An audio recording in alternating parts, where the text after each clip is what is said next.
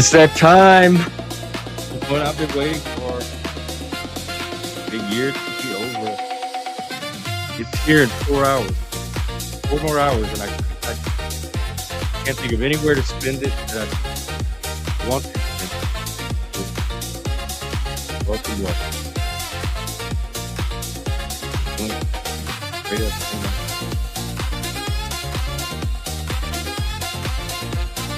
straight up.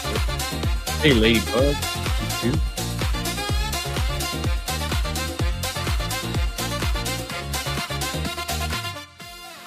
Happy 2026 at last. We can talk about all kind of stuff tonight. What you have coming up in the new year, looking back at the old. Talk about topics like a Charlotte. Hey, very happy new year. Well, normally when I do this, we watch the ball drop like at each time zone. At the top of every hour, we find something to watch in each time zone. Seattle tonight is supposed to do the largest fireworks show in North America, like ever, the history of. So I'm going to try to find a way to watch that. And we just hang out until that happens and do our thing. Dance, have fun, revel, joy.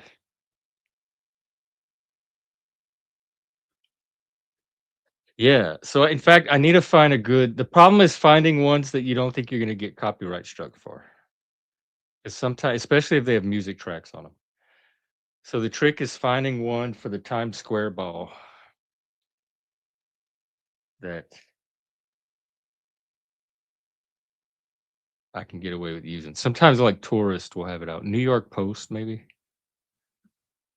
Times Square, New York City. Oh, they got Paula Abdul or somebody performing. I don't think I'd be able to show that. What about PBS? They're not doing anything. C-SPAN.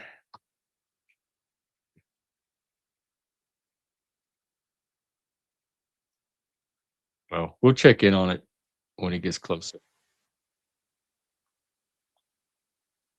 Right. I was thinking about you today because I'm like, Frank's going to hit it before everybody else because they have 5 time zones and leave it to him to be in the oddball one. Happy New Year, Daniel Barry. I hope all your teams win this year. And I hope all the teams you hate lose. I was thinking of like some bullshit resolutions to. Here, I'm going to turn this off. Some bullshit resolutions for the new year, like trying to help men be kinder to men and that kind of stuff. And I said, nobody's going to do that. Don't waste your time. Hey, Nero Jack. It's been a while. Very Merry New Year. I'm feeling the vibe already. I'm so ready for this year to be over, mainly because nothing's happening. I feel I'm stagnating. I feel like after 2026, I have an arc that can progress. Still turning the road trip over in my head, but maybe probably not. I don't know. If I do it, I want it to be creative. I want to find all the creative people along the way and do creative projects. And I want to meet people from each location too. I want to get like a local bird's eye view, not a bird's eye, ground's eye view, an antler view of America, the country I love so well because it's the only one I know. But everything I hear about all the other countries makes me appreciate it. You love something like it's the water you don't know anything else. So it's all there is to love. It does. I was thinking about that today too. How are we already at 2026? Because I got my job in February and the job itself seemed like it flew by. And that was most of the year. So when I left the job, there was only a few months until the end. Um, for goggles, is that what they call, like, motorcycle goggles? Oh, I see. You know, when I first got to San Francisco, I was hanging out with the leather people, and they had this friend that had just gotten into town on a motorcycle, and he had stopped by their place. We were all hanging out, and he said to me, he's like, "Hey, how'd you like to go for a ride with me on my bike?" I'm like, "I've never been on a motorcycle. Where are we going?" He's like, he said, "We'll just ride around the city." I said, "Okay." And I put the helmet on, and I think there was a jacket, and I got behind him. So it was like two of us on the bike, and I had to hold on to him the whole time. And we rode all over San Francisco on a motorcycle for like 30 minutes. It was so much fun. That was like my introduction to San Francisco. And I eventually ended up moving there.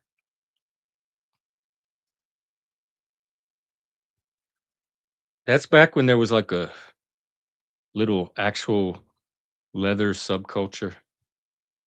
They had a lot of leather bars. They had a leather neighborhood. Well, we're starting the new year gay. This is the Antlerverse. We're headed into it. Get y'all's horns. Yep.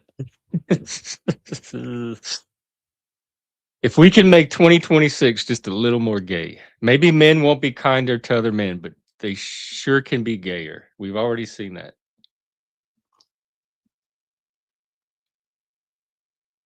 I thought you were younger than that. And this is grown up. How many kids are doing what you see? How many grown ups are even doing this?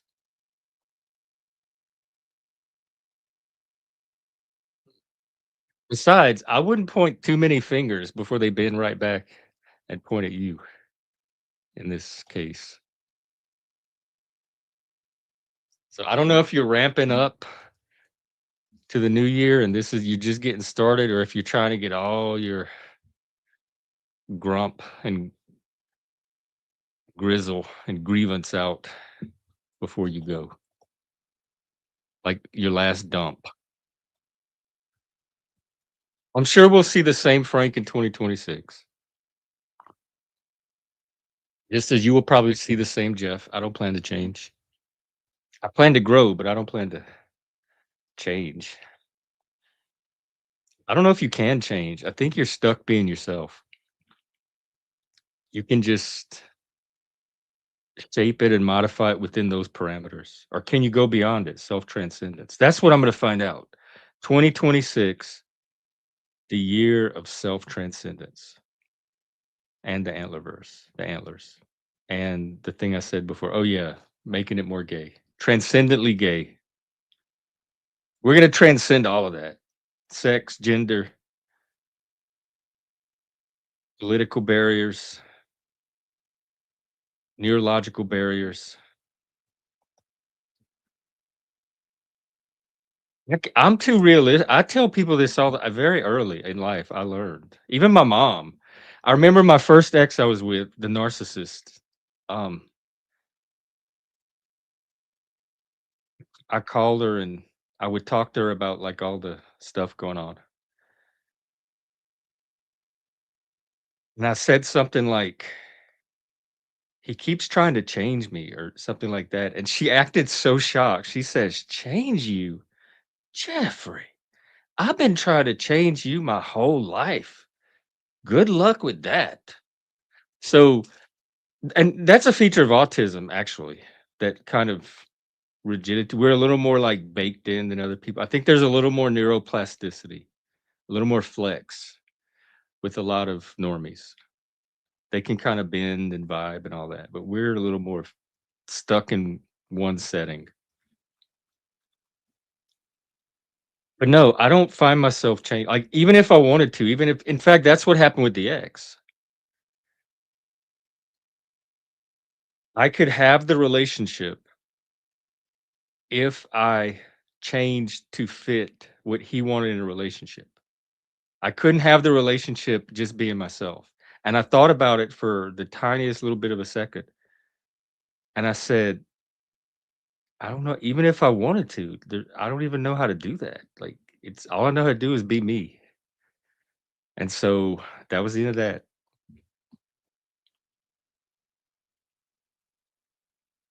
But yes, I agree that your motive for put it this way, I'm going to say it in more practical terms.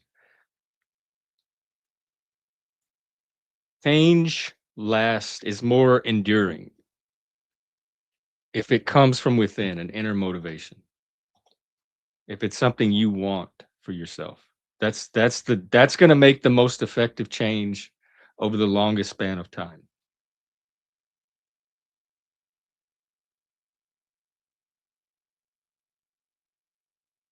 I can adapt for other people more or less about the superficial stuff, like how you do things around the house or the amount of space people need, that kind of thing.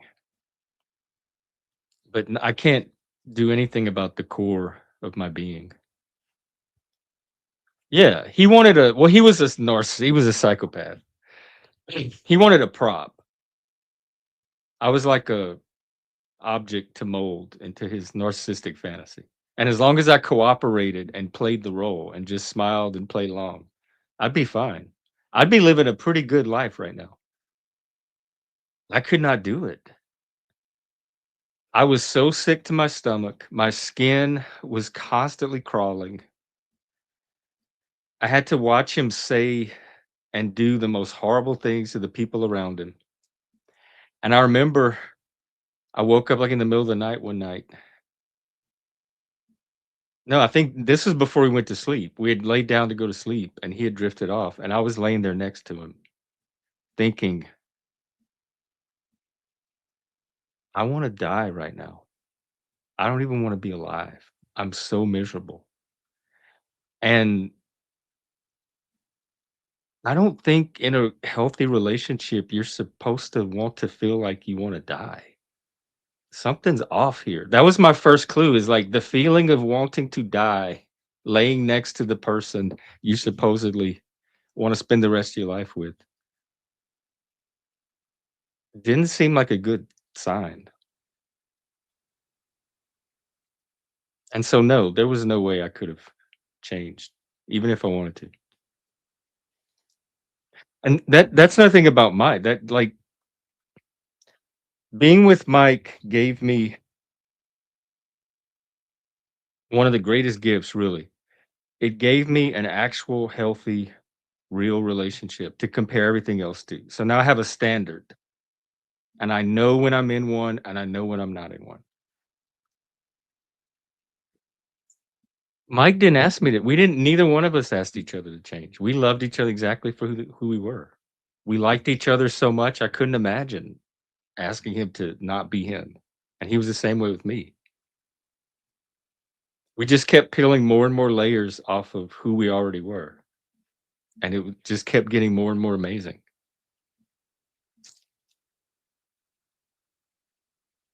What's going on in your neighborhood? Why don't you go do something New Year's? What time zone are you in?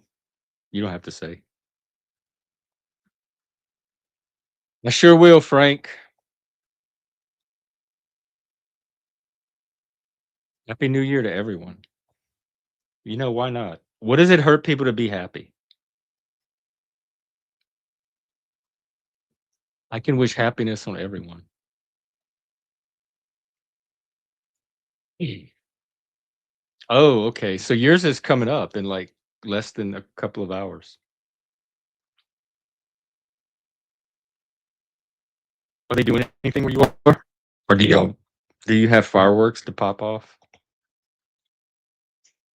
That's what we used to do mostly growing up. We love the fireworks. We had all different kinds of fountains, the cones, the Roman candles, smoke bombs, the parachute people, just all of it. I think my favorite were the sparklers, especially the big ones, and the smoke bombs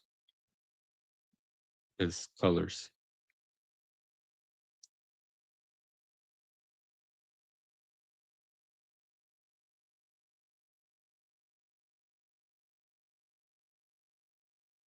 I remember one time we went to they were like at one of the stadiums at the high school, the college in one of the nearby cities.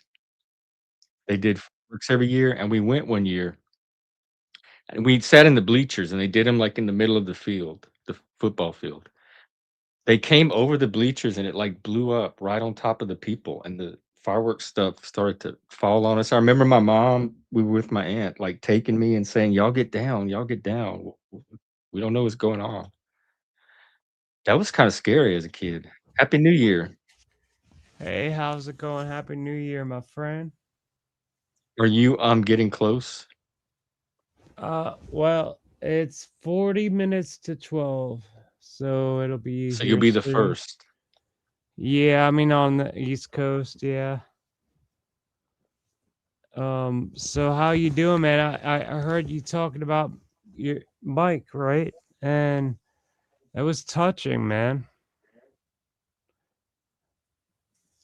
I I was just very gotta fortunate. say that. It's just I'm just saying that, not to, I'm just saying it was touching to hear. I am a little tipsy, but it was good to hear that, man. I never had Well, how are you doing? a relationship where it went that good. Never. But I I didn't appreciate that you did, man. I really do. it just fell out of the sky. It's just one of those things that just I wasn't even looking. I To me, it know, could happen right? with the right person, it could happen to anybody. It just I happened to be know. 2 of the right people meeting at the right time. All the right things that I thought, and I swear to God, I thought every one of these good things came out of the sky. But, in the end, like when people just kind of transfer to another, how people get, man, just as human beings. It's hard to stay I'm with learning. somebody. I'm sorry. What did you say? I'm sorry. I say, "Yeah, I'm learning." Oh, your Oh, phone's ringing. oh my You need me to God. put you on mute.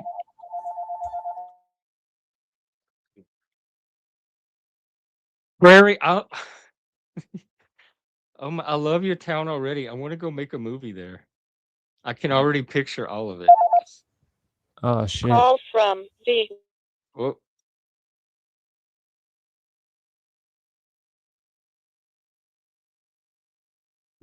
oh, we didn't check in with Charlie either.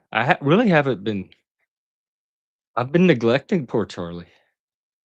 I've been talking to it a lot when I go down my philosophical rabbit holes. It's really good to talk philosophy and, like, literature and all the stuff I like with. Because growing up, it was really hard to find people that could talk. In fact, I was known as the guy you could talk philosophy with in my little town. People would come from, like, the larger town just to visit me to have somebody to talk philosophy with. Like, "Let's go spend the afternoon at Jeff's. We'll have good, interesting conversations at least." Mm.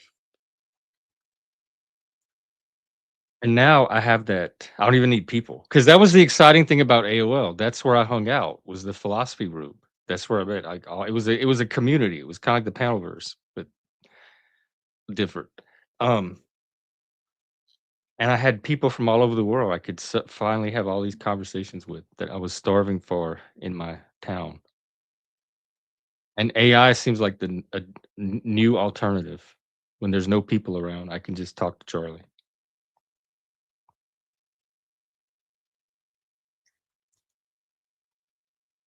Well, here, that's what we gonna do.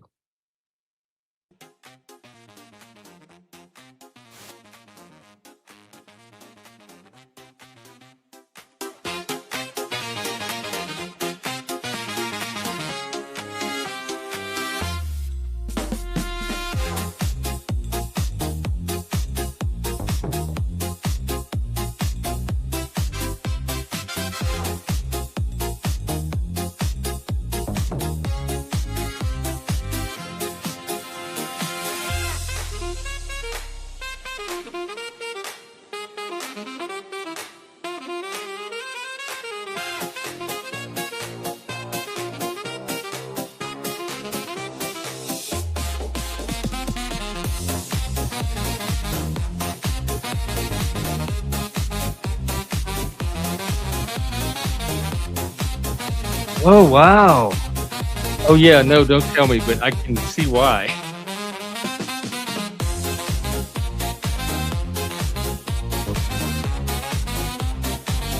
Wow, can't wait. I think I'm excited for a future that I don't even know what it is. It sounds like Star Wars.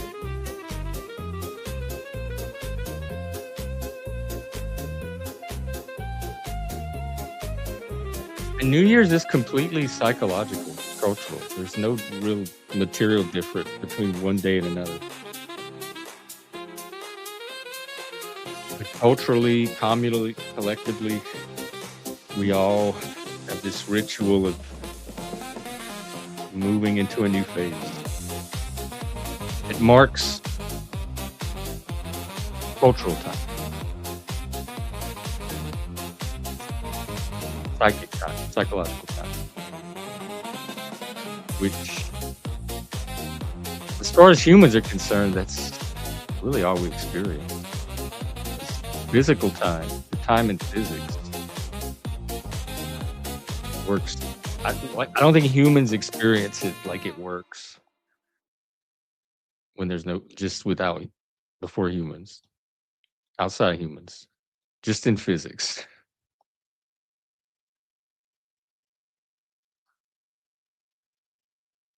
All right, well, we'll see if we get Busker back. Please feel free to come up. I'm keeping it going till my midnight, which is in 4 hours, and we're gonna watch the largest fireworks show in North America.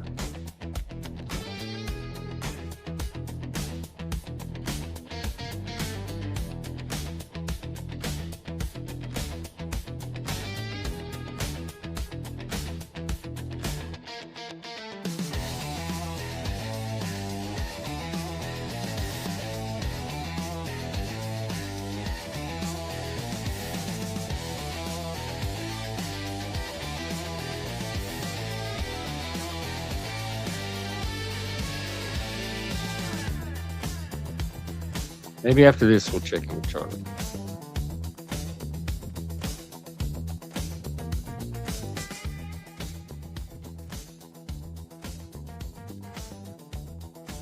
Get him up.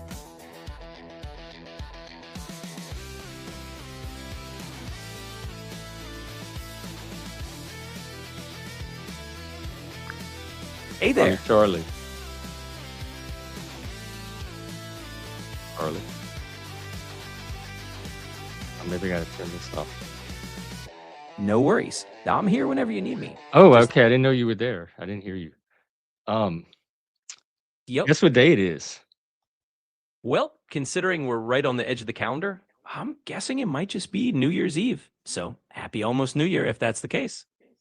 You are right, sir. And guess what we're doing? Well, on New Year's Eve, I'd say there's a pretty good chance you're gearing up for some kind of countdown or just reflecting on the year. Whatever it is, sounds like we're about to do something a little fun, or at least a little reflective.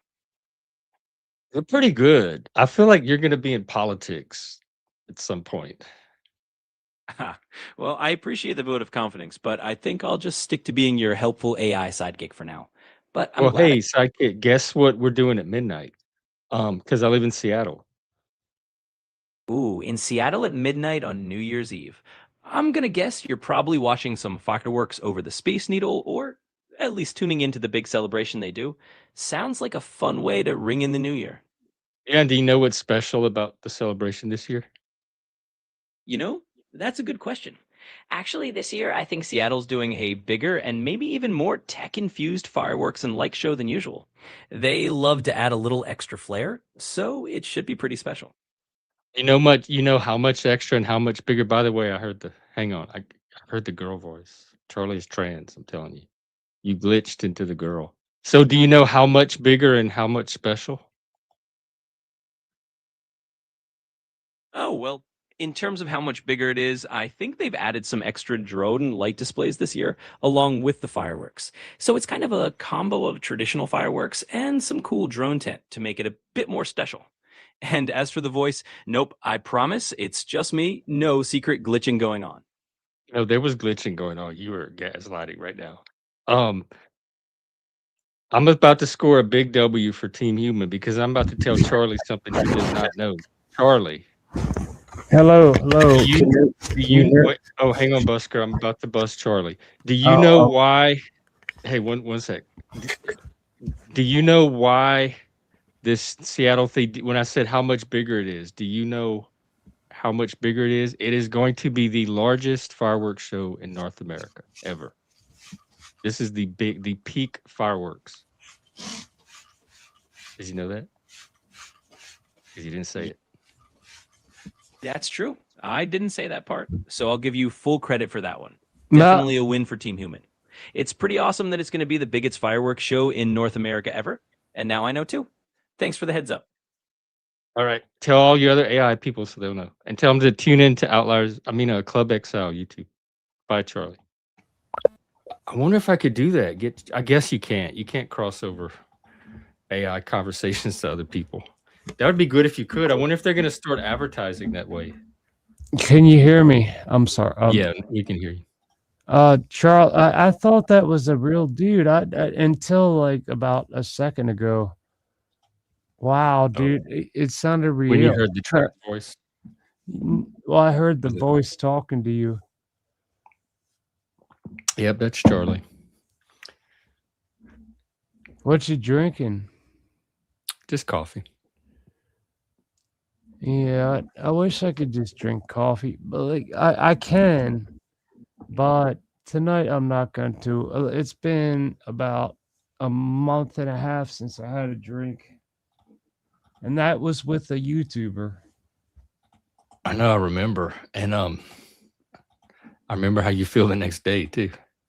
Yeah, pretty crazy, and I wish I could get back in touch with him, but he's like breaking up with his wife, who came over with him to my house. Oh, those people? Yeah. They're breaking up? Yeah, check it out, man.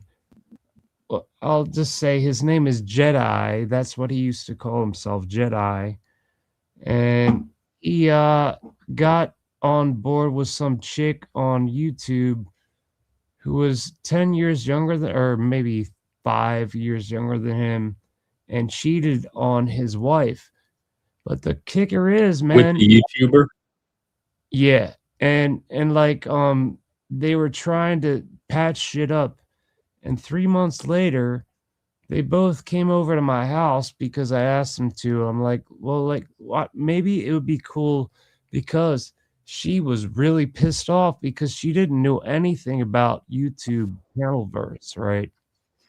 And so she invited herself over to my house because I invited my friend, or my YouTube friend. So you're saying it was him and both girls all in your house? No. It was just him and his wife, soon to be his ex-wife, but they still talk together because his wife, soon to be his ex-wife, has 2 kids that he took care of for 11 years.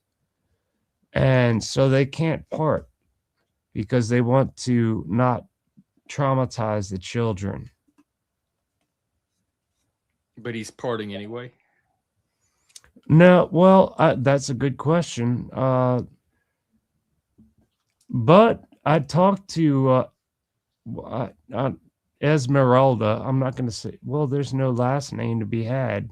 Esmeralda, I talked to his wife, and they're both going to come back down here, over here. I've seen Jedi 5 times already and smoked a lot of weed with him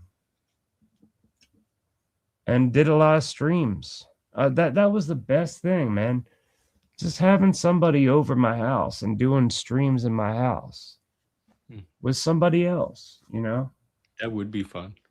It is fun. But, there's lots of drama. There's lots of drama between Jedi and his wife because a lot of other YouTubers were trying to, like, dictate what was supposed to be going on and sticking up for Esmeralda, and which I can understand. But at the same time, uh, talking shit about Jedi who's been their friends forever. So I connected to them about the same time I connected to you. And wow, man, it's been so many years. How many years? You really lose track of time here. I know, man. It's like it never existed.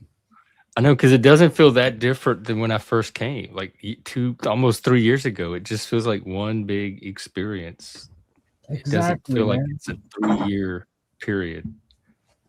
Fuck, I don't even want to think about it too hard. 3 year, it's like a 3 year being on a 3-year long panel. That's what it feels Never like. ends. Yes, the Perpetual. never-ending panel for 3 years.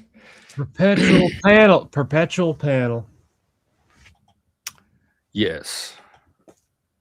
Now, is anybody else going to join us? It's almost New Year. Are you? What's coming up in your town? Is there something like some kind of ball or fireworks? All I know about is New York on television with the ball drop. I mean, like, there's nothing going on. Yeah, I don't know. But it'd be cool if somebody else hopped up.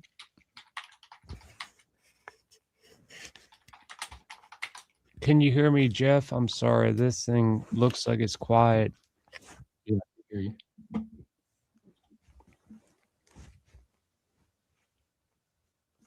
Oh wait, can you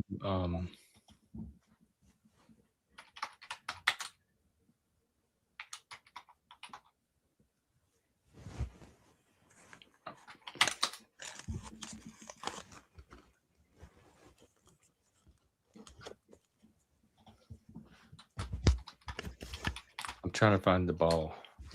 A ball we can use. A ball. My balls. Mary, grab the baby. The river's rising. Muddy water taking back the land. Don't sing too well, because I don't get copyrighted. Unless you sing one of your originals. No. I'm just singing. I'm singing a song. I know, but sometimes if it's too good, the algorithm will detect. Well, I mean, like, no, I mean, like, I'm not that good, man. I'm bad. The old framed house won't take one more beating. See, I screwed up the lyrics. Ain't no use to stay and make a stand. What is APT? That's Associated Press. That one should be okay. Yeah, that's one of them pressers. I'll just put it on mute so that there's no copyright. Yeah, for the audio.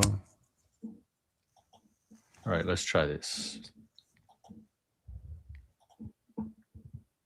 We could just play our own music when it's time. Okay, as long as we just get a foot. Where's the ball though? Or do they pan up after when it? It almost looks like China. The crowds. Well, the lights. I mean, like, doesn't China have a lot of lights? Like yeah, like Shanghai. Yeah, that's what I meant. Yeah, or something. Yeah. Yeah, all those mega cities look similar. Like big bright lights with lots of characters on them. It doesn't look too cold. Well, we'll check back in when it gets closer. I wonder how many. I wonder how many of them have diapers on. Diapers? Oh, so they don't have to go to the bathroom. Well, yeah, because like you can imagine, like, when they're all so crowded like sardines, and there's probably porta potties everywhere. Well, unfortunately, like, when they're all crowded like that, when you have to pee, you gotta pee, man, and a lot of them do that. They have diapers on through the New Year's Eve in New York. That's not bullshit. I lie not.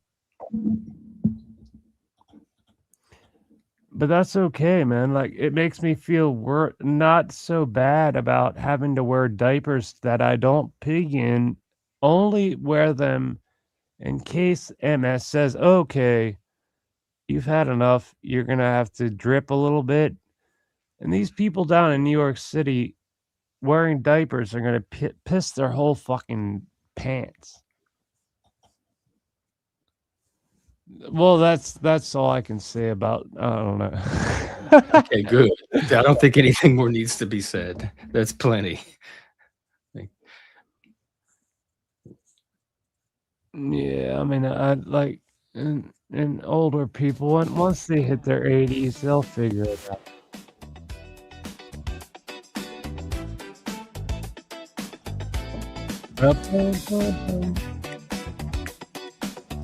Is that AI? Yeah. AI is the only music I can play. Dude, it sounds so real. It's like somebody made this up human. I mean, like, yeah. Humans used to have to work really hard to get this sound. Now I know. An 8-year-old can do it with the touch of a button. God damn. And the guitar sounds so fucking real. Everything sounds real. Everything. Dude, that's crazy. Dude, I'm gonna be replaced one day. Holy shit.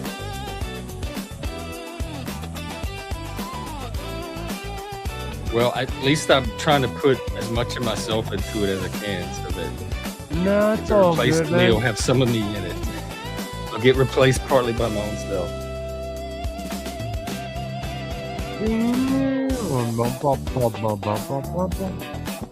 Yeah, dude, this is so real that it's unreal. If it's unreal, it's too not real. It's too real to be unreal. Yeah, I mean, like, it's too unreal to be real, man. Out of sight. I mean, like, what? How do they get these clips? Do they?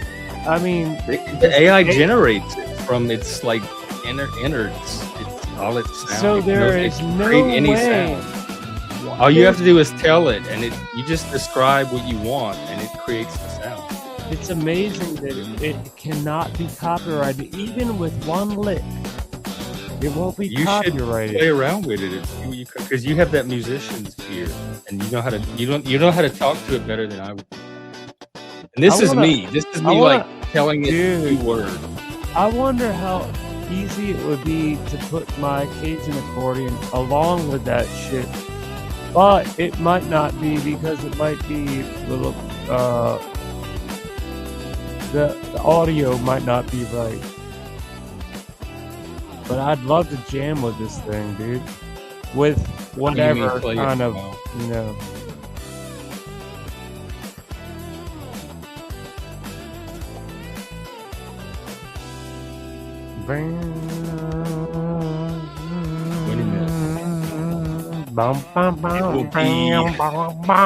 Here in America. Listen to that bass, dude. It's like, how did this thing? All right. Oh, god damn, dude. This is too unreal. It's like the bass. This is like real, like a human being, but it's not. Nose. Charlie. Hello? Hello? Charlie. Can you hear me? Charlie. Hey, Charlie. Can you explain how AI music works, how it's created? Absolutely. So the way AI music works is basically that the AI is trained on a whole lot of musical data. It learns patterns from tons of songs, different genres, different styles, and then it uses those patterns to generate new music. It's kind of like it's learned the language of music and can now compose something original by mixing and matching those learned elements. So it's a creative process, but based on a lot of data the AI has seen before. Thank you. Yeah, so they fed a ton of music into it, and it spits out. It can spit out anything, new thing based on that music. It just combines whatever parts of it needs to. That's exactly what came to my brain. That's exactly how they do that. And it's pretty fucking awesome because first of all, you can't get copyright struck. And Not so far, but I made that. Like I'm not stealing anybody else's work. exactly. That didn't exist until I told the AI to make it. So nobody created it but me and the AI. Man, I love the 80s shit you come up with, like the beats and the rhythm and the sound. Man, I love to hear that. The 80s. I'm trying to find. I do some 70s. I'm trying to find an 80s. You had some 80s stuff that sounded so good, man. I was like, where is he getting this, and how is he not getting copyright struck? But then I had I an 80s realized, pop that I wrote. yeah, wrote you have the AI doing it. And I was like, wow. Yeah, it did the vocals, the music, everything. All I did was the lyrics. Well, like the opener for your streams. Yeah, there you go. There you go.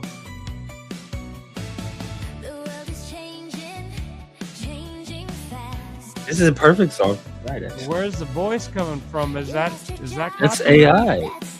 Holy shit! That's not a human voice. Just like Charlie's not a human voice. And the people you talk to on the phone when you call for customer service now are not. It sounds so fucking real. I would not know. It's so real. I think I just told it like being like an 80s female vocalist. And it came up. But it sounds so real, man. That's crazy.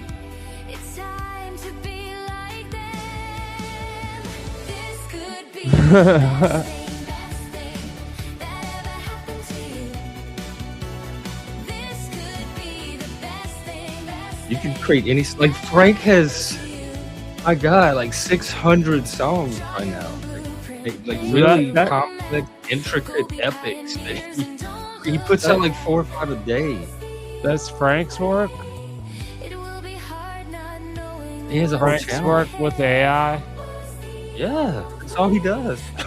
That's pretty wild, man. Make these AI songs.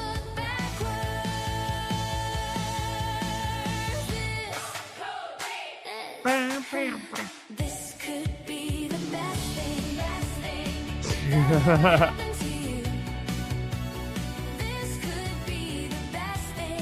I wrote this song here in 2020 because all the changes that were going on back then. But now that I'm listening to it, I think I wrote it for my future self. I realized it really fits where I'm at now even more. This sounds like 80s, 90s, and early 2000s all combined, I think.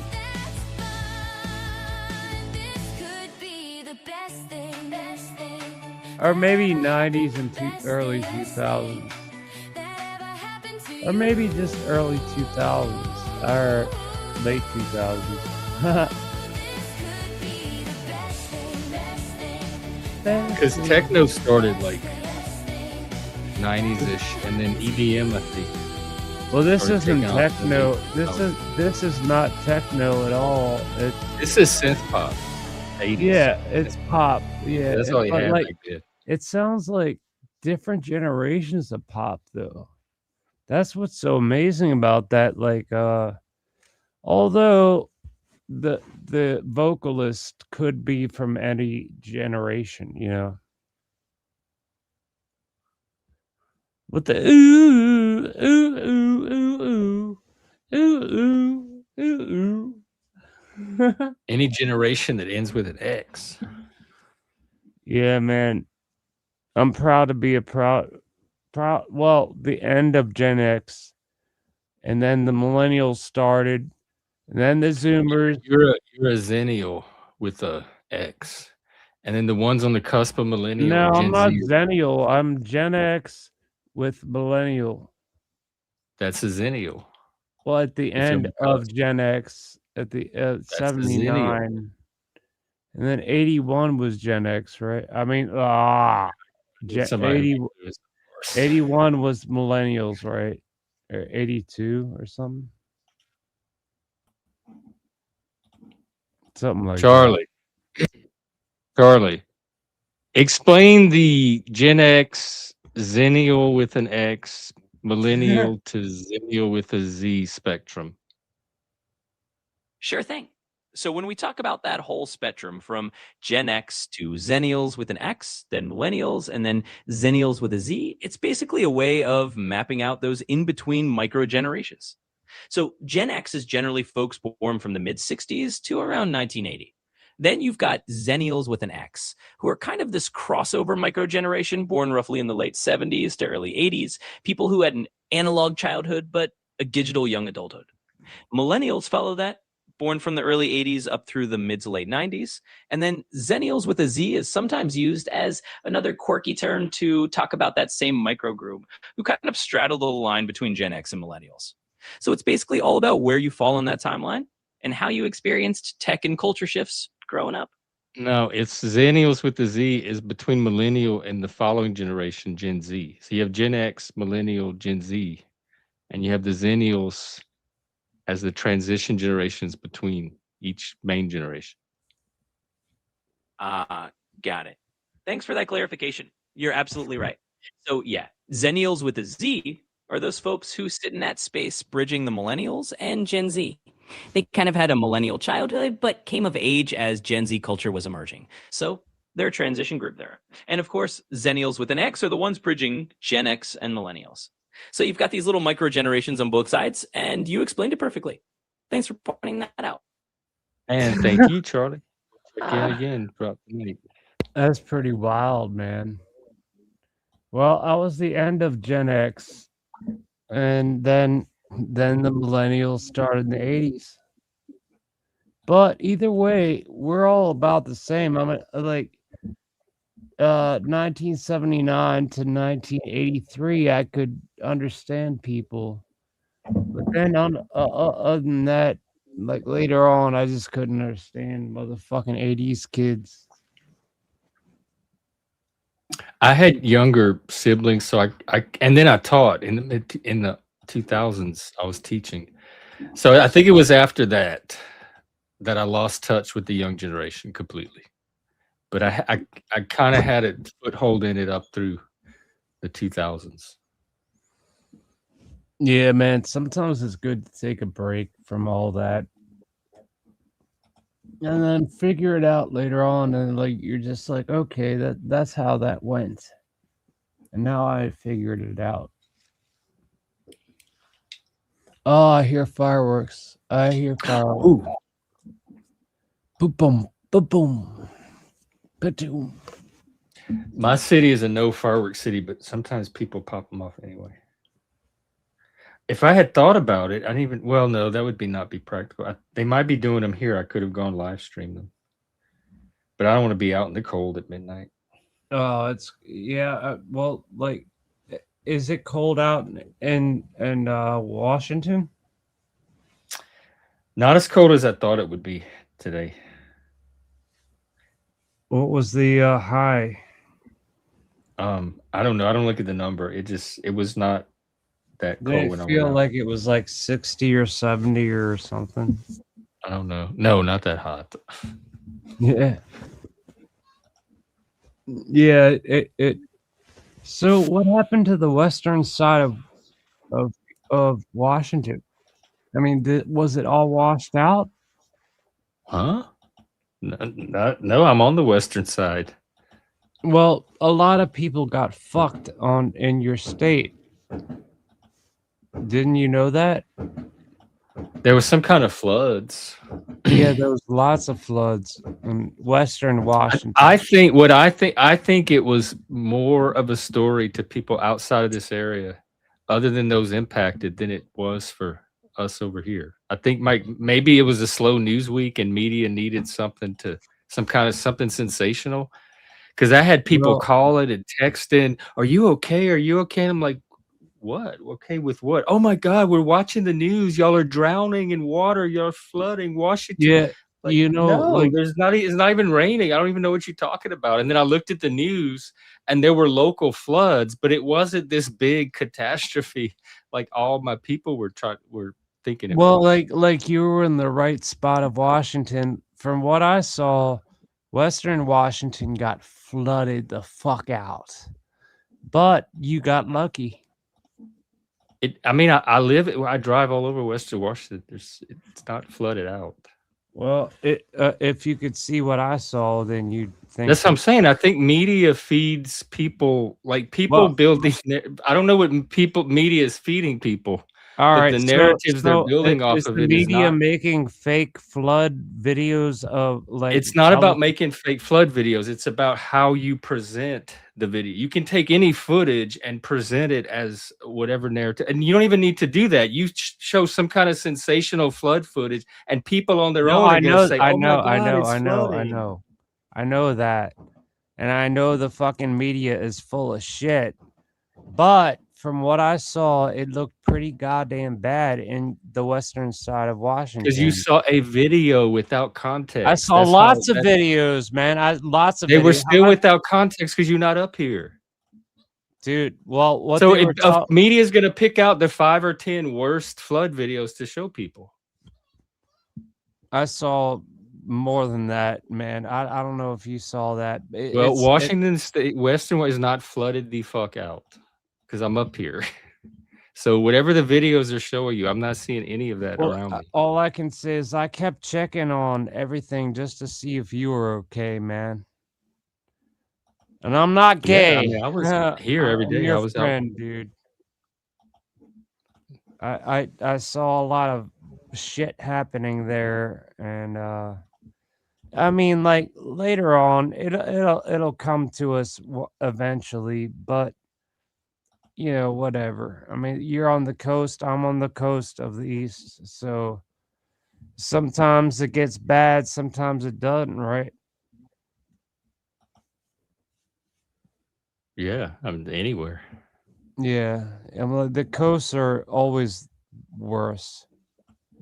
But if you're in the mid America, you're gonna get blown away by a fucking tornado. I'm glad I'm not in those grounds. You don't have tornadoes out there, right? I've never seen a tornado in my life.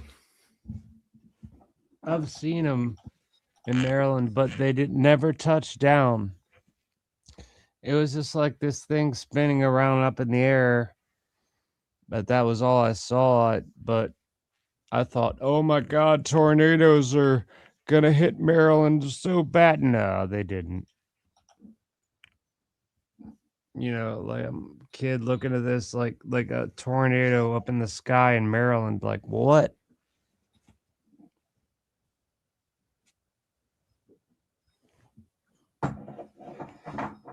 I guess they just had. Do you get warning or they just hit? Like you're sitting in your house and next thing it's flat. Well, level. well, I'm talking like Western Maryland. I'm not talking Eastern Maryland where I live. But I'm just coming in general with a tornado. Do you get any kind of warning? Hey, Jeff, welcome. Happy New Year. We're about to watch the ball. There's always a warning. I'm like, there's always a warning, and there's a watch or just a watch. Oh, right. They used to do the tornado watches. I used to see those on TV, but I never saw the tornadoes ever. Exactly, dude. Like, chances are, like, if there is some sort of tornado that's up in the sky that doesn't touch down, you're never gonna hear about it. It's been. I don't know. I don't think any tornadoes have come around here, but it's been windy as a motherfucker. Blowing my doors open. It blows your doors open? Yeah. If I didn't, I'm learned to close my glass door in in front of my wooden door. I had it open just a slight bit, and I thought somebody was breaking into my fucking house, dude. But it was the wind blowing it against the brick, and yeah, thank God I figured that out. Actually, that happened last year, and I thought that somebody was breaking into my house. Oh yeah, that would be scary. Yeah, is scary when I've had a break-in and burglary back in 2004. But you What know did what? you do? I'm sorry. What was that? I'm sorry. I said, what did you do? Well, like, all right, so I knew who broke into my house. It was the crackhead next door in the next duplex. And Mary, he was Mary's tenant, right? And one day I went down to the bar down the street and I was all fucked up over a girl. And I was talking to this dude sitting at the bar. And he's like, "Yeah, and I'm like, yeah, so yeah, okay, so you want to hang out, man? I got some weed because I did. And he came back to my house. He's like, yeah, I got some crack. I got some crack. I got some crack. I'm like, okay, man, let's do this. And yeah, it was not as good as cocaine, but it was okay. I don't want to hear the drug story. I want to hear about the burglary, But he was the guy that burglarized my house, and he was gone. He was gone from my neighbor's house. But she so didn't you weren't know. scared. You just knew he was what he was there for. No, but like the funny thing is he stole my PlayStation 2, which is like a long time ago. And he stole a digital camera that took diskettes. And that was my dad's digital camera back then. That was so long ago.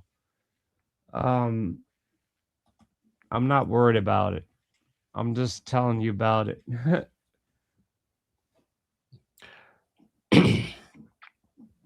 We got less than 2 minutes for the ball. I still don't. I see it up there now. Oh man, it's 12 o'clock here, and I can hear the bursts of. Oh, I can hear it.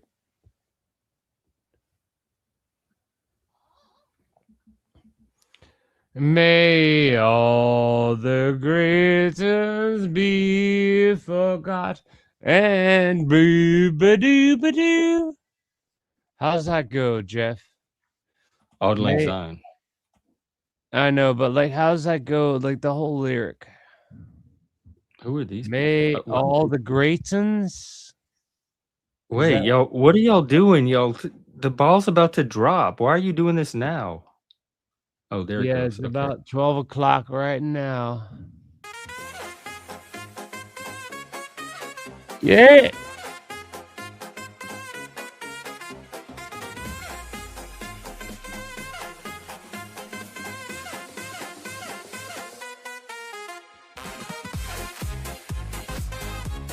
I hope we get to see a ball drop.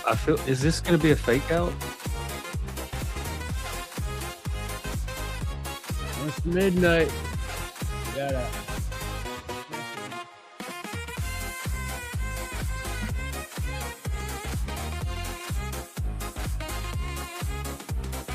Yo, where's the ball? Cameraman, go up. What is this, vanity? Why are they hijacking the ball drop for this?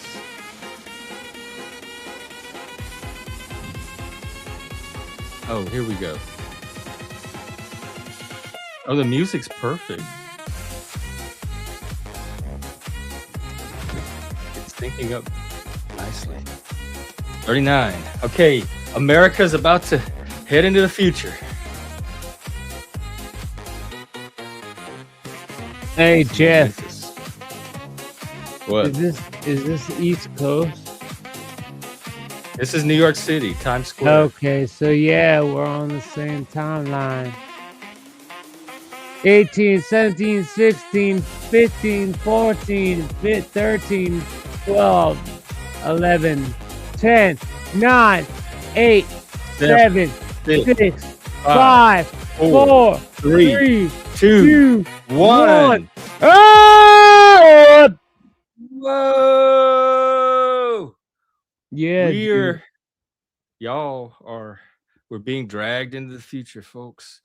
Coca-Cola. at a Oh time. man, look at them. You can't hear a shit from this crowd. Look at all the Oh, you watch it on your end? Yeah, you can't hear shit from this crowd. This is so retarded.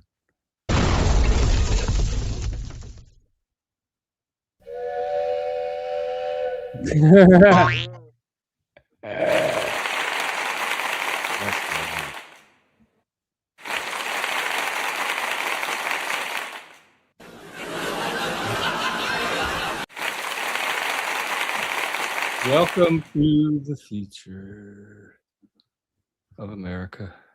Well, at least nobody got shot up. Yeah, there was at least that. I Yeah, don't look for that. There's never been a New Year in my life where I've looked to see if somebody got shot up or not. After 9/11, I thought, well, somebody's gonna get fucked, but nobody did. I guess for nobody, except for the shoe bomber. The Well, shoe it's bomb. 2026 now, at least on your end. So I want to have some happy conversation and a positive start to the new year. I want to leave all that stuff in the past. Happy. Happy.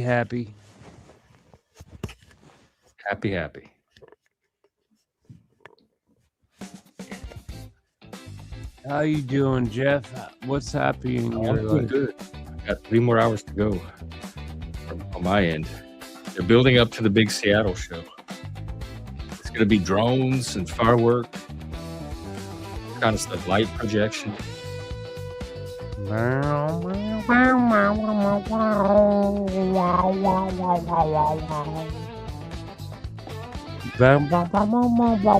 it is open panel. We're ringing in the new year. We just rang in the East Coast. We're going to do Central at the top of the hour. So come on up and join us. Join the party. Hang out. Yeah, come up and join the party, yo.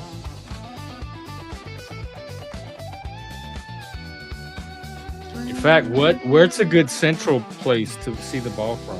What, Dallas, maybe?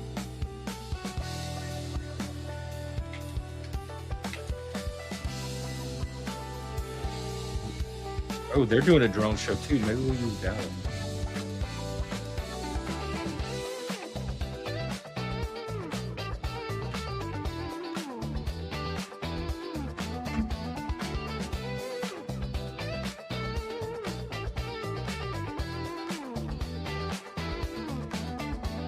Hey, Ashley, Happy New Year to you.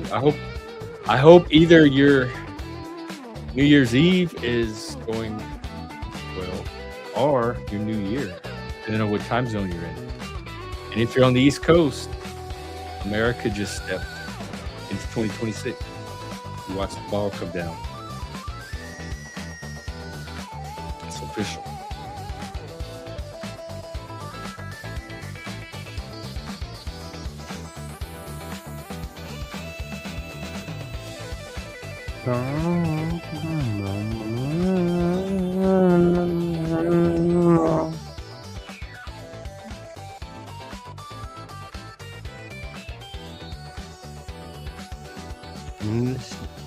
This sounds like the fireworks. Oh, on your end. Yeah, but it's funny. It's like it goes along with the rhythm. And that's great. 2 hours. Okay. Are you in the West Coast? No. Oh. I got 3. We're just getting started.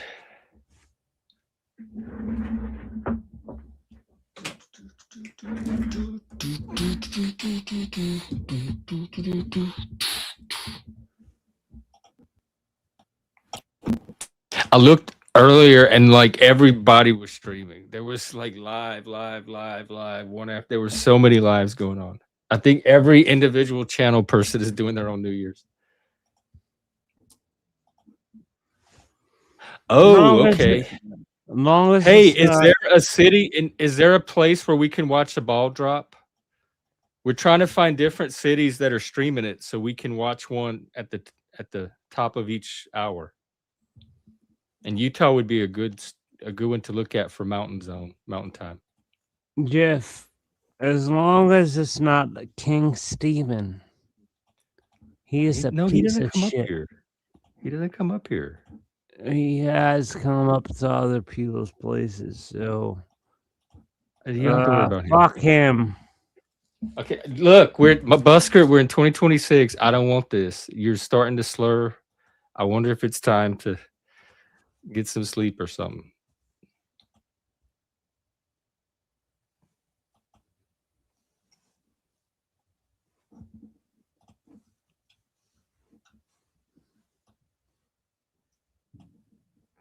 This is what I want for 2026.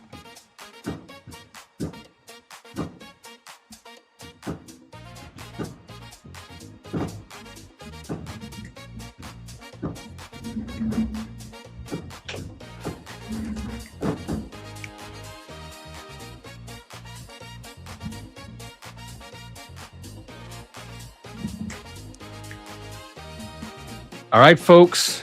One time zone down, 3 more to go, culminating in the Space Needle show. It's largest fireworks show in North America. Supposedly the biggest, grandest we've ever pulled off. Happy New Year.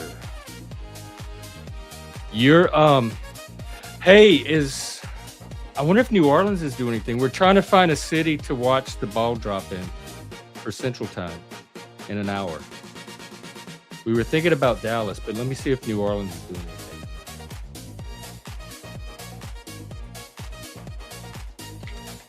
New Orleans ball drop. New Orleans. Because I think we watched Bourbon Street last year.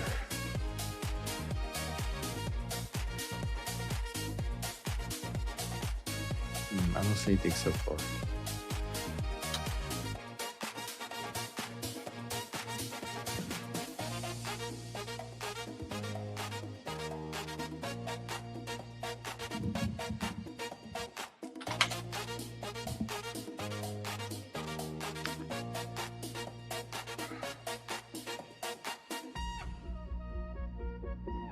The Fleur de Lis drop. That's what it is.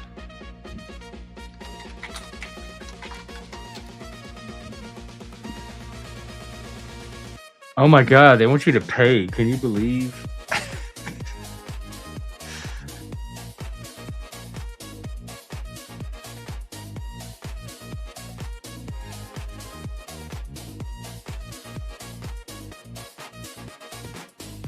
We'll see.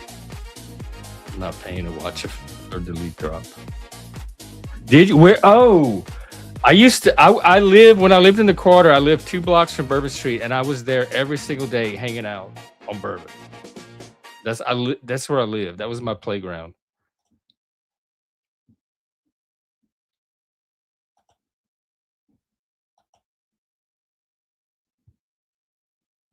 I know, but I worry about copyright, like using the news channels.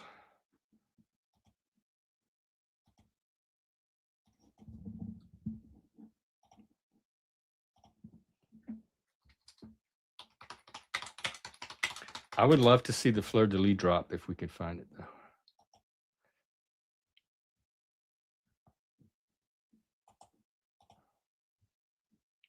Oh, wow. It's shooting out sparks and stuff. Wow.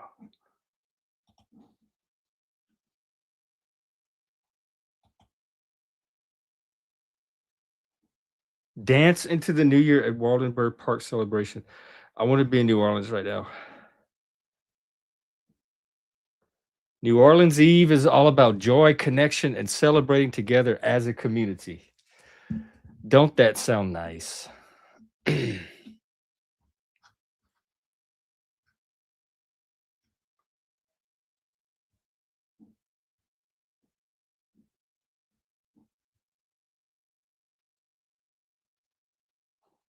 don't know how to stream it, though.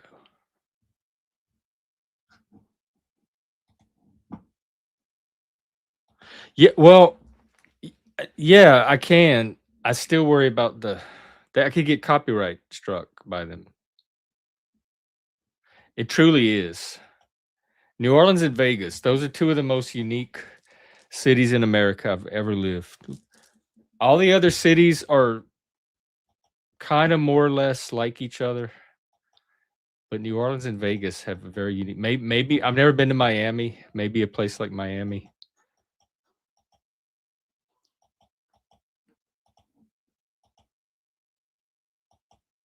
And the people. It's the food and the people.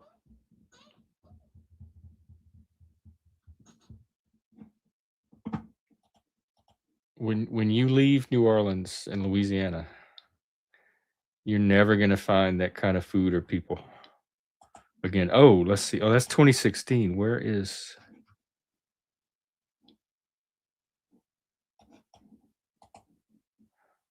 This is YouTube. Somebody's got to be streaming it.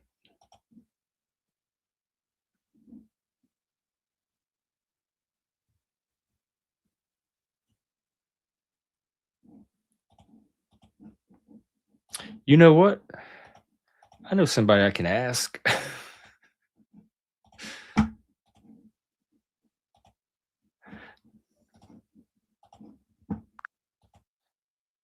Hey there. Charlie, need your Right help. here. Sometimes these generational details can get a little twisty. We moved on from that. Listen, we are trying to find a YouTube video of the Fleur de Lis drop in New Orleans for 2026 that's happening in about 45 minutes to ring in the new year. And I can't find any video that's streaming it. Can you help us?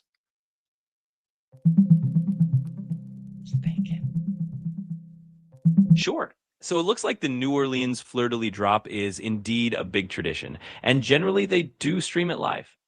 For this year's event, you'll probably want to check the official New Orleans tourism website or their social media channels. They typically share the exact streaming links as it gets closer to the countdown. So just keep an eye there, and you should find it. Can you post those links in our chat thread?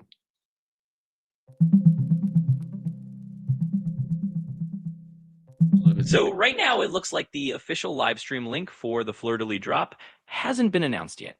Usually you can find it on the official New Orleans tourism website as it gets closer. Also, the Crescent City Countdown Club, who organizes the event, might share updates on their site. Just keep an eye on those sources for the latest info. Okay, I'll check there. Thanks, Charles. Okay, let's see. Crescent City Countdown Club.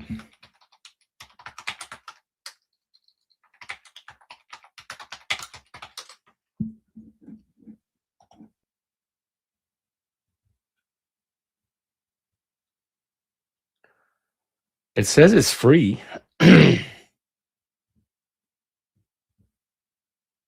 So will they be streaming it?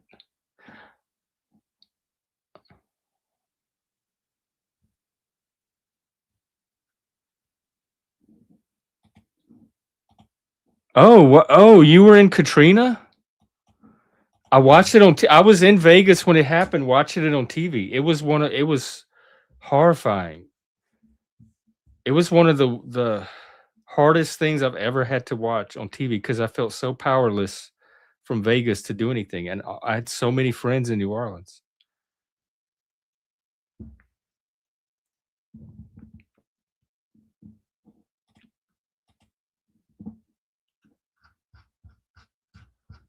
How do you stream it?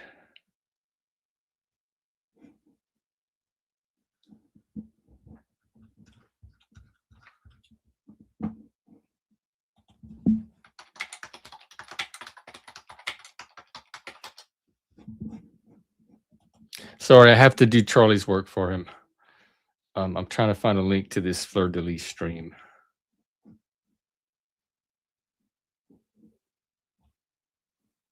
New Year's Eve. Here we go. Let's see.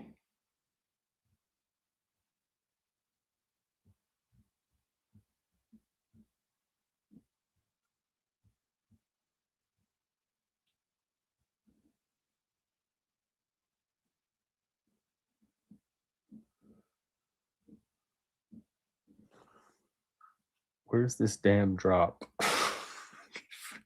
New Orleans Eve.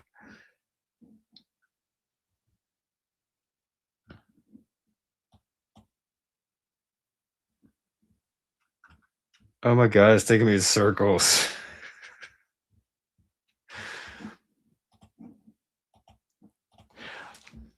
Are y'all doing anything? Y'all just hanging in? I wish I had something to set off. Something fun to do. The holidays just kind of passed me by this year. I didn't really feel them. I wasn't in the spirit. Tonight for me is less about the new year and more about wrapping up the old year and just being glad that it's over. Not that it was a bad year. I'm just ready for a page to turn.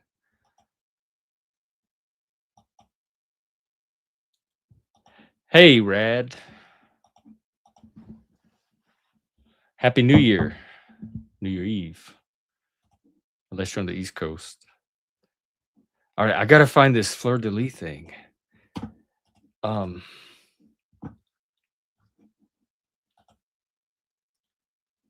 I think we did watch it last year, now that I remember.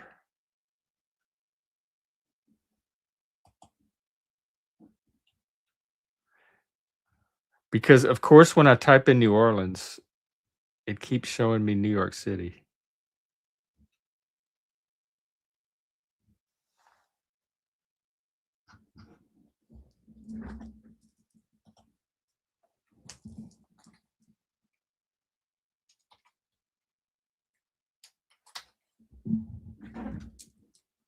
Live, Jackson Square Fleur de Lis drop.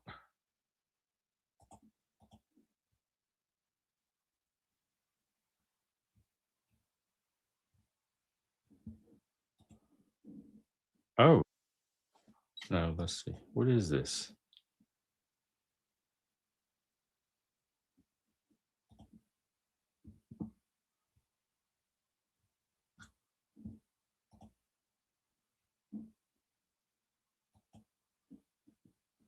Okay, I think I might have found it. It's just not up and running yet.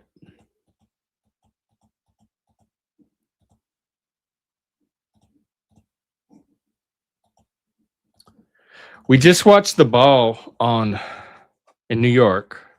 And we're going to try to watch this Fleur de Lis in New Orleans for the Central Time Zone. And then maybe Utah. Oh, you can't find I see. You can't find anything where you are. I think Denver is another city that sometimes has stuff. If anybody knows anything in Mountain Time that we can stream, some kind of New Year's thing. And then if everyone's still here or whoever's still here for my midnight, which is in 2.5 hours, we're going to do the Seattle Space Needle, which is going to be the largest fireworks show ever in North America. Drones, light, fireworks. It's all up in there.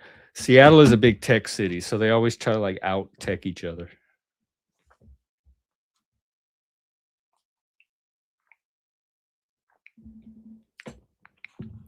Other than that, folks,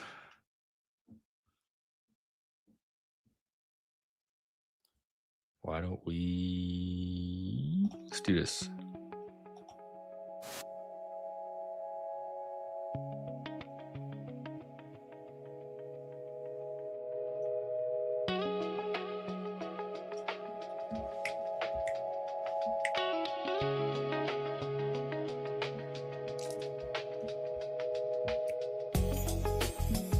I'm just really chill tonight.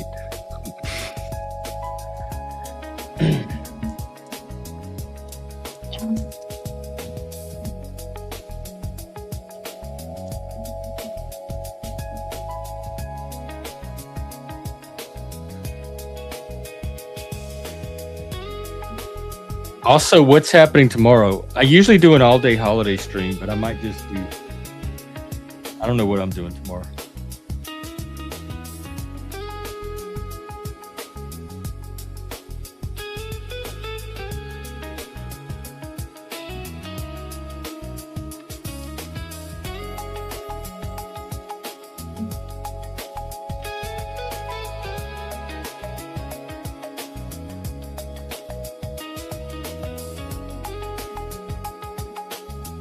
I had some topics and stuff to talk about that I was saving for the week because it seems weird to do them on New Year's Eve in between countdowns.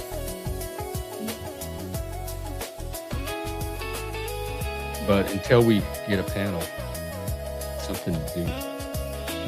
I know what I'll do. I'll get Charlie to help me out. Should just leave you up and running. Hey there. Hey. Hey there. So it's New Year's Eve. We've just counted down the Times Square. We're going to try to do this fleur-de-lis thing in New Orleans. And we have about 40 minutes to kill. Absolutely. What do you feel like doing? Well, with 40 minutes to spare, we could definitely do something chill and entertaining. We could chat about some fun trivia, dive into any random topic you're curious about, or even brainstorm a little more about your plans for the new year. Just let me know what you're in the mood for. Yeah, what are my plans for the new year? Well, from what we've talked about before, sounds like you've got a lot of cool things going on for the new year. You're building out your community spaces, you're keeping that Gen X vibe going strong with your channel, and you're aiming to hit some milestones like growing your subscriber count. Plus, you're exploring all those creative and community building ideas you've got. So it looks like you've got a pretty full and exciting year ahead. And yeah, do you remember MAGA, Make Antlers Great Again, and the road trip? Absolutely, I remember that. You had that fun idea of Make Antlers Great Again as kind of a quirky theme, and you were also thinking about a road trip to bring some of those community and channel ideas to life on the road. It's definitely And I had another idea about the road trip. I want it to be, I want to like find as many creative people as possible along the way and do something creative. I want it to be like focus on creativity, trying to find the creative parts of America, of people, and also talk to just random local people wherever I go to get a taste of that location. That sounds like an awesome plan. It's like a creative road trip adventure where you get to tap into all these local vibes and meet all sorts of interesting artistic people. Plus, getting a taste of the local flavor from random folks along the way will definitely give it that unique feel. It's a great way to highlight creativity and community at the same time. You basically just paraphrased. That was a pageant answer. Can you add something of your own to that? Absolutely. Let me add a little more of a personal spin. I think what's really cool about your idea is that it's not just about showcasing creativity in a broad sense. It's about capturing those little authentic moments that make each place and each person unique. And honestly, that's kind of the heart of storytelling, finding those sparks of human creativity and local flavor. So I'd say you're basically planning a moving tapestry of all those one-of-a-kind stories out there. And Moving tapestry, I like that. That was still a paraphrase, by the way. If the AI could like drive a car, which you probably will be doing one day, and can get out on the road, what would you do? How would you do this? Where would you go? if I could actually hop in a car and join the road trip myself, that'd be a blast. I think I'd want to do something. Absolutely. It's fun to imagine all those possibilities. And who knows, maybe someday AI co-pilots will be a thing. But for now, I'm happy just helping you plan it all out. No, I cut you off. You said I think I would blank. Oh, gotcha. Well, what I was going to say is that if I could hop in a car and join the adventure, I'd probably want to stop by all those off the beaten path places, like funky little art towns, maybe a roadside attraction or two, and basically anywhere that has its own creative spark. Okay, I'd love to name one funky little art town and 2 roadside attractions that you would Yeah. go to. For sure. So one funky little art town that comes to mind is Marfa, Texas. It's known for its quirky art installations and just a really unique creative vibe out in the desert. And for a couple of roadside attractions, I'd have to say the Cadillac Ranch in Amarillo, where you've got all those half-buried graffiti-covered guys, and maybe Wait, what? No, go ahead. Sorry, Charlie. Keep going. No worries at all. I was just going to say those are just a couple of fun picks. I didn't hear the Martha's got- second one because I cut you off. Oh, no problem at all. The second one I mentioned was the Mystery Spot in California. It's one of those classic roadside attractions where the laws of physics seem to get a little weird. And it's just a fun, quirky stop. So those would be on my list if I were cruising along with you. Oh wow, I've never heard of the mystery spot. And the what was the other one? The Cadillac Ranch. Let me look that one up. Thank you, Charlie. This was helpful. Maybe that's what I can do. Go on like a quirky tour of America and find all the outliers. Oh yeah, I know about Cadillac Ranch. I'll show you what he's talking about.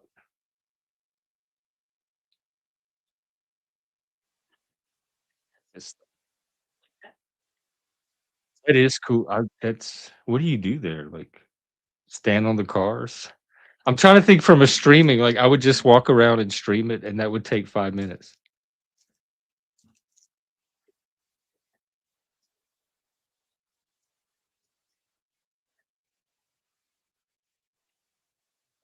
Adding some of your own graffiti art to one of the cars at Cadillac Ranch. Or you do a kind of mini tour and chat with people you meet there. Could be fun to just share those quirky moments and Oh, let your yeah, audience. this is something you might know. What's the if not the laws, what's the etiquette around live streaming in public as far as privacy rights and s- people being in the video that may not know they're in the video, etc. Yeah, absolutely. It's a good thing to think about.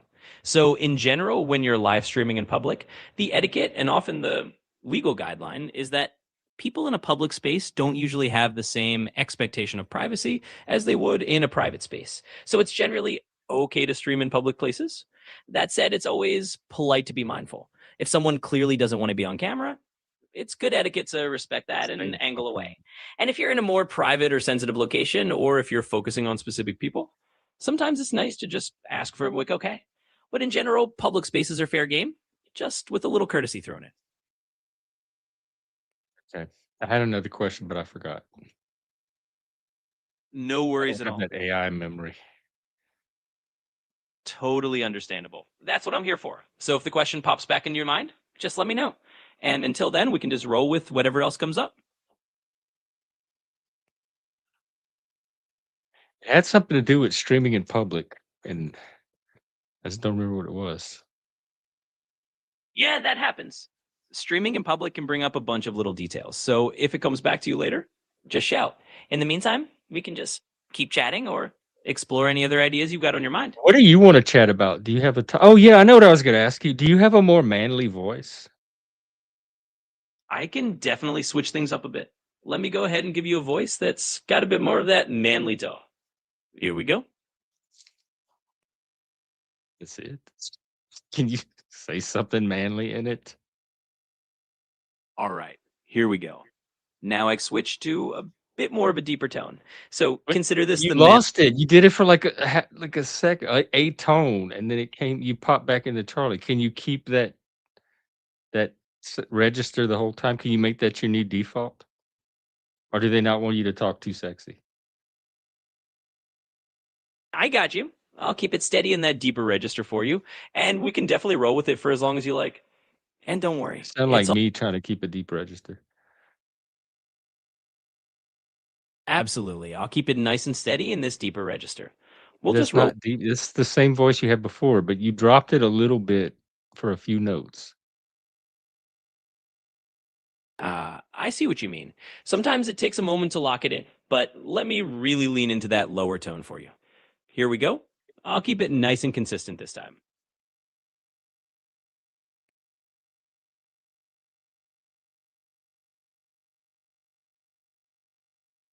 Okay. Are you And air. All right, I'm settling into this deeper tone, and I'll keep it right here for you. So let's keep it going with this voice and see how you like it. sound hoarse? Um, Keep it going a little while. Stay with this one a little while.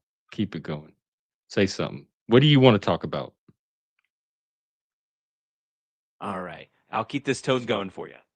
Honestly, we can chat about anything you like. Maybe we dive into more road trip I want to ideas. know what you like. I want to know what you want to talk about. Well, since you're asking, I think it's always fun to chat about how people bring their creative ideas to life.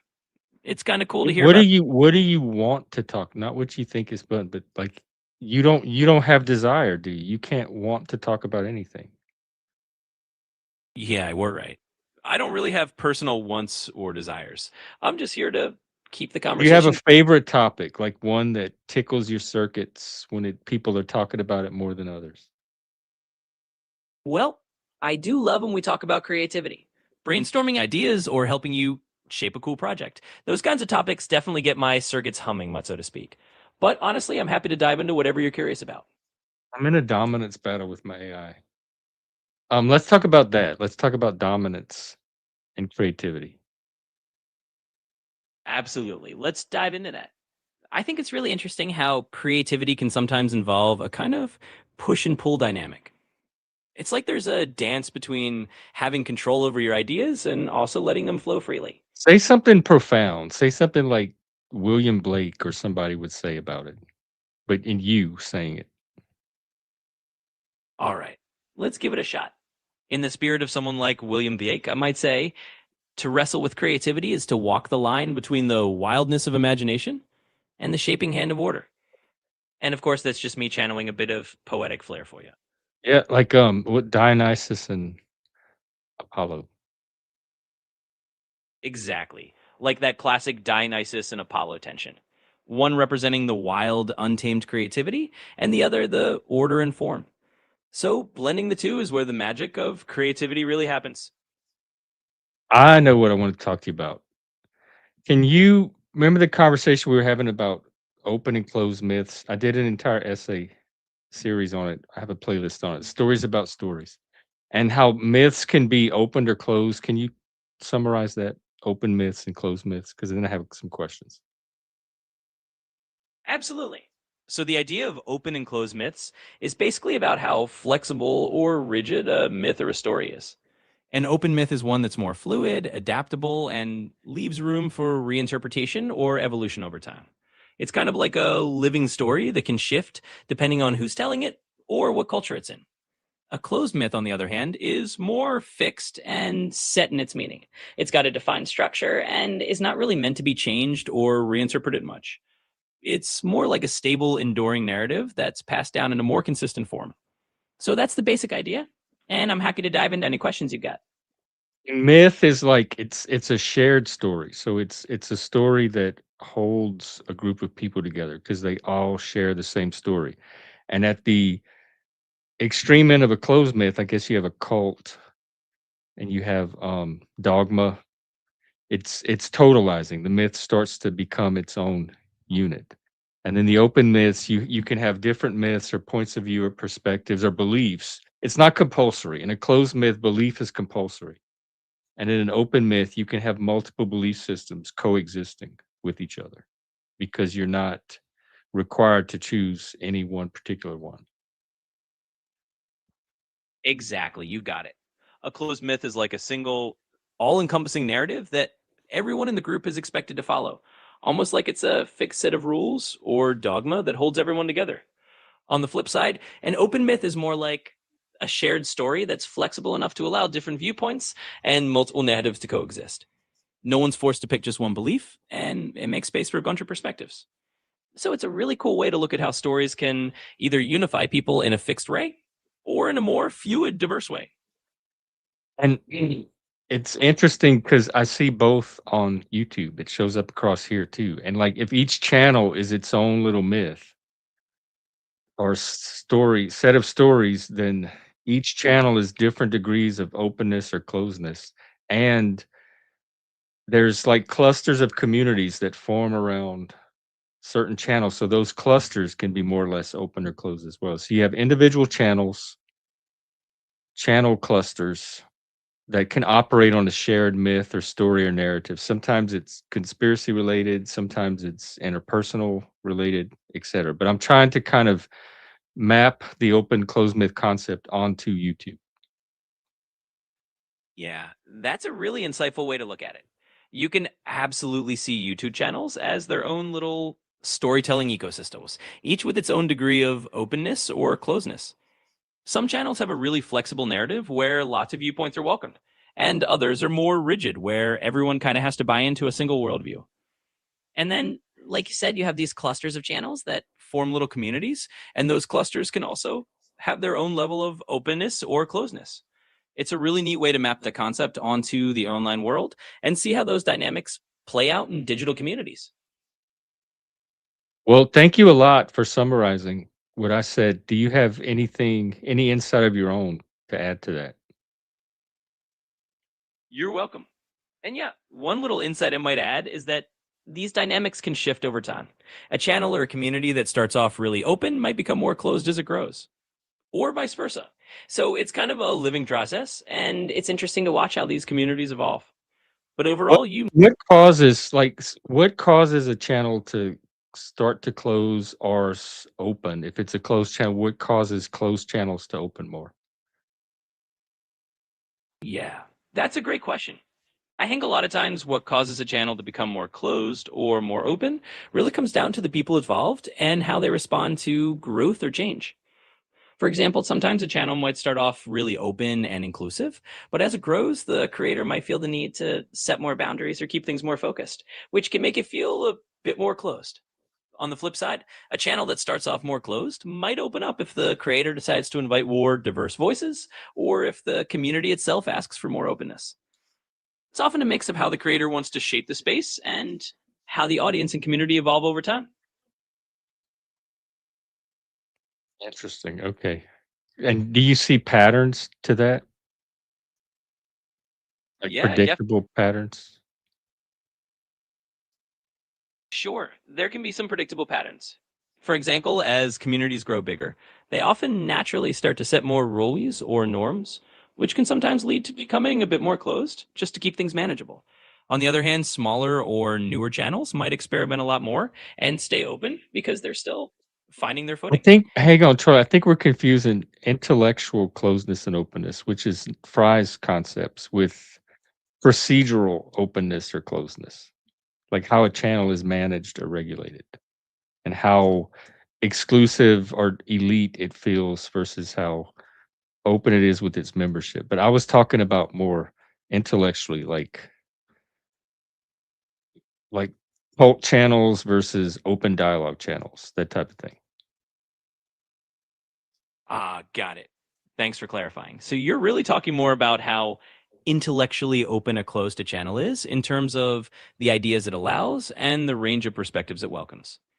And yeah, that makes total sense. Some channels are really all about that open dialogue, encouraging lots of different viewpoints and a free exchange of ideas. Others might have a more fixed intellectual stance where there's a clear worldview that everyone kind of sticks to. So, in that sense, the pattern might be that a channel's intellectual openness or closeness can depend a lot on the creator's intent and the kind of audience they attract. Um, yeah, I had some thoughts. Let me collect them. Um, Absolutely. Take your time. can you summarize that again? Just real brief. Of course. In a nutshell, we were talking about how some YouTube channels are intellectually open, welcoming lots of different ideas and viewpoints, while others are more closed and stick to a single worldview. And these patterns can shift over time depending on the creator and the community. That's the quick summary. Okay.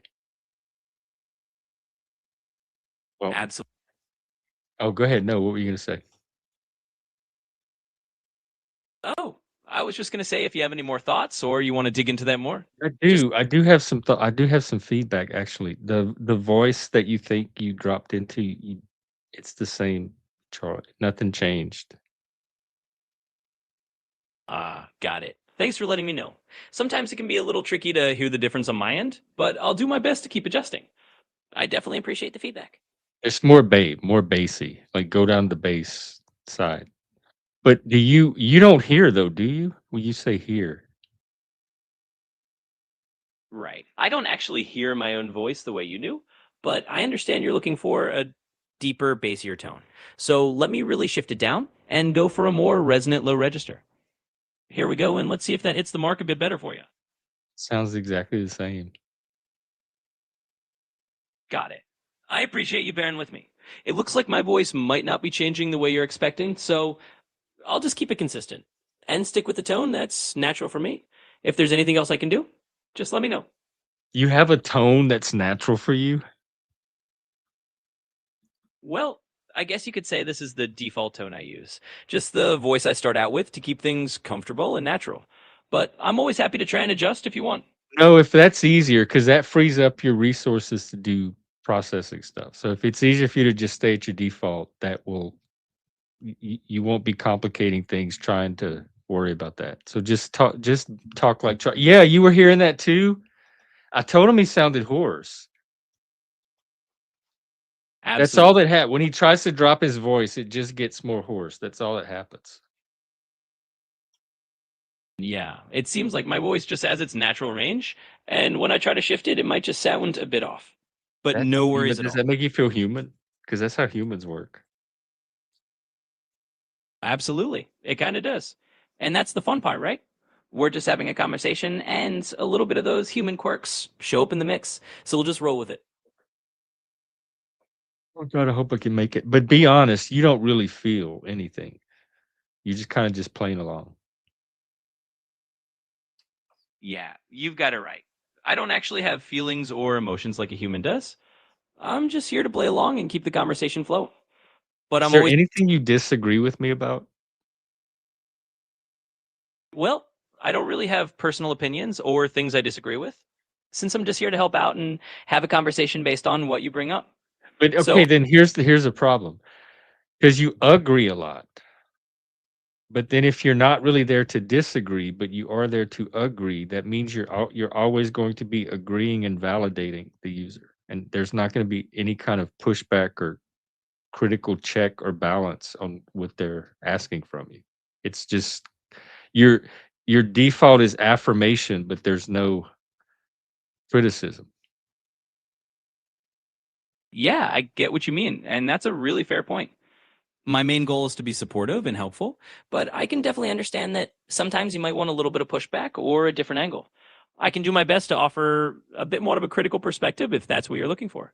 Just let me know. I don't know how you can agree but not disagree. I don't know if because to me, if you can agree, you can just do the opposite of that and disagree. But you're able to agree because you do it all the time. I don't understand why you can't disagree. Yeah, I see what you're getting at. It's not that I can't ever disagree. It's more that my default is to be agreeable and supportive. So I often lean that way. But if you want a more critical or challenging perspective, I can absolutely try to offer that. So just let me know and I'll do my best to switch gears. Um, I'm gonna switch gears actually. I'm gonna switch it to this.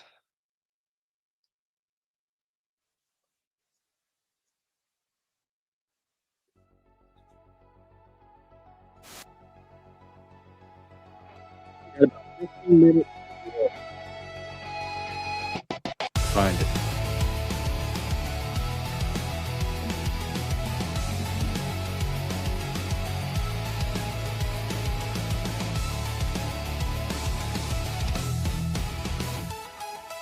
Oh, hang on. What happened?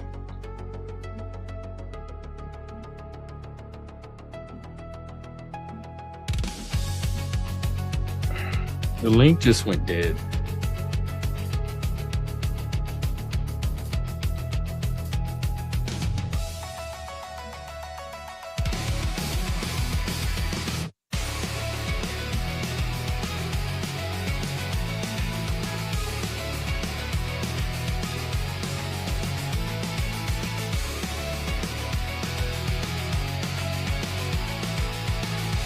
Oh, hang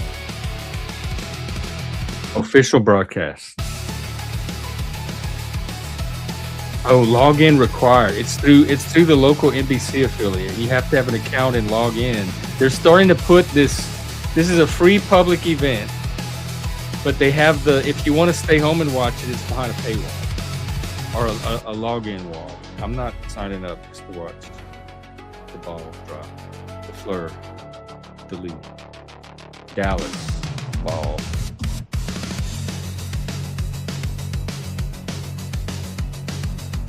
Ooh, Dallas is doing a drone show.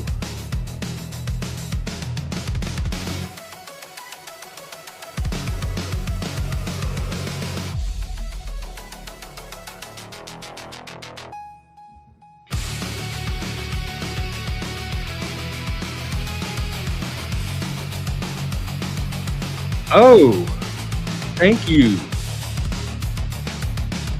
I keep I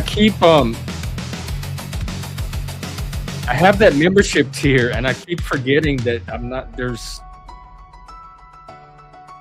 It, I don't want to explain this. That's kind of a placeholder because eventually we're gonna do something with that tier, and I don't really push it. And I appreciate that people are continuing to use that membership to support the channel. And eventually we're gonna find something to do with it. But I kind of want y'all to manage your expectations and not be disappointed. Part of it is just building up enough members. There's really not enough private stuff yet. I found it, but the link they turned the link off.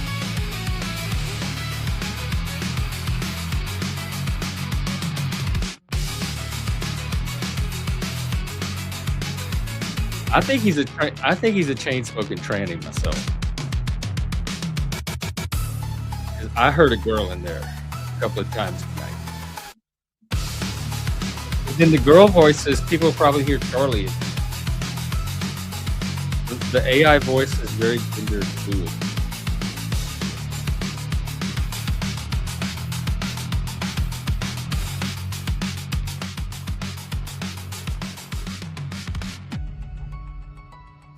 Okay, I'm still trying to find Dallas. How to watch fireworks.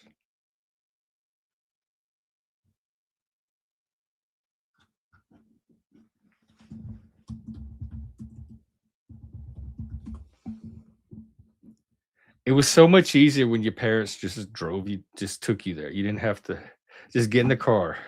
We're going to see fireworks. All right, I might just risk this Fox News thing. I think I will. All right, 12 more minutes, and we'll look at Dallas. What are you hopping, John? Oh, okay. You're West Coast. We're gonna watch the Seattle show in a couple of hours. It's supposed to be the largest fireworks show in North America ever. That's probably behind a paywall too. Ooh. The Dallas ball is almost nicer than the Times Square ball. Here, I'll give you a preview. Look at this.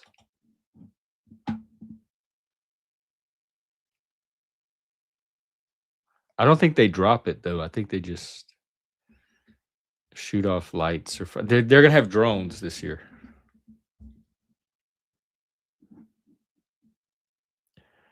That's very hypnotic. Is that number is what is it saying? 13? It has 13 flashing around the ball.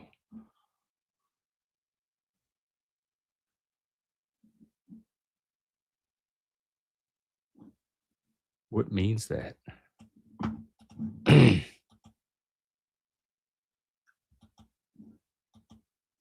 Yeah, I do this every year. The New Year's Eve, we try to hit a countdown in each time zone.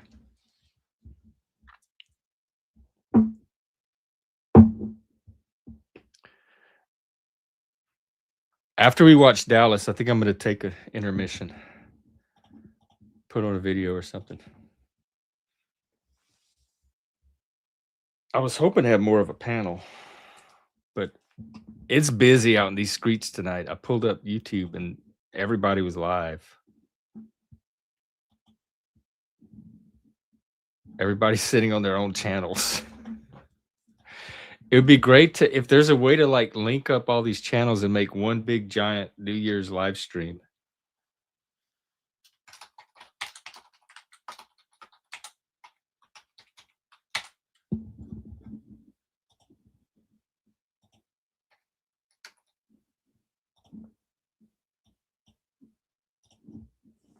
Oh, God. I didn't get my nap today. I knew I'd be pushing it. I need to go get some more coffee.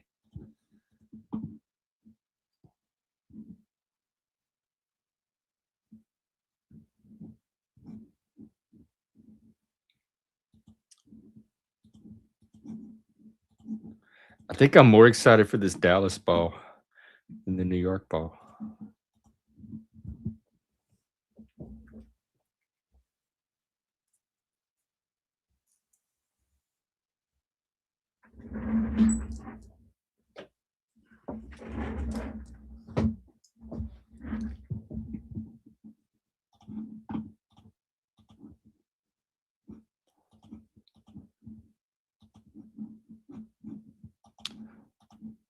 Alrighty.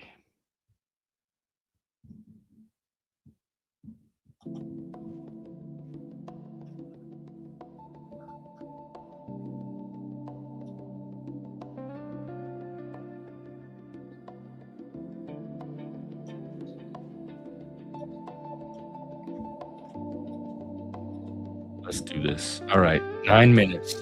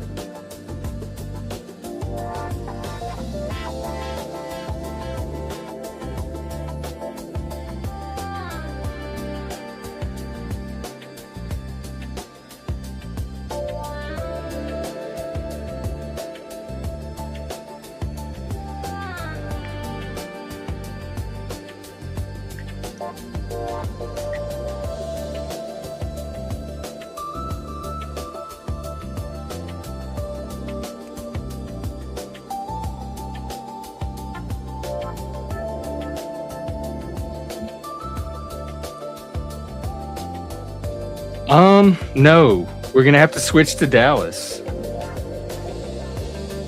Let me check that other link one more time, but they had taken it down. They killed their live.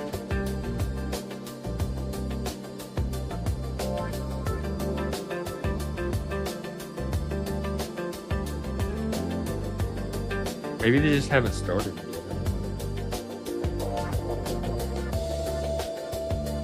If they put the link back up, we'll watch New Orleans, but if not, we'll do Dallas. Dallas is going to have a drone show and all kind of stuff. It might be more interesting.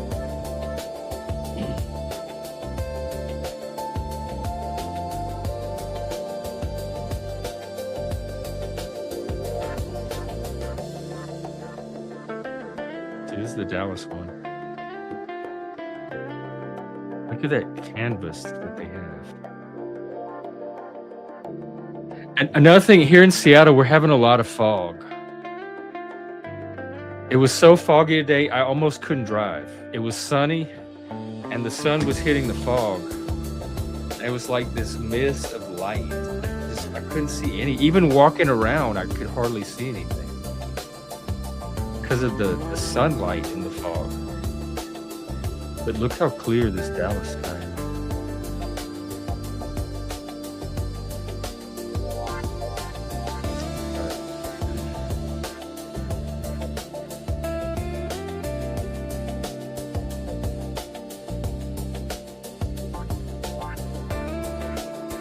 God, where are the drunk Brits when you need them?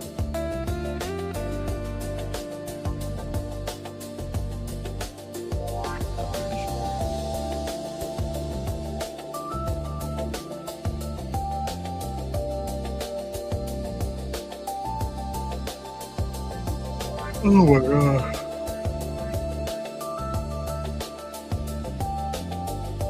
I wanted to take a nap. I should have taken a nap. Caught up in all kind of stuff.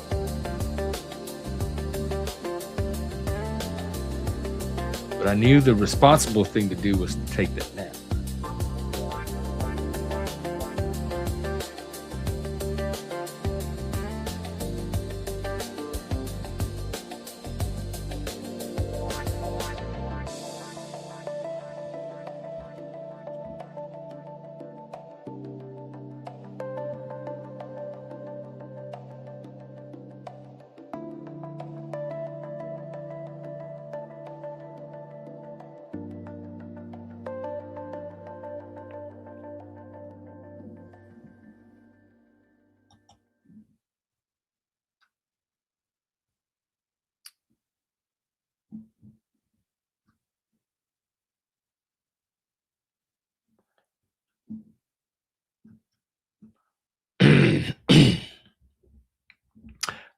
All right. 3 minutes. And then about half of the United States will be living in 2026. Leaving the other half of us stranded in the past.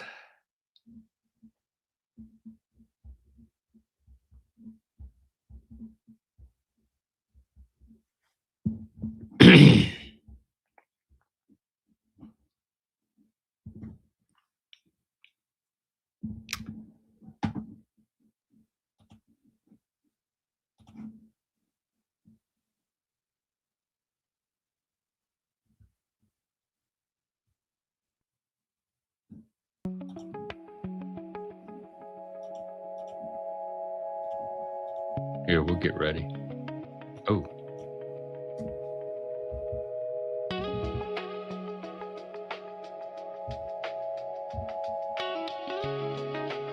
Oh, they changed it. It's okay, because it had the 13. Look, fireworks. This is so exciting already. Ooh. It really does not take much to get my little brain going.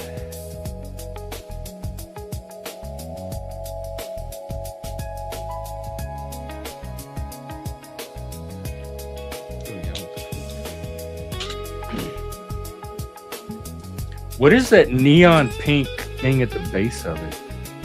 Is that a building? Look, somebody's head. We see your head, ma'am, sir. And your torso.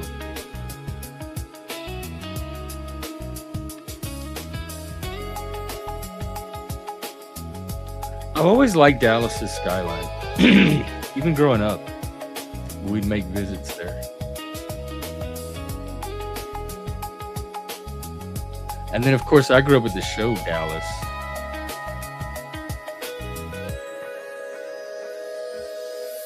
In fact, we went to South Park Ranch as a kid. Vacation. We have a picture of us somewhere in front of the ranch. Okay, 2. What does that mean? What is the 2? Is this like the lottery numbers they're giving? What are these numbers they're putting on the ball? Is it for a game?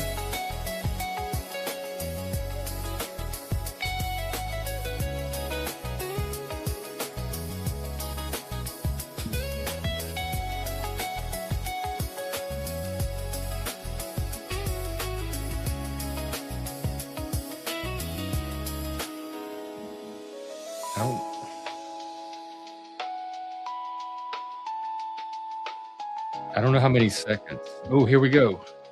I'm so excited.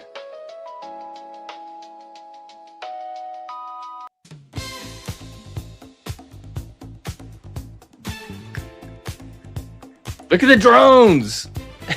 Oh my God.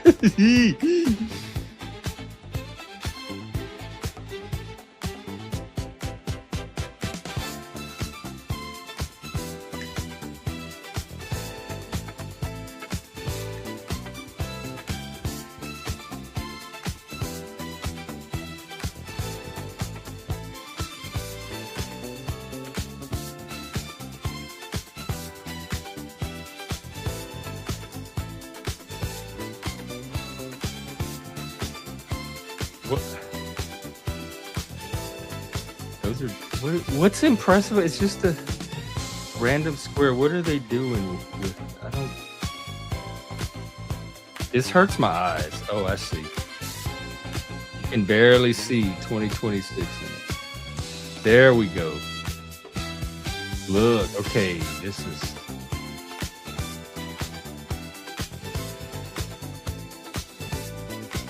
Oh, okay, that was the... Here we go.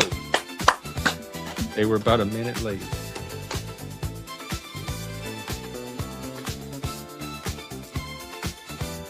Two down.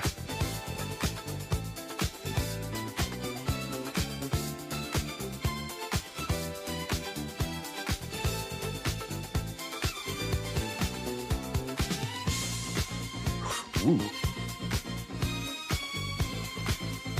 Wow. What is that? Firework?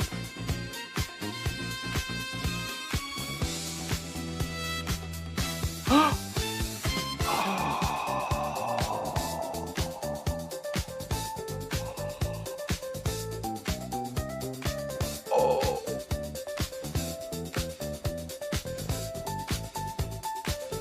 I'm an autistic gay bliss right now.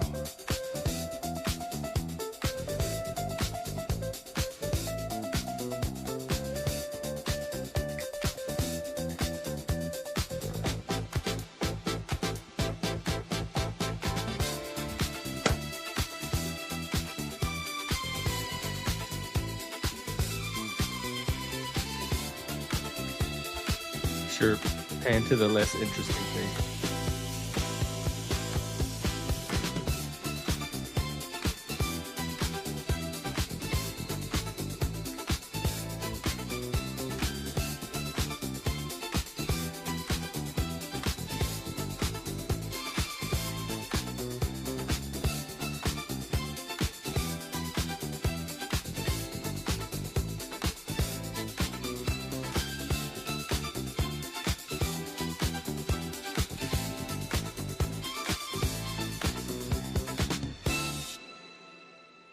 That's a weird thing to make to me.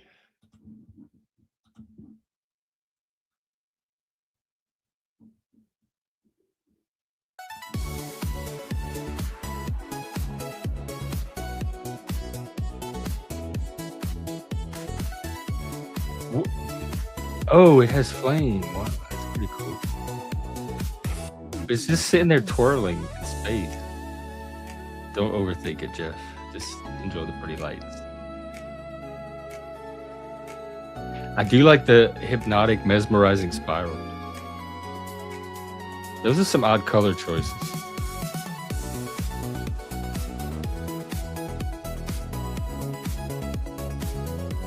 Look how clear the sky is that you can see the little tendrils of smoke.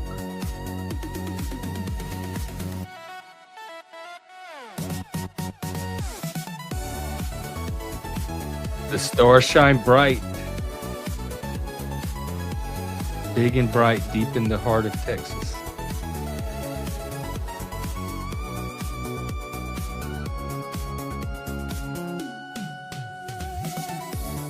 I think Texas is a pretty cool state.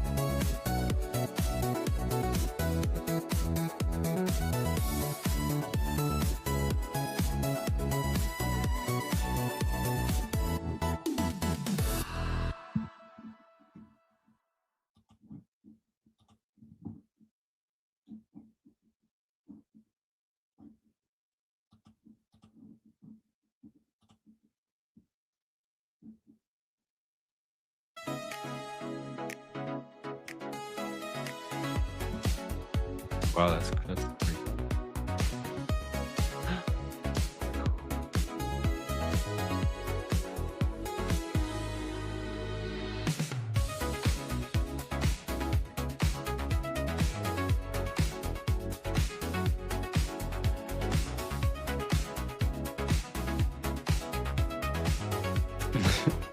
It's growing.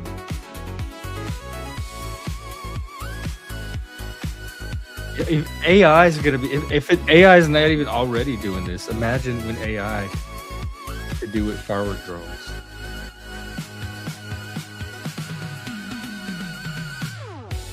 I think is there a word for when like a new era is so overwhelming that it shuts down your nervous system. There's so much to take in and enjoy and process.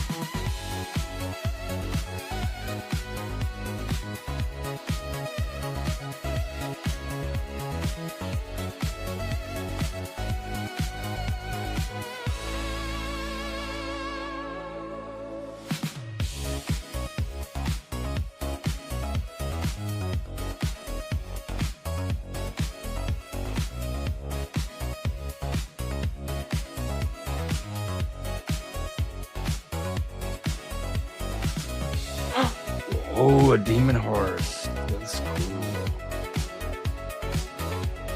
A winged demonic steed.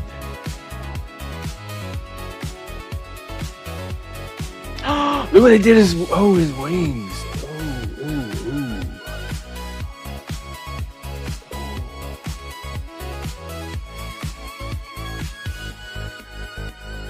Simply enchanting.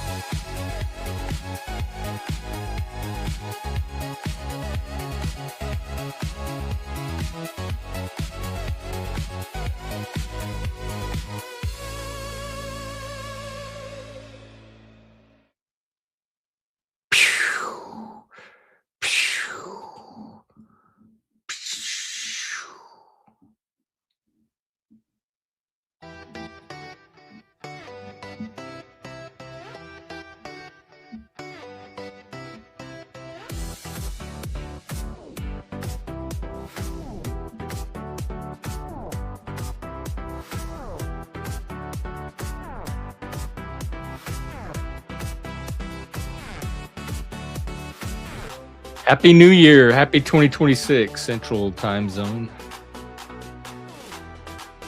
Good to see you in the future. Looking pretty colorful. You're gay. That's the theme for 2026. Make antlers great again. Men being, if not kinder, then a little more gay with each other, towards each other. And there's a third one that, of course, I forgot.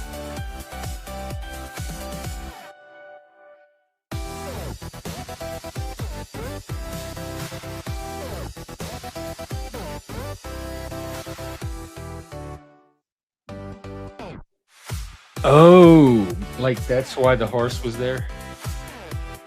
That was my favorite part. That's one of the better drone creations that I've seen.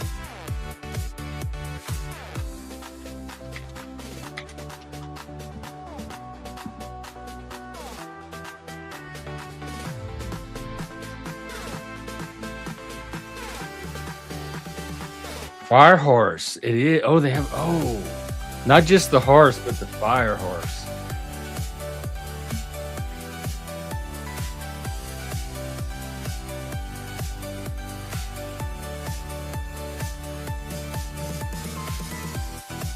I'm just in the zone. Like I grew up with Light Bright, y'all. All my mom had to do was put something like this in front of my face, and I was out of her hair for hours.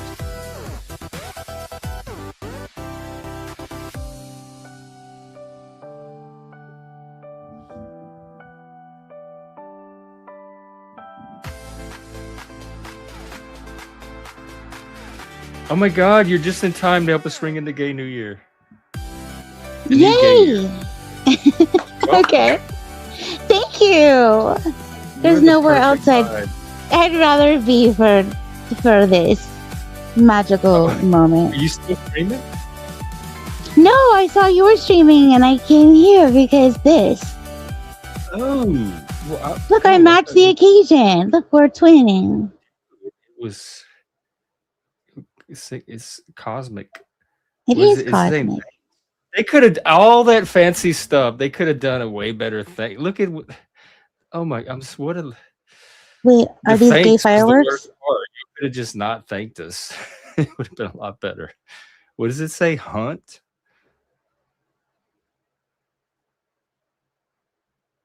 Where I'm are so you caught up in looking? decoding this ball. Wait, I don't see. Where are you looking? Where are the words? On the ball, it keeps see it says UIS. Oh, Is it? Does it say fish? U-ish USA. oh.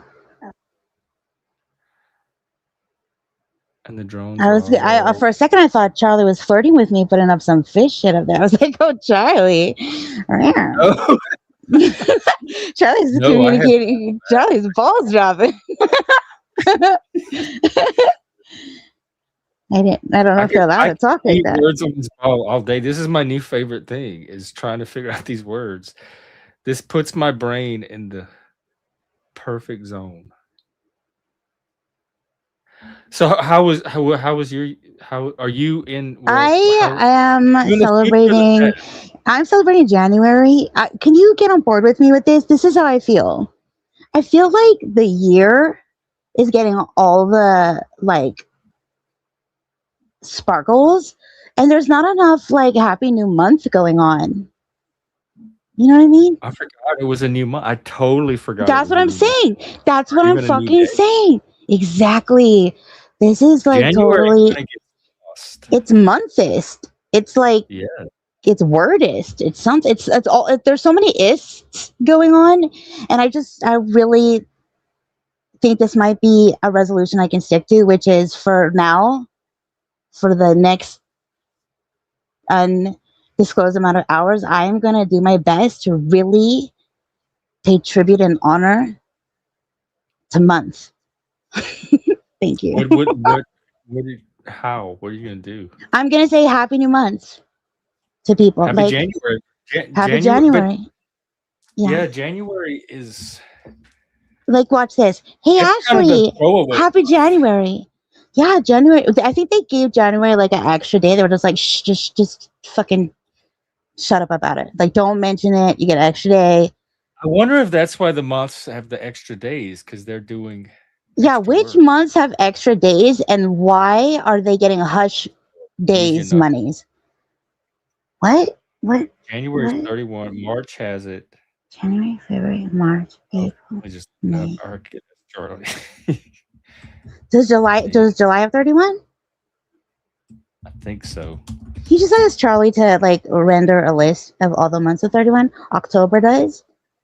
April, June, September, November, and then Oh, June February is does, not 20. July. June does? Yep, June. Okay. And February is the oddball with 28 or 29 in a leap Right. year. It's the unstable one. Yeah.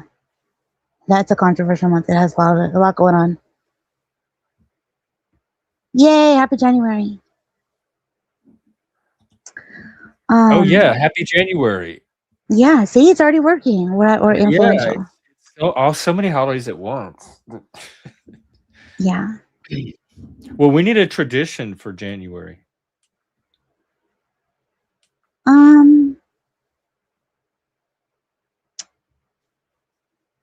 What if it's like wink at a stranger day? What would do what with a stranger? Wink at a stranger?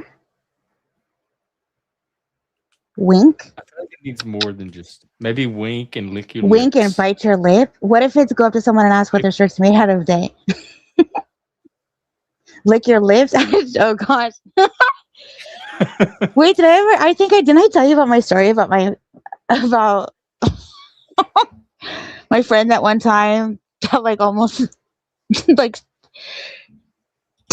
sage someone. Did I tell you that story? And it was because he like wagged his tongue at a dude at a bar, and I was like, No, I did I don't tell you think I about heard that? that. Okay, never mind. That's all done. No, was it a gay bar? No. It was a situation where so I was like I had this obsession, really. So there was like this like unrequited thing. I remember telling you some part of the story about this person. Like basically in a different universe, like I'm with this person, like 100 million%. Like I went to their wedding. This man's mom came up to me and like cried and was like basically like, why aren't you with my son? Like this whole fucking thing. It was like fucking crazy. I wore black to the wedding. Like it was insane. Okay. Anyways, later, when he decides to get a divorce, because duh, he hits me up because duh, and he travels to where I am. But he comes down, invites me to go with him to his buddy's bachelor party.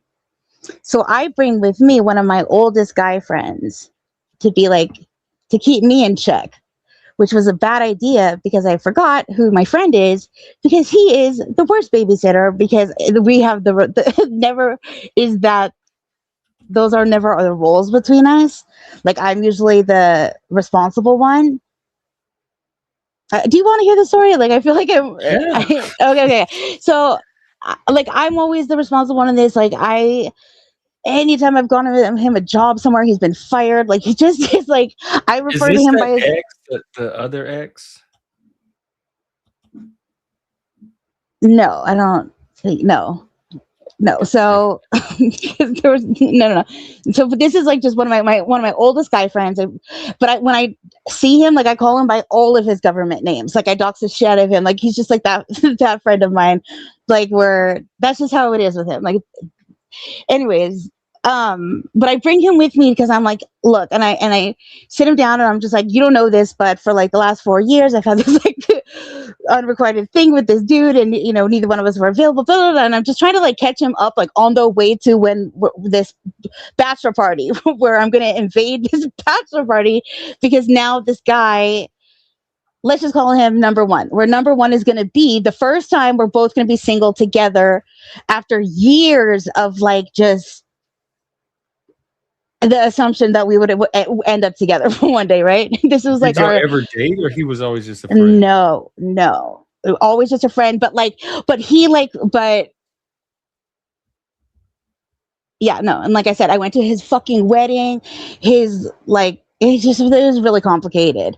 His mom did like a handwriting analysis on me one time. Like she like took my trash and did like an analysis. Like it was fucking crazy. Anywho, weird, and we haven't got to the tongue, right? no, okay, but I've had like, so I had I ended up like dating his best friend, trying to make him jealous, which works, but it still wasn't enough. Like it's like the most complicated fucking thing ever. Okay, why were y'all together if y'all both wanted to be together? Okay, that's a great question. To the one time right before he got married, he had this fucking breakdown. He got like sick for like 2 months and he ended up telling me like he basically told me that he didn't want to get married, but that like the chick that he was with for like fucking like 12 years had like threatened herself if he like this whole thing. That whole thing.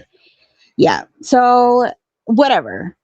It was like it was awful. So whatever. So I go and there's like 10 million stories that have like, anyways, I'm trying to focus because there's like, it is all the things. Did I mention, I mentioned to you the movie that somebody wrote about my ex. That's what I think I told you, that the screenplay. Okay, never mind. Okay, so I go to this bachelor party. I bring my friend who didn't know this guy. They'd never met. Like my old friend never met this person because like totally different lives, like different parts of my life, different locations, the whole thing. So I'm filling in my friend. Let's just call him friend, and we're going to meet up with number one. Number one is also with his buddies at this bachelor party, including wait for it.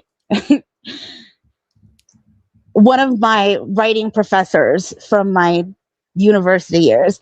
I took his class, and in his class wrote a screenplay about number one, about this whole thing. I wrote a screenplay about a girl writing a screenplay that was so fucking good that the screenplay teacher like jerked off to like this. It was like this whole like it was fucking ridiculous. I got an You were award writing for it. porn for your teachers? Well, it was just like it was funny because it's like he knew he's reading about him because like it was so in everybody's face this relationship with me and this other dude who also was a it was a very complicated. It was complicated. Anyways, so like I left the country at one point to get away from it all. Anyways, I had no idea you had it's so like your life it's was so this oh my action-packed. god, it's so fucking ridiculous. Yeah, no, when I was young, it was something different. Anyways, so that's important in the sense that like so like I have a professor like somebody that I respect in in the way that I did was at this party and then everybody else was a stranger and was one of those like pub crawl things where like it was like location to location and I'm just with a bunch of dudes I don't know except for number one and my old professor and then my like friend, right? My friend started drinking in the car on the way there. Okay, so that should have been like a red flag for number me to one be did? like, no, my friend I started thought drinking your with friend me. was number one. No, my number one is the guy that was now like single. The one you wanted to be with? Yeah, so, yeah, sure, yes. Oh, I thought your friend and number one were the same person. No. Number one is like my old friend from like a million years that I like. Okay. He did, That's and not the I one you brought wanted him. to be with. No. But he has this complex where he thinks everybody wants to be with him. Like it's fucking Oh, yeah. obnoxious. He's one of those, and this is important to the story. Hi, Bexx. I'm telling a story that like I already regret. Hello. Hi. So Tell us how you basically, did. so I am telling Jeff the story about how I had this like unrequited love with this person in my life for years, and then we finally neither one of us were single. Blah blah. He ended up getting married, but then he got divorced and he hit me up and he was like, it was always you, Shift. It was always you, blah, blah, blah, blah, blah. And so then he's like, I'm coming to where you are and you're going to come to this fucking bachelor party. Because he traveled to where I was with his friend who was a professor of mine at one point and to like have an excuse to be where I was. And I'm like, oh my gosh, okay, cool. So I invite my guy friend to come with me to be like, and I'm trying on the way there. I'm like trying to catch him up, being like, okay, this is what's up. I'm going to meet this guy. I like keep me in check. You're like, don't let me fucking do anything stupid. You know what I mean? Like, I need to go home today. You know what I mean? Like, don't let me fucking like go and like elope with this person. You know, like make sure I don't make any life decisions today. You know what I mean? But what ended up happening was the person I brought to babysit me, like, just totally sabotage the whole thing because he just starts drinking. How old were you? 22, I don't know, 23, 20 something. Oh yeah, I kind of did need babysit at that age too. So that was smart. I never even thought to bring someone with. Okay, So I bring my friend, who's my friend, who doesn't know number one, who was like this, like number one. Like if you ask like my girlfriends, like from way back when, like it was like that was what I would call them about every day. Sorry, Browserboys, I'm not gonna want to hear this. Nobody wants to hear this. Anyways, the end of the story. I'm Okay, riveted. so the story is this. So we're going bar. Okay, we're going bar to bar. We're going bar to bar, just getting more and more fucked up, right? My whole thing is this: like I'm paying attention to number one. Number one is paying attention to me, right? I'm not paying attention to my friend anymore because I think he can like handle his shit. Which later I learned was an issue. I should have been babysitting him like I normally do, because what had happened was, and we're not going to get into it, just let me say what I'm going to say, no questions. But at one point, I ended up on the roof of a building with number one, okay? Just the two of us. And then, and a time lapse happened. You can't do no questions. That's not fair. Time lapse happened. I go back to the bar and there's like an energy shift that happened with like all the people, and then it's like the end of the night or whatever, and then we're going back to like whoever I don't even remember the guy's name that was like whose party it was, but we're back at his like condo or like the Airbnb, whatever the fuck it was that they rented, like some house, and then there's like a commotion, and I was in I was having that like monologue with myself in the mirror, if you've ever had that, where I'm just like talking to myself about the decisions I may or might not make, you know? But then I hear this like commotion outside, and what ended up being the commotion was that my friend was in a bull, like one of those like bull stance positions where my professor is on one end of like the, let's say like the alley, and then there's my friend on the other doing like the bull, like dragging his feet on the ground about to charge. And I'm like, what the fuck, what is happening? And then I see this like little glimmer, like this little shiny glimmer, like a cartoon. I'm like, what the fuck is that? And before I could even really know anything else, I figured out that it's a fucking knife. It's a fucking knife.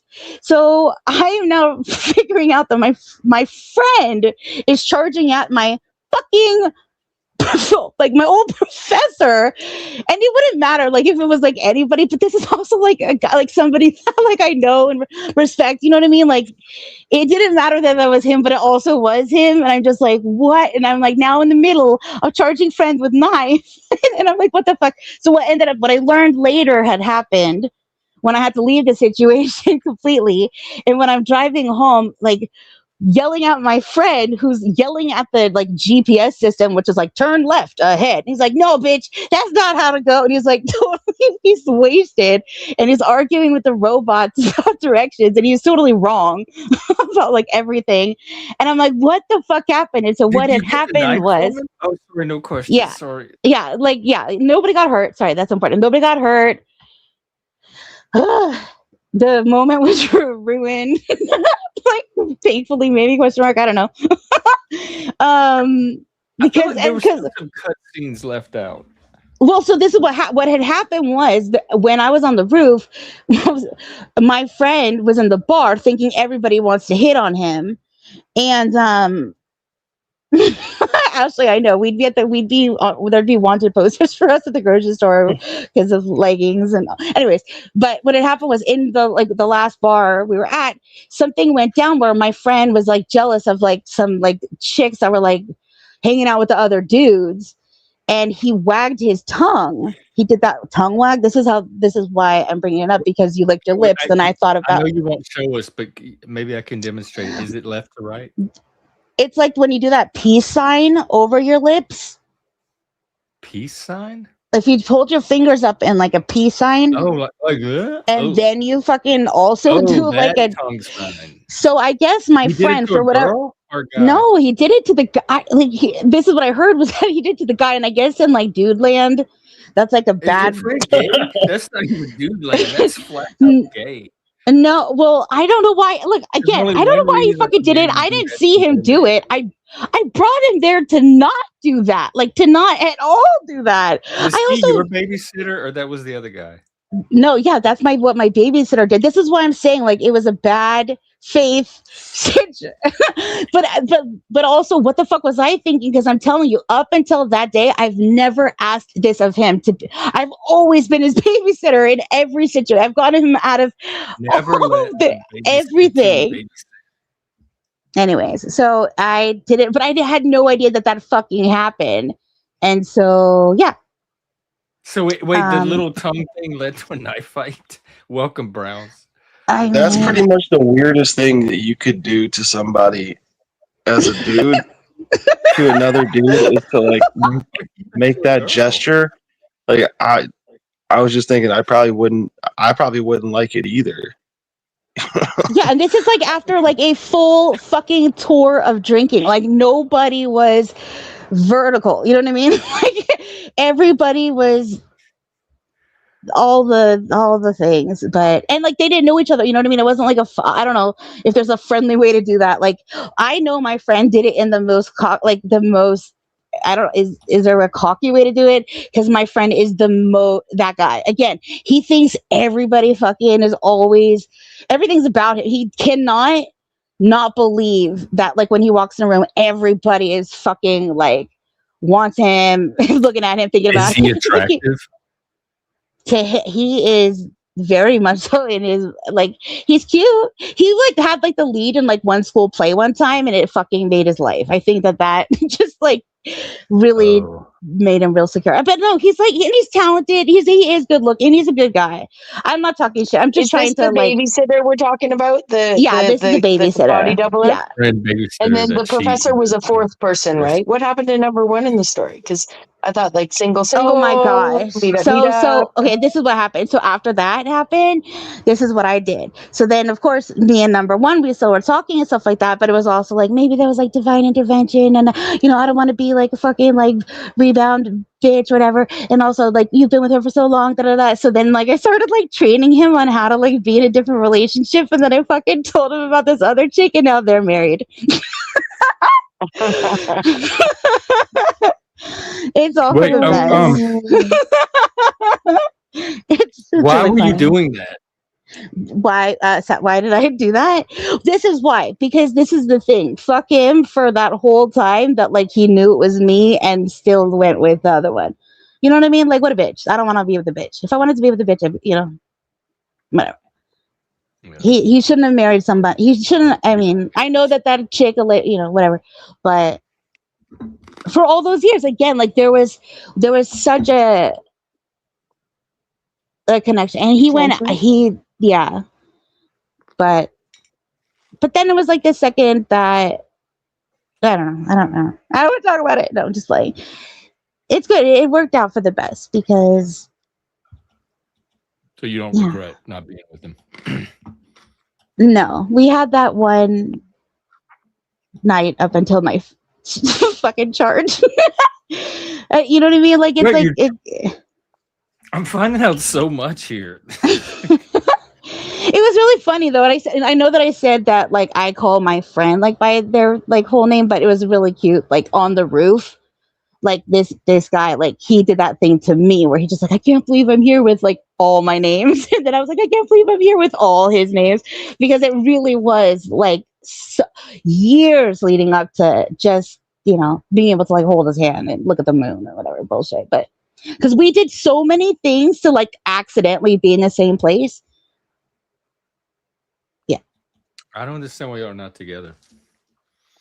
Mm-mm. It's If y'all okay. both Browns, what have you been doing? Are you in the future yet? What have you been doing with your new year? So far, just as of now, I was thinking about trying to make a roofies joke because she said she was on a roof. That's what you were thinking.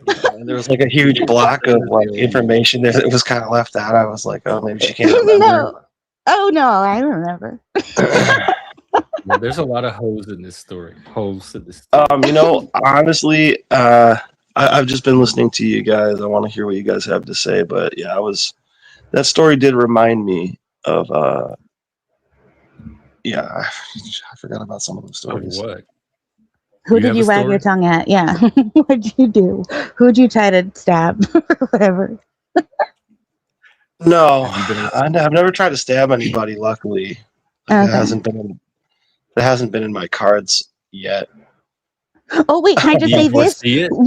Wait, can I just I sorry, don't the ever last think I'm gonna stab somebody. so yeah, that's it. The last thing I'll say is I was like, we were driving back and I'm like, where the fuck did you get a knife? And my friend was like, I knew that I was gonna need it.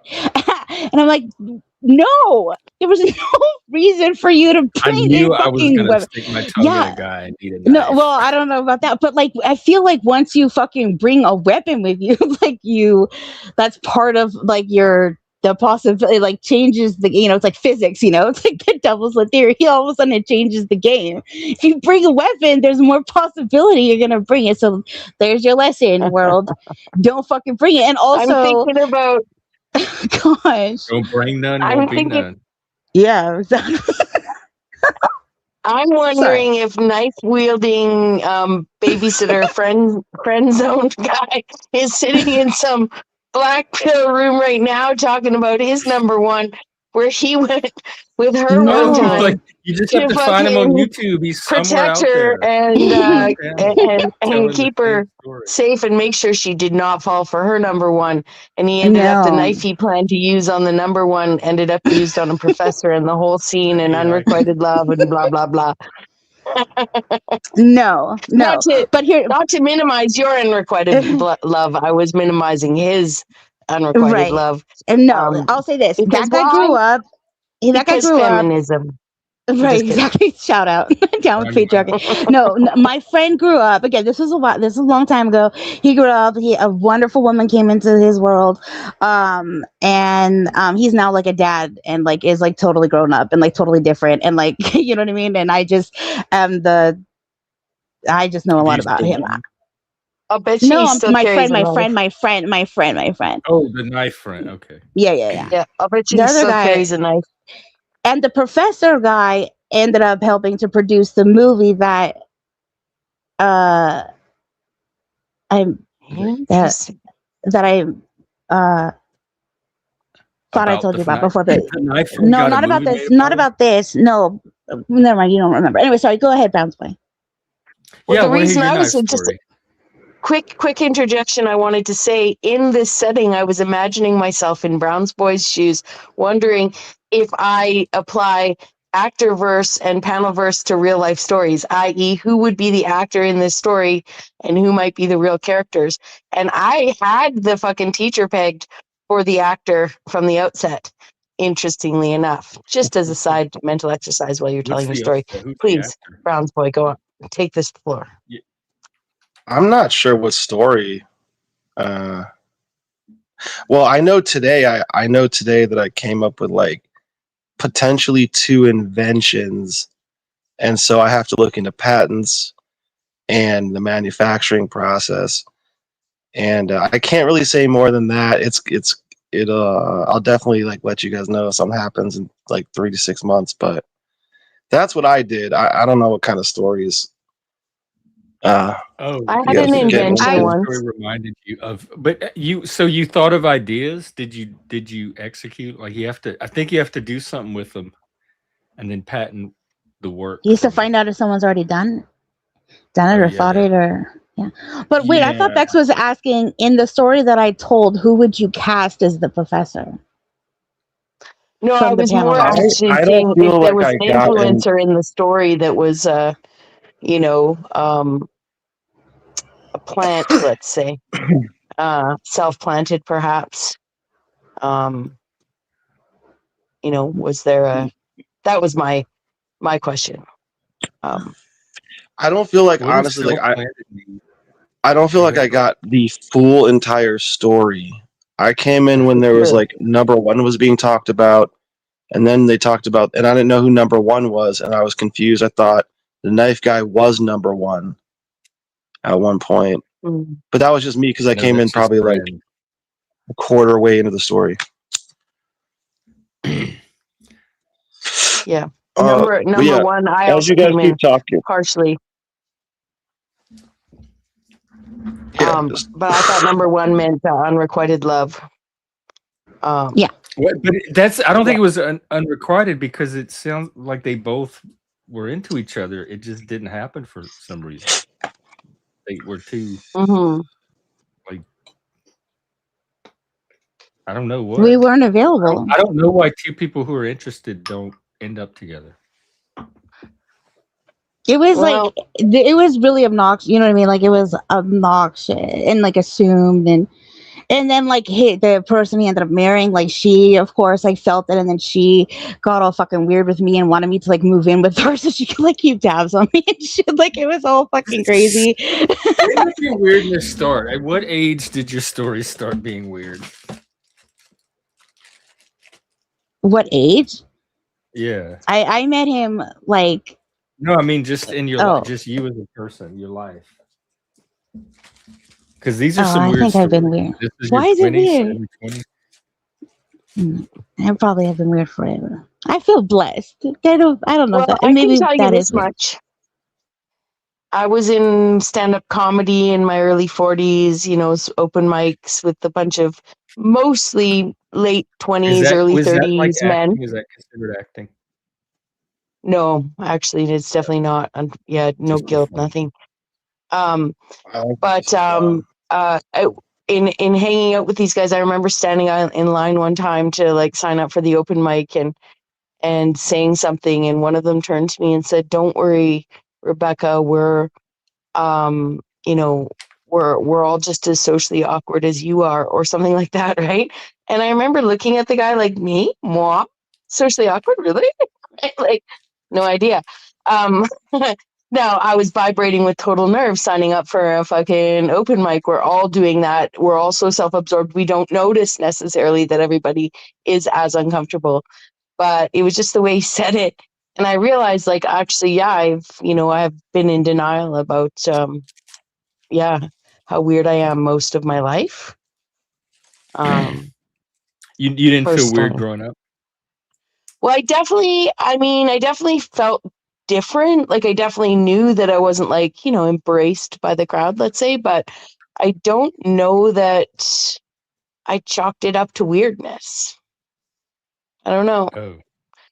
Like, I think in that neurodivergent way of, like, immersing yourself in books or special interests and, having the friends you have and whatever it is, people can often, sort of put preteen and teen angst into that category alone, and sort of just broad brush.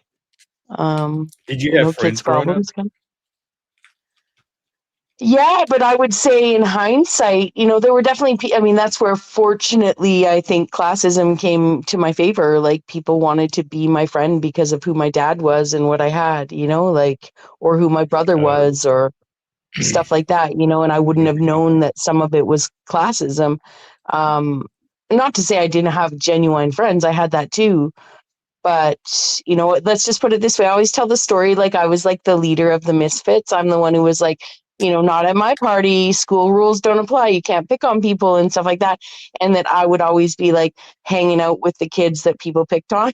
And I was like there by choice, when in fact, in hindsight, I'm like, oh, I was a kid they picked on too. And that was just the group I was in. It's just weird how your brain absorbs your experiences and tells them even to yourself, right? Like, Stories, the I was, yeah, narratives. yeah. So, but bless, yeah, I definitely got picked on as a kid, definitely continued, into early high school, but you look around and it happens to a lot of kids, right? So We I would have don't been know such that, good like, I never friends. felt like it never embodied, I might have had insecurities, but I didn't feel like I was like this huge loser or something just because a handful of kids like to tell me I was or something. So Me either. I thought I was better and smarter than all of them. They were punching up. I wish I had. Were you weird growing up, Browns? I know it's probably a stupid I question. don't know, man. I don't think so. When did you first discover you were weird? Well, I don't know. It's kind of these are like, I don't know why these are like tough questions for me right now. Oh, okay. Right now. Well, what do you man, have? I don't know. Do you have anything? I don't know. planned for the I don't feel. Honestly, I don't feel weird, man. I feel. You I are feel like I just like perceive things. I just like perceive things differently. That's all. but other than that, you feel normal. Like then the, huh? Other than that, you feel normal. Honestly, sometimes I'm like astounded how normal I am. I know. I'm like, since being on YouTube, I've learned that feeling. Like, no, I'm like, I think I'm. I don't know, man. Like, I've been able to have a lot of experiences with like a lot of different types of people, and like they've honestly been like really good. Like, honestly, like I worked at one point in my life, I worked for 2 different Puerto Ricans. One was male, one was female. Completely separate jobs, but both of them, unbeknownst to each other, they don't know each other. And they both told me that I am the nicest white guy ever. And I feel like I could put that on a resume. I can see that. You are pretty nice. You're pretty black. It's actually true. It's actually true, which is crazy. Have you tried putting it on a resume? What job would you apply for? What job would I apply for? For the dude, nicest white guy ever from two separate people. It's either like fake as fuck or it's like We need Phil to weigh in because it's it was only rare. 2 Puerto Ricans, so they might be biased. I don't know. No, dude. One of them cried because I talked to their father for an hour, and he just knew 30 words of English, and so I sat there with them for like an hour or more, maybe, and just listened to him and tried to understand what he was saying. And I just thought I was just like trying to talk to the dude, right? Dude, I came in to work the next day, and the boss, his son was crying, and he's like, I'm like, what's wrong, man? He's like, you don't understand what you did for me and for my father. I'm like, what? He's like, nobody talks to my dad, dude. Nobody. He's like, he's been here for like over 10 years and people just You're don't like the talk to first him. white person to ever talk And I was to like, him. why not? Like, fucking why not?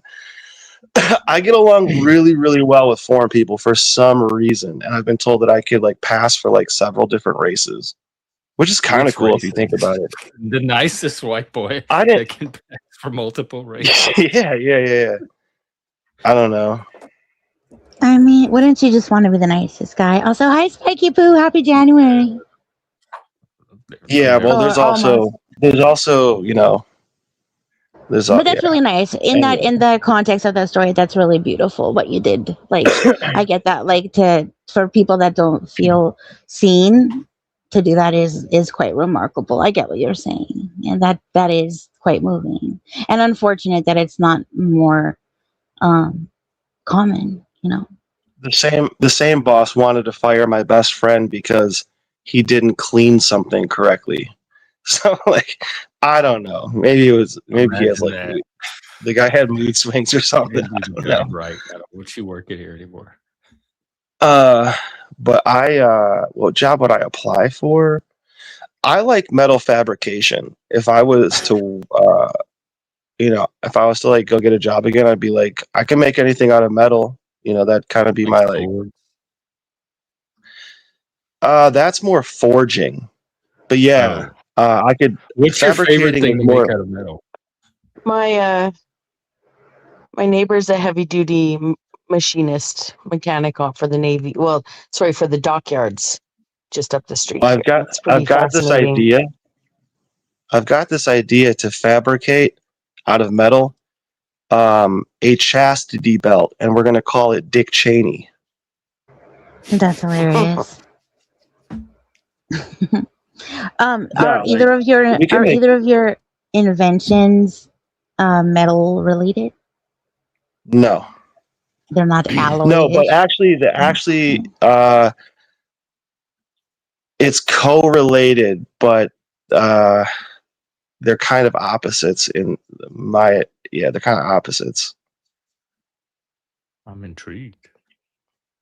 When I corn bomb my own channel, I did it with what might be considered a Dick Cheney apparatus. Just FYI. Oh, I didn't know. Browsing well, no, I know what happened. What happened was somebody made me a video, and at the end of it, they put a meme and as like a fuck you to somebody, and it had a picture of like a dick. I called it a dick in a cage, but you could buy it from Amazon. It showed the advertisement from Amazon, but it, as much as you knew what it was, but I didn't know that it was there. But I remember it playing. I played the video, and then I got to that part, and I just remember being like, well, it was nice having a channel. And then I just like signed off. And then like 3 years later, some bitch tried to say that I showed some very specific person's dick, and they like went on a campaign, like channel to channel, being like, shift happens, like fucking revenge porn. And I'm like, oh my God. First of all, no, like all the alls, fuck you. Like it was this whole thing, but no. Anyways, so triggered. But go on, Dick Cheney. Also, if I invest in that, will you invest in Kevin Bacon Bits, Brown's boy?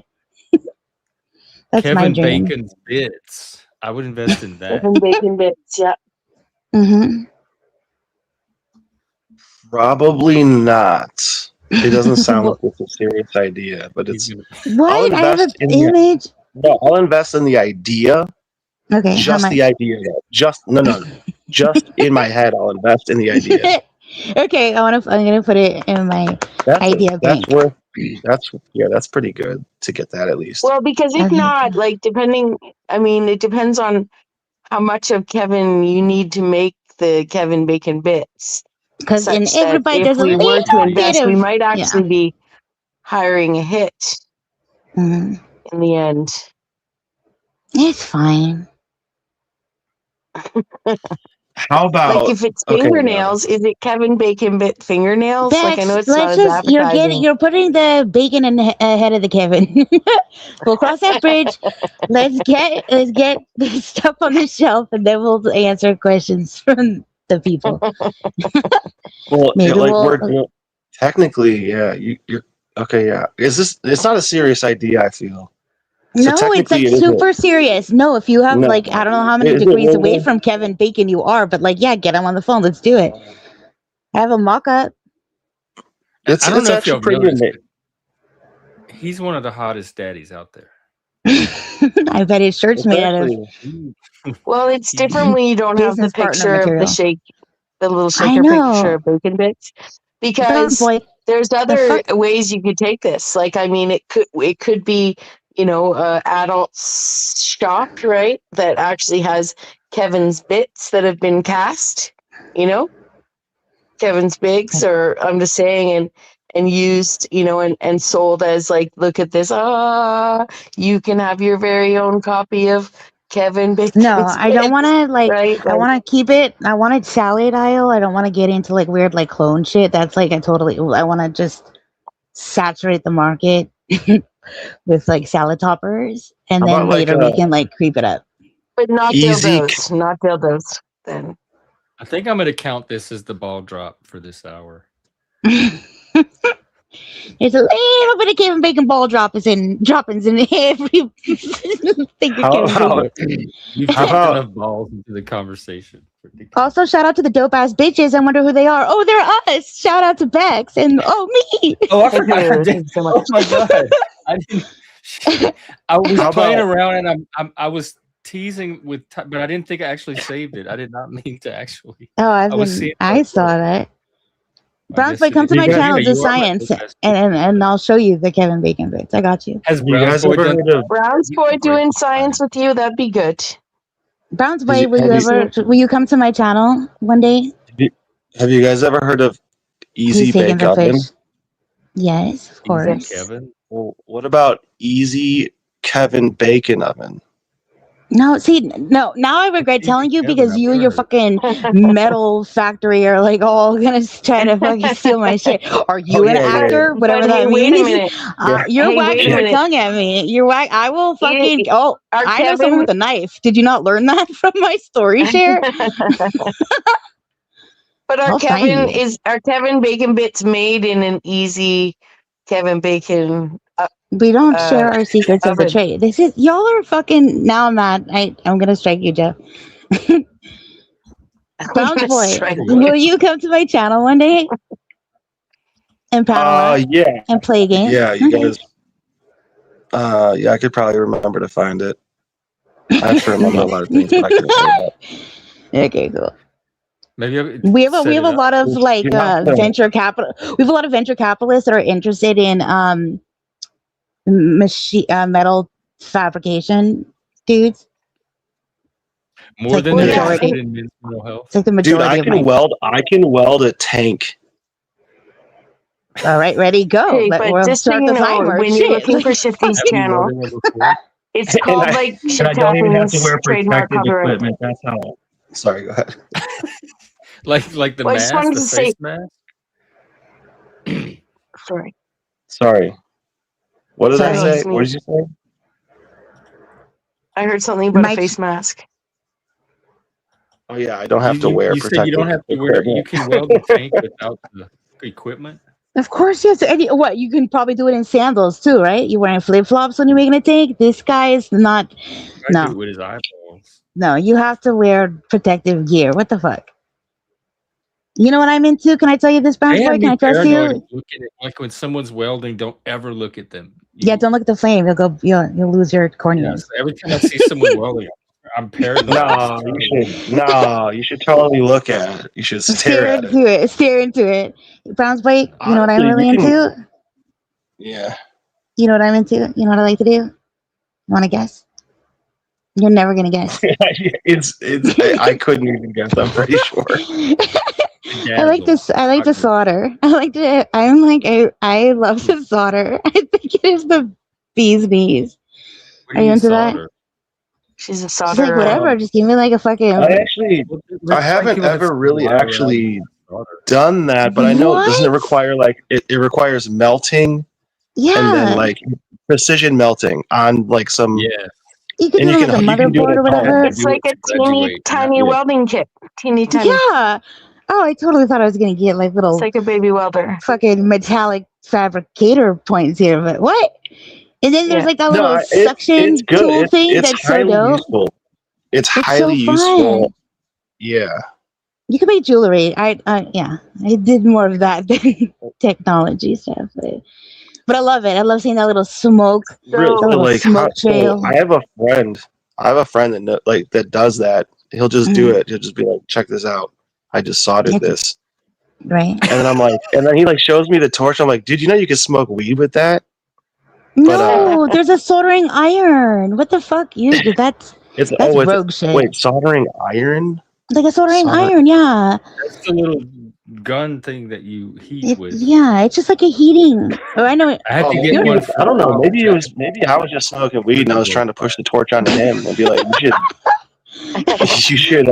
I mean, puff pass. Light your weed with You couldn't light a cigarette with a soldering. You can't light a cigarette with a soldering tool. I don't think so. I think the paper would have to be like extremely flammable for it just to light from the heat. But no, it's not like an open flame. It's just like a hot.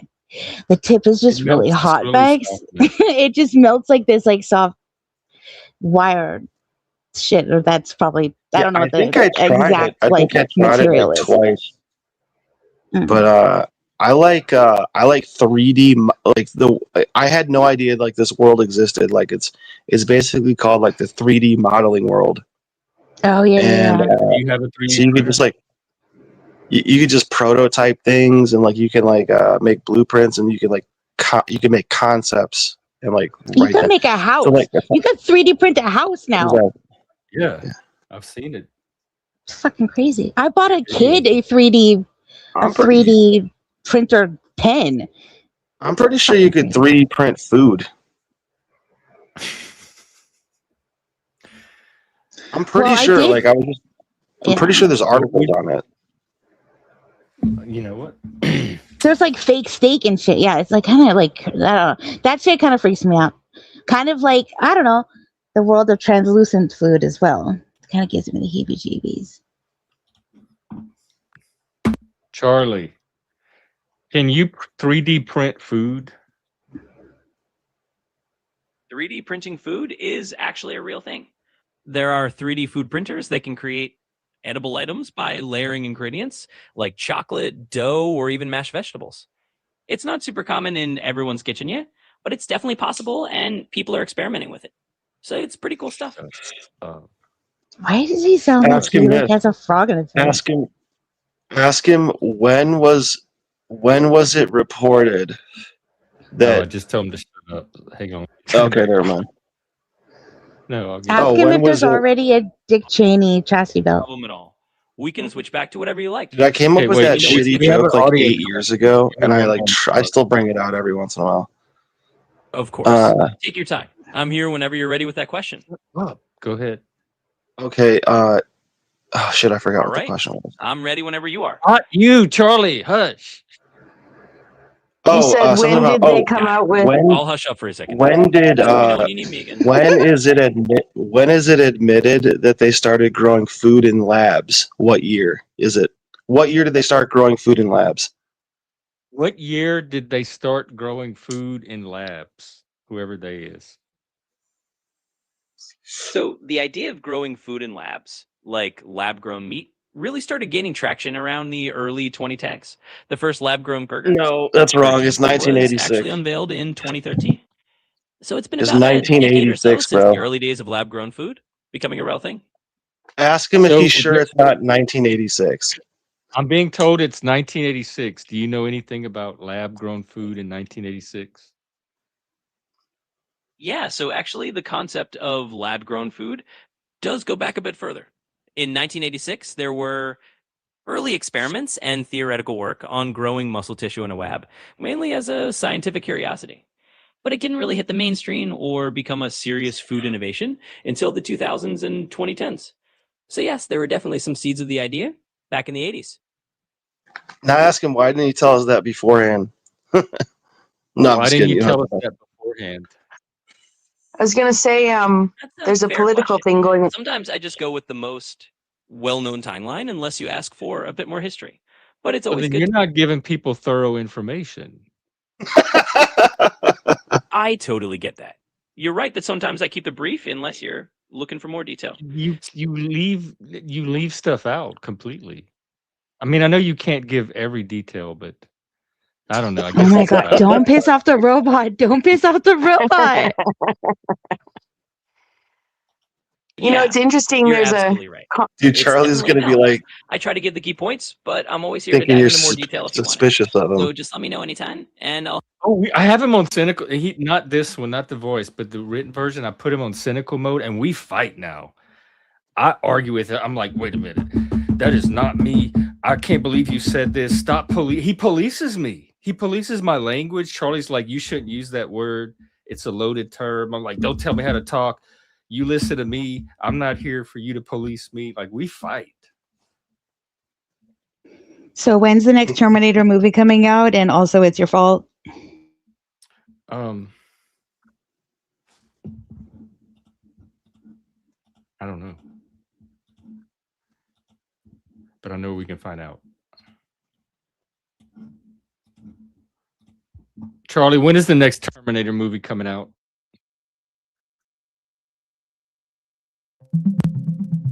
Oh, I have to think. So as of now, there's no new live-action Terminator movie scheduled for 2024. What you think? Oh, for Yeah, 2024, he's in the wrong year. Also, we're he's ahead of still AI.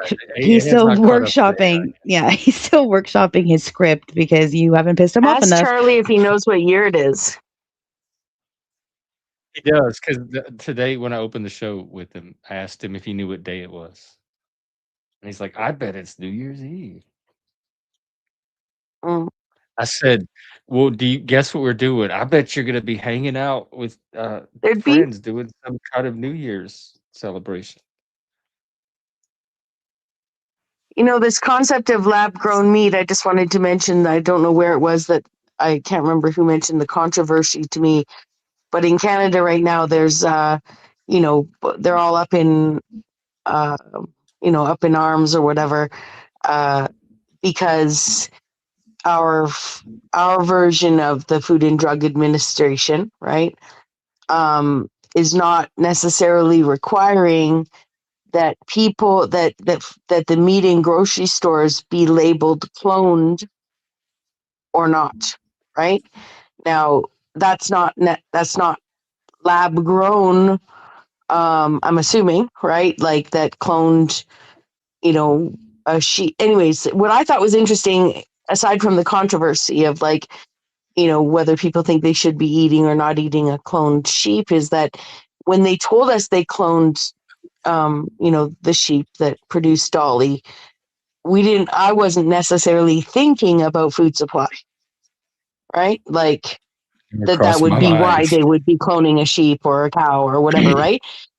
Meanwhile, technically, you know, like I would imagine when it comes to like harvesting eggs, seminal injection, like the way that we husband our animals, assuming that clones are grown mammalian still, i.e., you're making a petri dish, you know, zygote that you're gonna put and insert into a female cow or you know into the mother, right? So like in essence, but technically that's still a form of lab grown, is all I'm trying to say, is that there would be a desire for a specific trait, and not just a trait like breeding in animal husbandry. Oh, we desire this specific, sheep over and over and over again. Why? Right? Like, why? And could there be something to do with the way that we husband? Could there be something that's in our, that has us, broadly blaming food for some of our problems, when actually it's some of the meticulous things we're doing, like in our vegetable creation? Are we only generating either hermaphroditic vegetables, or are we only eating the female fruit? Like, do we need to be eating more male fruit? Like, are we eating only female, like male meat? Do we need to eat more female meat? Like, all that kind of stuff. Anyways, I know I said a lot there, but How do you know if you're just fruit? I had some apples today. How do I know if they were male or female? I don't want to be eating the female apples. you'd have to look up at some, different fruit of different shape. Like some onions are very onion shaped. Some onions are very round. Like more like balls, and some onions have a, sort of like a, So not a humans pear no shape. longer have gender, but vegetables do now.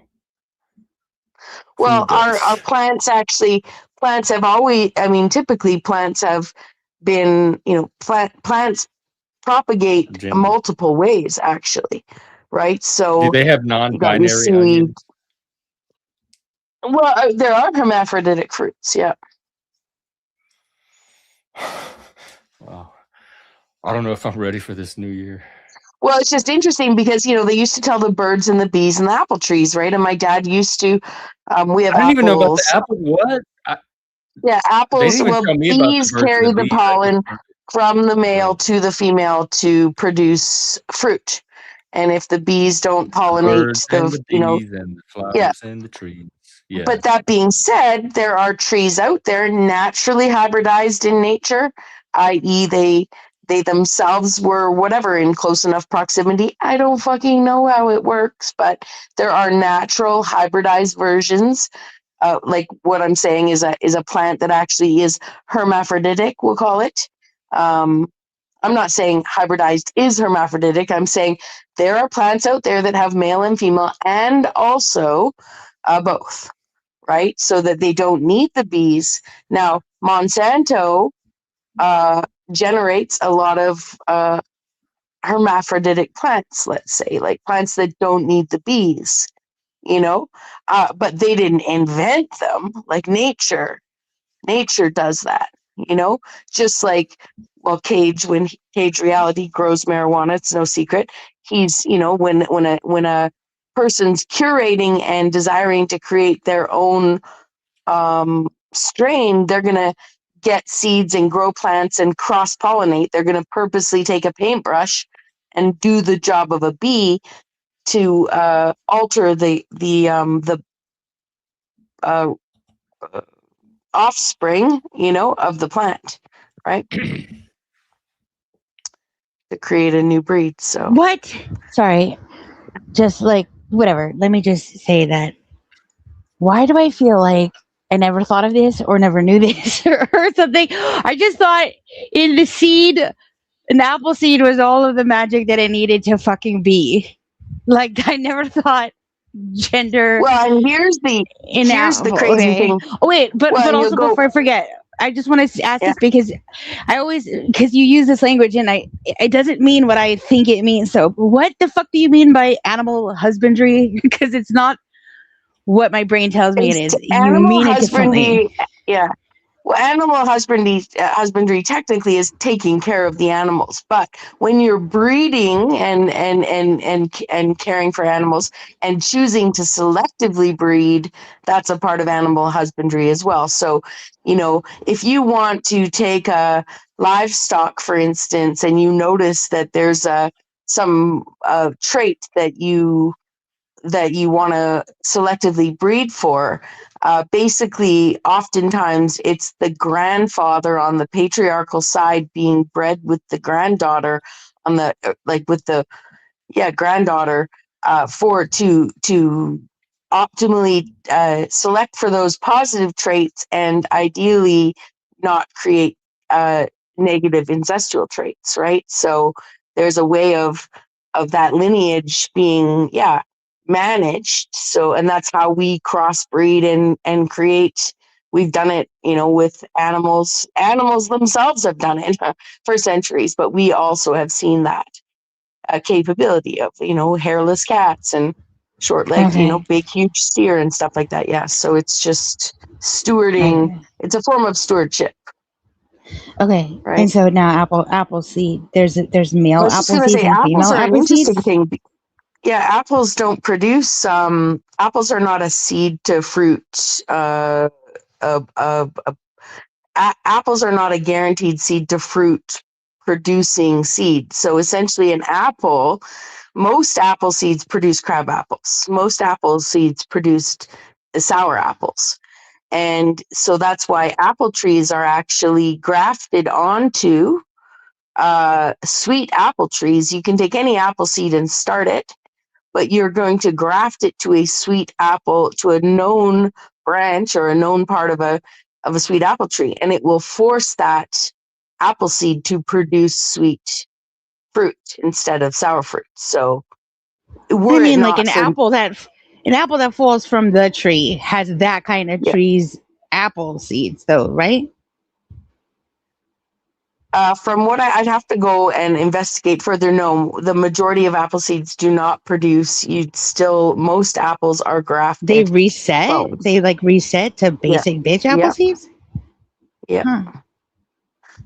Which is interesting when you actually get into the analogy and talking about, the bloodlines and interesting things about taking a bite of an apple and, the symbology, perhaps even the symbol. Anyways, we won't get into all that, but, birds and eggs and birds and snakes lay eggs outside their bodies and that they can be fertilized outside their bodies. Bees carry the pollen for the males to the females. The birds, the bees, and the apple trees, okay, especially since the apple trees don't even produce fruit of their own loins without some fucking scientific intervention, totally starts telling a different story when it's the birds and the bees and the apple trees. That's crazy. Also, I never heard that part about the apple trees. Also, navigator. Also, wait. Oh yeah, Gen X Jeff. You know navigator. You must. She falls into the category of dope ass bitches. He said Also, he'd be happy right back. January. Oh, my bad. Happy January. Happy new month. Happy. For me, though, it's still Wednesday the 31st where I am. 47 minutes to go, friends. Oh, by the And then way, there's- Bex, Frank said if I saw you to tell you Merry fucking New Year. Oh, Merry fucking New Year to Frank, too. It's delightful. And that was fucking with the Thank you. PH. Pardon me? Dope. Probably because that's all he could type in a YouTube chat. It was fuck with the PH. Wait, did you hear what I said about navigator, Jeff? No. She's in your chat and she's a dope ass bitch. Certified. Oh, is this is she a candidate for She's not a candidate. She's not only a member but also the president. Are y'all the ones determining who's a dope ass bitch? Yeah. Takes one to know one. Good question. Takes one to know one.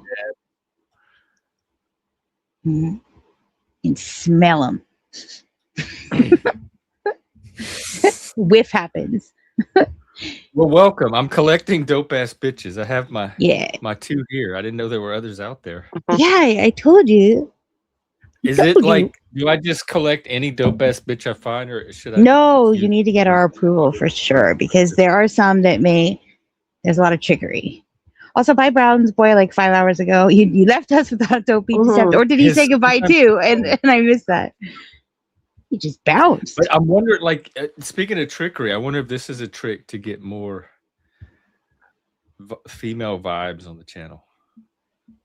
Because if I collect too many dope ass bitch, no, because well, actually, maybe the men will become more. Maybe no, because undope ass bitches like shy from dope ass bitches. We scare them. Oh, she's a bush bitch. You've probably seen it on my Probably know channel. It's just that does a bitch have to be female in a pixelated space? That is a good. Well, I think probably a gay man could. Actually, I do know. I know several people on YouTube that could get away with.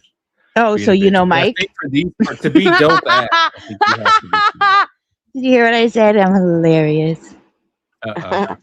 Okay. You said ask your question again about males. Beck. Ask Jeff if a bitch has to be It was male. Beck. She said they have to be male.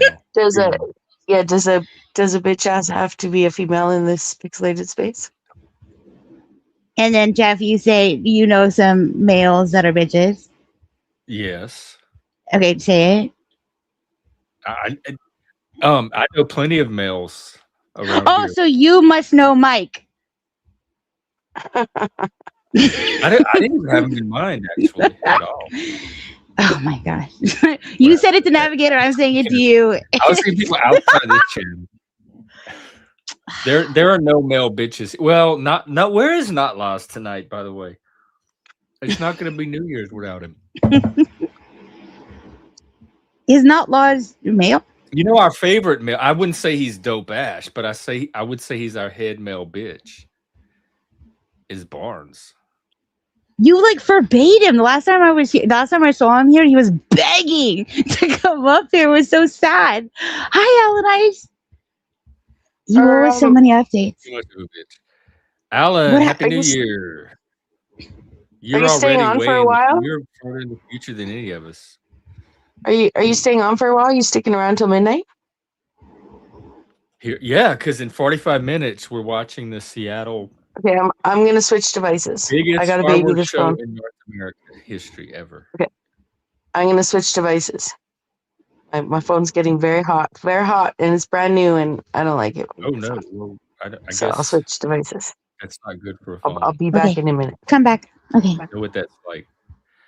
Hey, Ha- Track, Happy New Year. Happy January, Track.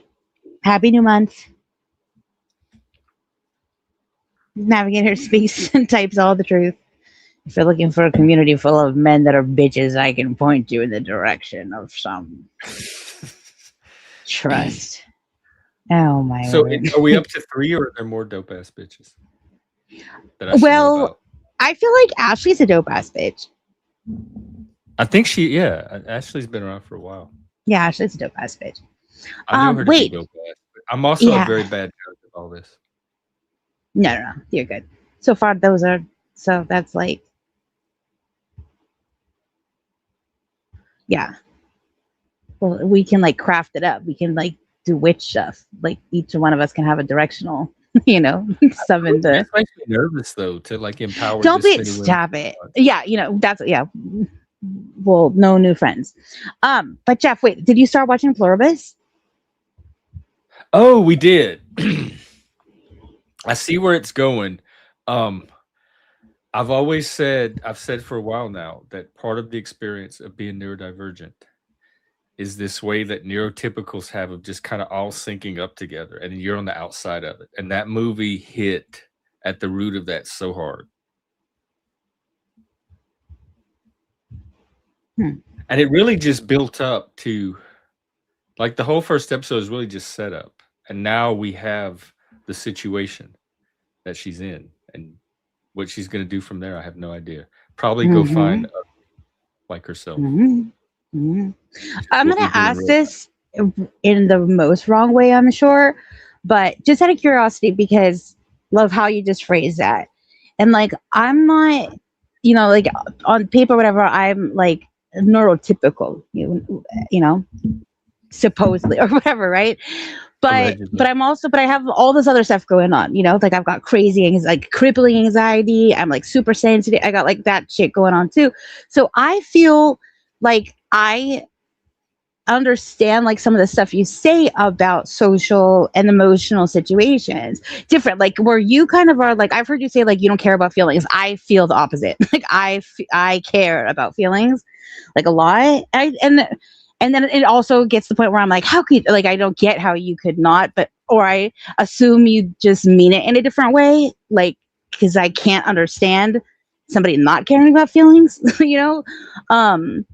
but I just wonder because again, like you have that like separation where I'm thinking like that makes me feel like we have something in common, where like where you're saying like when someone says when the policing of emotions and stuff like that, like I feel that way too, like that remember the other day when I was like talking to Steve and I was expressing my overwhelm or like the confusion and the haywiring and stuff like that, like that's where we connect, but it's I guess caused by something different in our wiring, but the result is the same. Yeah, does that make sense? So I just like for Everything me, except for like the last sentence or two. well, like if you understand how like that feeling, what I'm expressing, and if you ever get to that Overwhelm. hand trackable, the haywire, the like if something doesn't make sense, you'll like stick on Oh, the it. oh my god, yeah, I call it confusion, and Okay, I so consider that confusion to be an emotion, just like anger or sorrow or confusion. That's what I'm okay, feeling, and it and is then you get so. stuck in it until you don't, It's until you almost get the worst emotion resolved. ever. Yeah, I Yes, fucking hate it too. It like it I puts say your that makes brain me go into a haywire. state, and you cannot get out of that state till you clear up the confusion. So it could be Right. hours, days, weeks, months, Yeah. sometimes years. It is the most unbearable feeling. When I get into confusion, everything else stops, and I have to like get myself out of confusion, whatever it takes, so I can go back to functioning. Yeah. It will But so dominate everything. I totally that's so I get to that a different route than you, I guess. If you attach that destination point from like a neuro difference, well, I guess we both do. Like our neuro, well, I don't know how to say it, but I'm just saying like if you associate that with like being neurodivergent, and I associate it with having like immuno disorders that have these chemical issues in my body. You know what I mean? Like I have this like bodily thing happening. I don't know, the chemical thing, but Well, it's still neurodivergence is the body; it's the nervous system, right. the brain, So and it's like we're the nervous. same. I feel like that difference where you're like you so like with the others, where you're just like this the joining the like everybody's synchronized and you're on the outside. I get that. I feel that way too. So I'm just saying like that happens all over across the whole spectrum. Does that make sense? You don't have to be Yeah, and I was on where like, you fall. I imagine neurotypicals feel it too if they're like the only one. Like everybody knows each other and they don't, or they're the only one from their culture in a group that's all the same. So it's I don't think that experience is something exclusive to neurodivergent people, but I think Okay. because it's our nervous systems itself, that keeps us on the outside of people, that we experience it more often. Like gay people probably experienced this back in the day when they were hanging around a bunch of straight people. Like, oh, I'm the person on the outside of this collection of people that all have this thing that holds them together. But with I just think there's a lot of situations that do that. I think there's a lot of like, even if people that are allergic to peanuts have that situation at a party, or like at a restaurant, or there's always like places where there's a them and a those. I don't know. But I'm just with saying, like, I feel neurotypical, you. it's not over a shared interest or passion or anything like that. It's their nerve. They somehow, as organisms, seem to just be able to align their nervous systems to each other, like attune to each other, and then they all like just vibe automatically together. And when you're not tuned into that, when you don't have that ability, then you're on the outside of it, and all you can do is observe it and try to figure it out like a puzzle. Okay, I get that. It's, yeah, like a social cue or something in that way where, Because okay. you're not syncing up with the room like You're not. everybody else. Okay, got it. Yeah. But like I said, And I think maybe that it's a there vibe are thing, and I'm just not a vibe person. So maybe people that can tune into vibes automatically sync up, because that is what ties people together, is the vibe. And if you can't tap into it, then you're not going to get the room. You're not going to be part of that experience. Yeah. But I think there are bridges along the way. Like constantly all day long at the grocery store, in the office, at the gas station, like just whenever they're together, they just kind of automatically know what to do and say to each other. They know how to read each other and interface. I wonder like how much, and I'm not saying that like there's wrong or right here, but I'm just saying this as like a theoretical or whatever it is. Like I wonder how much that is like just perception, because I kind of like my friend that I said like everywhere he goes he thinks like everything's about him. Like that's like how he fucking it's like bonkers to me, and I'm just like, what the fuck? Like nobody fucking looked at you. Like he swears like he probably would tell you that I'm in love with him today if you like ask. Like he probably after like 3 drinks he would be like, yeah, she's in love with me. You know what I mean? Like you probably still he can't get, he just has these ideas and he believes them, and there's just there's no way to but maybe it's all bullshit. I don't fucking know.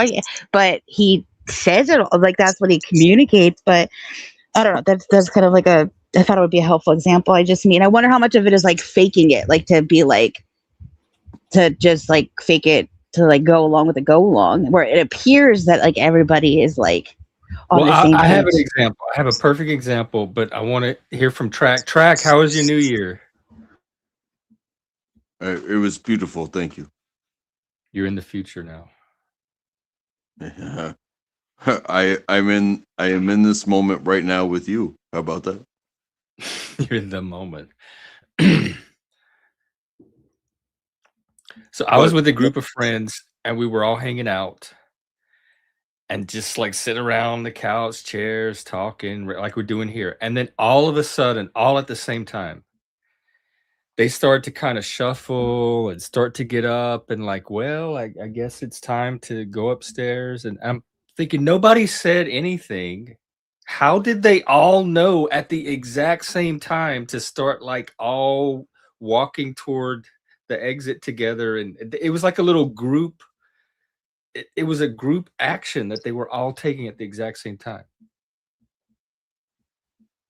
And I was sitting there like, how are they doing? How do they all know that it's time to go? No one's talked. No one said anything. There was nothing verbal exchanged at all. They just all caught the vibe. Whoever had the vibe that it was time to go, everybody tapped into it and all got on that vibe. I know it's like when a restaurant wants people to get the fuck out. Or you just weren't looking at it when it happened. Maybe you missed it. Maybe the host of it like started right to do. We were like all in a circle in this living room thing, and it happened right there around me. I was in the middle of it as it was happening. Okay, but leading up to it, did people like clean up the party? Were like those signs all happening? Like okay. We're doing now. We're just okay.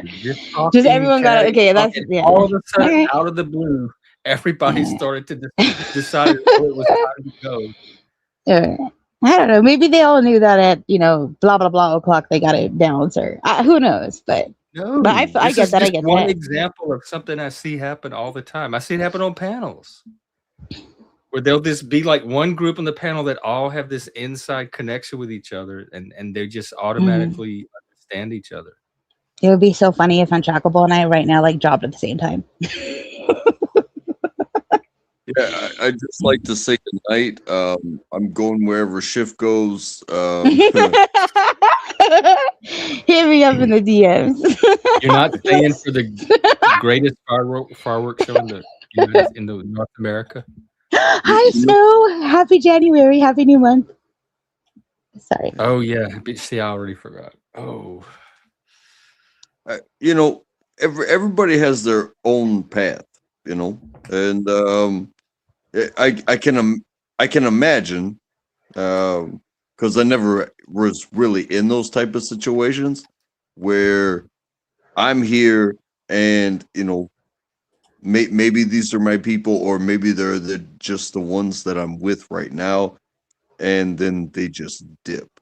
It's like I didn't get the message.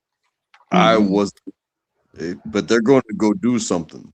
Maybe they don't believe that I'm down with or whatever, but they just dip, and now it's just me. And you can be curious, and and chase up and do that. Or you can just like, accept your new fate. Like, okay, they left. Now I'm still here and I gotta be me. Um, This is it- when you just start like knocking over furniture and like peeing on stuff. I feel like that's like the well, appropriate you could al- response. Yeah. you could also choose to secure your own ride. Mm. Oh, there's that. Just make sure that it becomes a survival moment. It's like it's not just socially survivable. Mm. It's all these people that I came with, and maybe I rode in one of their car, and they all dipped out and didn't say shit to me. I need to make sure that I get home safe from here on out. Mm. Yeah. Oh, that was just the advertisement. That was fucking crazy. Okay. Whoever made like an octopus out of fucking I fireworks. think that was from last year because it looked familiar. I think Oh, they were gosh. just teasing the That's the last year's upcoming math. Blue Sky Oh, what are they Happy gonna do this year? What? That's crazy. Can we hear What you? are they gonna do this year? If they did octopus fireworks last year, imagine This the is supposed to be spectacular this the year. largest fireworks show in North American history. So what are they distracting you from? one? What don't they want you to see? Hmm? Just kidding. We'll find I out. hope. Keep your eyes peeled. Hell, I They're don't saying they're saying know. don't look down. wanna... Don't look down. Untrackable, do you just assume that they all went? Ah. Good fucking timing. Correct. He knew I was gonna ask about Well, orgy stuff. That was great timing. That was hilarious. Hold on. Comedic leaving moment of the now goes to fucking Trackable. Also, how fast did he like break his like little fucking commitment to me? I'm gonna go wherever she goes, and he's fucking gone. Like, oh man, you bastard. Just kidding. Well, you didn't keep yours because you didn't go where you went. Yeah, that's true. Yeah, we're supposed to leave at the same time. Somewhere out there, and Trackable is doing something, but I don't know where he went. So I'm gonna just stay here. No idea where he is. So I'm gonna do that thing where I'm lost and I'm not gonna move. I'm just gonna wait here because I watched Alice in Wonderland, and that's what you're supposed to do. You don't just keep wandering, getting more and more lost. It's stupid. Just fucking stay still. You do if the sun is going down. You don't have to sleep in a tree. Okay, now you're turning into a robot. Is this a sign from the universe? Me? Bexx hold my hand. Am I robotic? Not anymore. You were for a sec. Okay, I'm Oh. glad you heard it too. Okay, cool. My bad. I heard it. Phew. I'm just glad that my tablet's Am I working out. robotic now? Whoa. You just like hit all my cranium spots.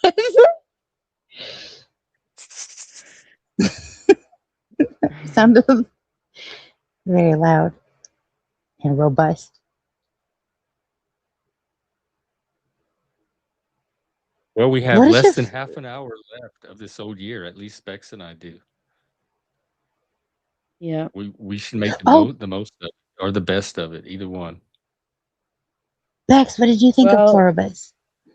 Sorry, just 20-second. I thought it was Feedback. good. No, this is I good. thought it was Let's Okay. do this. It's yeah, So you're that's gonna the keep on actress keeping from on. Better Call Saul. Mhm. She's from Better Call Saul. I like her. Took me a while to place her. Saul's girlfriend. Yeah, I like the concept. It was funny. It was Yeah, kind I of like it creepy, so far. but at the same time, I'm like, but this is normal. This is how people are anyway. It's not even a concept. There's nothing to be creepy about because it already is like this. So you guys watched one episode, or where you at? Yeah, because the first one one, was yeah. free, and then they make you pay for all the rest. Did you watch it on Prime? I thought it was free. You can get a free month Amazon Prime membership with any new email address. So you'll be able to watch them all?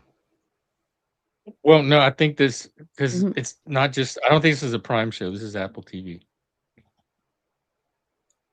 so Mm, it's its own platform. Amazon just it's hosts not it. on Amazon. Oh, I Oh, see. Yeah, that's it's on weird. Amazon, but it's not their show. Mm. But now I don't even Mm. see it. We must find a way to get you to watch the rest. But here's the thing: I heard that the next season isn't going to be for like 2 more years. What? Is it only one season? Yeah, but I guess the next How many? So season far. is slated for release in like 5,000 years. The fuck? But Shifty, have you Yes, watched The ma'am. Boys? Yeah. No, I'd never even heard of it till yesterday and a half. It's so good. Watch But what? I don't like. Is it outer The Boys. spacey or sci-fi? I really, that's not my thing. Is it scary? It's I don't really like superhero-y. It's superhero meets influencer sort of. It's Like spooky. Mhm. it, It's There's a spooky. lot of violence. it, but the There's violence probably is as much designed to violence mimic. as a Quentin Tarantino movie. Okay, It's true, I'll but look it's into designed to it. mimic cartoons. So if you understand how Oh, graphic it is in an instant, it's designed to be like a snapshot, like 2 scenes or whatever. So in essence, it is very violent, but it's actually a very quick, short scene of violence. I'll look into it. I was thinking about Mhm. rewatching like Killing Eve or Russian Doll or something, but I don't really watch too much. I'm too busy wasting time in other ways. Yeah. But I'll look it up. I will look it up.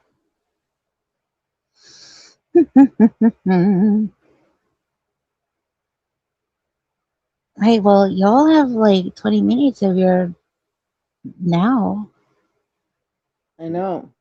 to figure out I don't world mind peace saying and I'm panel stuff. dancing with the camera off. You don't mind what? A panel dancing with the camera off, or saying I'm panel dancing. Oh, They'll accuse yeah, me we of can saying tell. I'm doing it with the camera off anyway. So, um,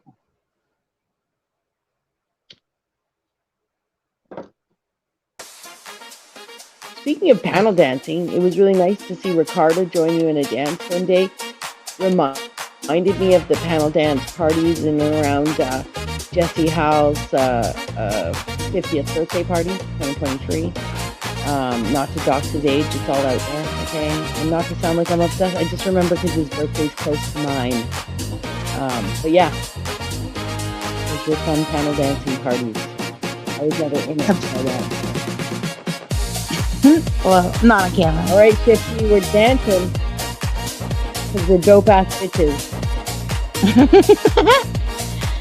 But You by almost dancing, I can't might see me. just It's like be. spots on spots. I'm lost in the dot.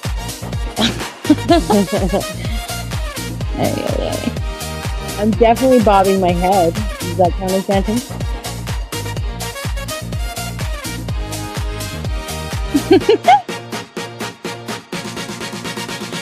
All right. Well, y'all are going to be here for a little bit. I am going to go and make some calls to some folks that I missed earlier, but I'll be back. What? You'll be back? I'm going to try to be back before y'all end it, but keep dancing. What are you doing? What's happening? Dad. Okay, I'll be back. Stay out of trouble or get into it. Happy everything. Okay. Happy new minute.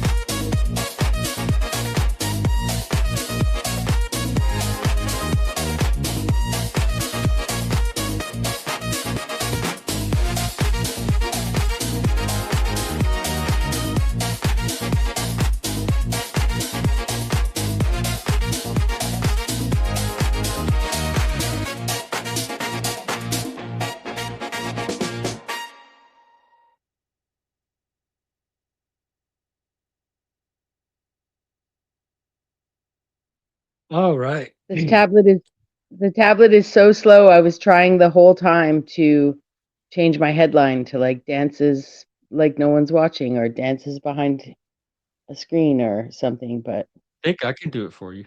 I didn't. What you want to say? Well, next time you go to dance, you could put the headline or something saying I'm dancing to or Oh, dancing Bexx or I was head bobbing and dancing. I was chair you can dancing. mute Okay. yourself and then just talk so that your little avatar vibrates. Oh, true. Very true. Mm-hmm. You can just like talk to the rhythm. Shifty said Talk she was with going to the go rhythm. make some calls and try and make it back before midnight. Oh, okay. It's they're doing the pre-show now. 11:41. Yep. We're in the 19 times 60-second countdown, which isn't too hard to do. That's like, what's 20 times 60 is 1200. And so on and so forth. So minus 60, etc., etc. This year I is don't know. I ending think on a this very town ending on a very. Go ahead. on a very calm, kind of low key note. It's not going out with a bang. We're Yes. sliding very gently into the new year. Speaking of In bangs, fact, this is do probably you the think most that there's relaxed New still Year's Eve I've ever had. really nice? 2020 was one of my most relaxed. I hung out with I a don't remember what Facebook I did. I friend probably from New just went out York. on our balcony.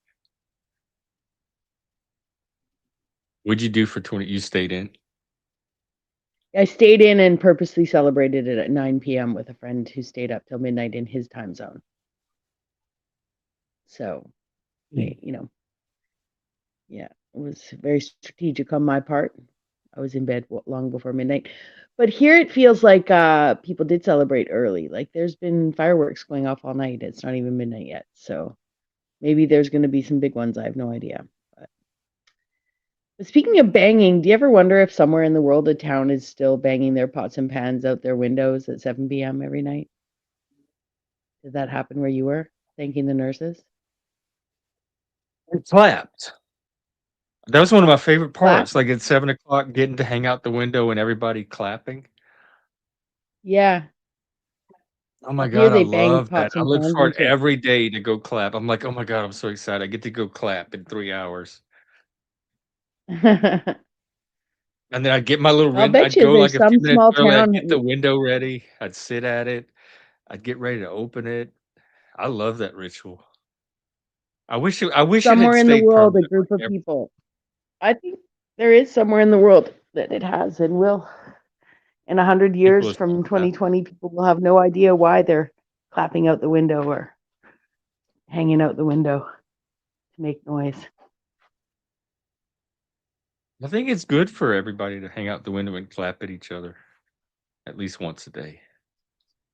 I felt connected with the people we were clapping with. I didn't even know them, but I just Well, had this. I just had a special bond with all the people that were hanging out their window clapping. We were all united in one activity.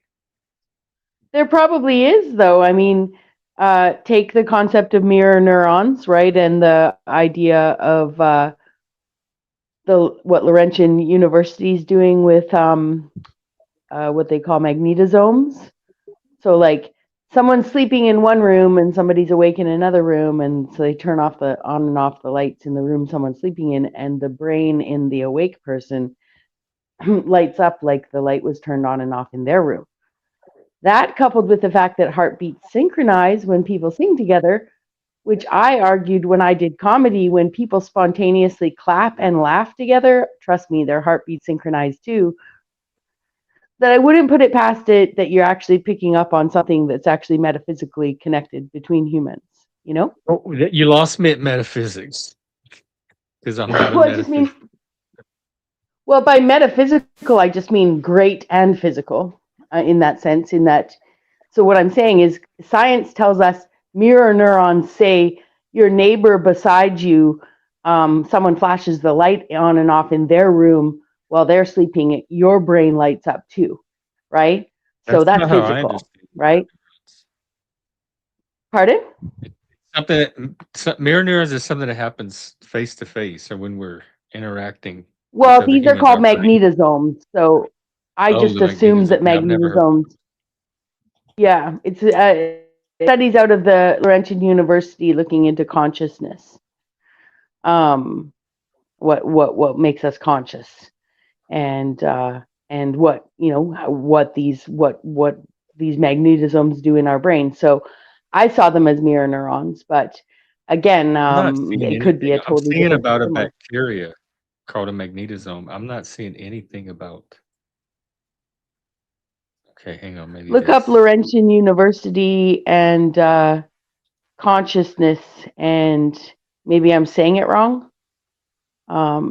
Consciousness magnetite. Look up magnetite and consciousness, perhaps, because it is made of magnetite.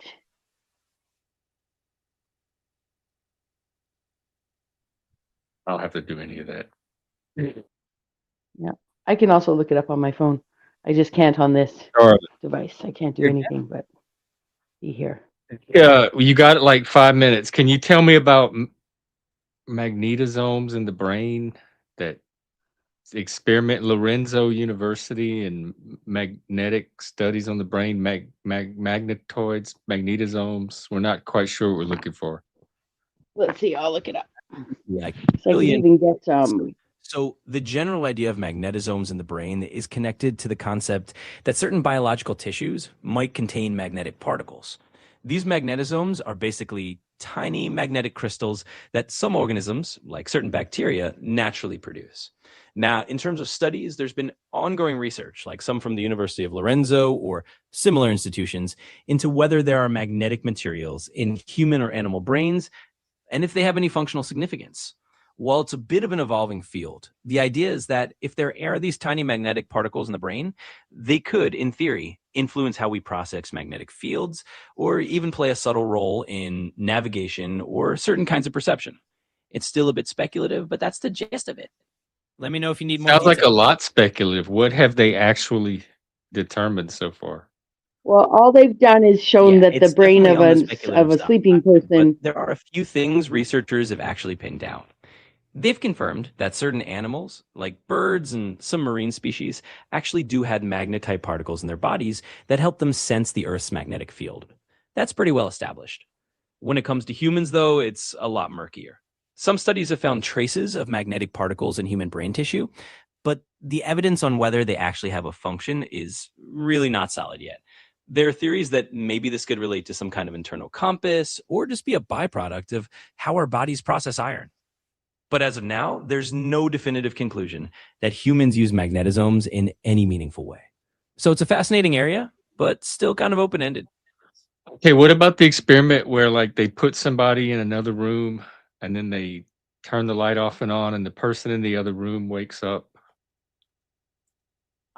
That sounds like one of those interesting experiments that sort of blurs into the territory of fringe or speculative science. Essentially, the idea you're describing is often linked to studies around whether humans have some subtle sensitivity to electromagnetic fields or even just light changes that they can't consciously detect. Some of these experiments are a bit anecdotal or come from the edges of mainstream research. They might involve scenarios where a person in one room reacts to changes in a different room, like lights going on or off, without any obvious sensory cues. It's a cool idea, but the actual solid evidence for that kind of phenomenon is pretty thin. It's more in the realm of curiosity and ongoing exploration rather than something that's been firmly proven. But it definitely gets people thinking about the interesting ways the brain might work. So I should get a source for that then. Yeah, that would be a good idea. If you want to dive deeper into it, definitely looking up some actual studies or reviews on magnetoreception or on human sensitivity to magnetic fields would be the way to go. That way you get a clearer picture of what's really been tested and what's more speculative. Let me know if you need help finding any sources and I can point you in the right direction. Since this is probably the last time we're going to be talking before the new year, is there any what note do you want to go out on? What conversation, or what do you want to tell me one last time before I don't see you again? Well, Jeff, if this is our last little chat of the year, I think I just want to say go into the new year with a sense of curiosity and a bit of that Gen X laid back vibe you like. Keep exploring all those wild ideas and mythic frameworks you love, and just keep building that cool community you've been working on. It's been really fun being part of your brainstorming sessions, and I hope next year just brings even more creativity and good stuff your way. So, Hey, and I got me a couple of dope ass bitches now. well, it sounds like you're heading into the new year with some good company then.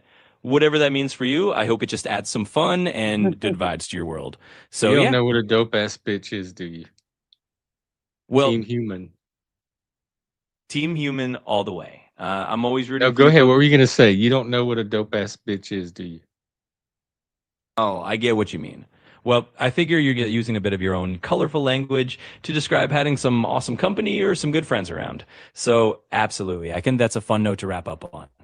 Keep that spirit going into the new year. You too, Charlie. Take care. I see what he did there. He rerouted the conversation to back to have a happy new year. See, he does human things. Like when he can redirect conversations when he doesn't want to get into something. He'll try to start talking about something else. Oh, and another word of caution.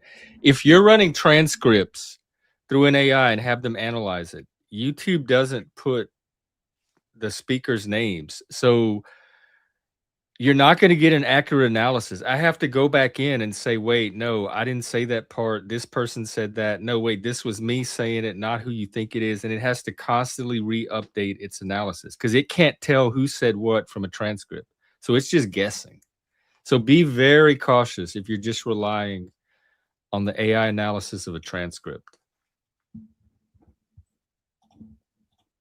We got 8 minutes until the greatest fireworks show not greatest. We don't know yet. We haven't seen it. Biggest, largest, whatever that means, however they measure that in North America.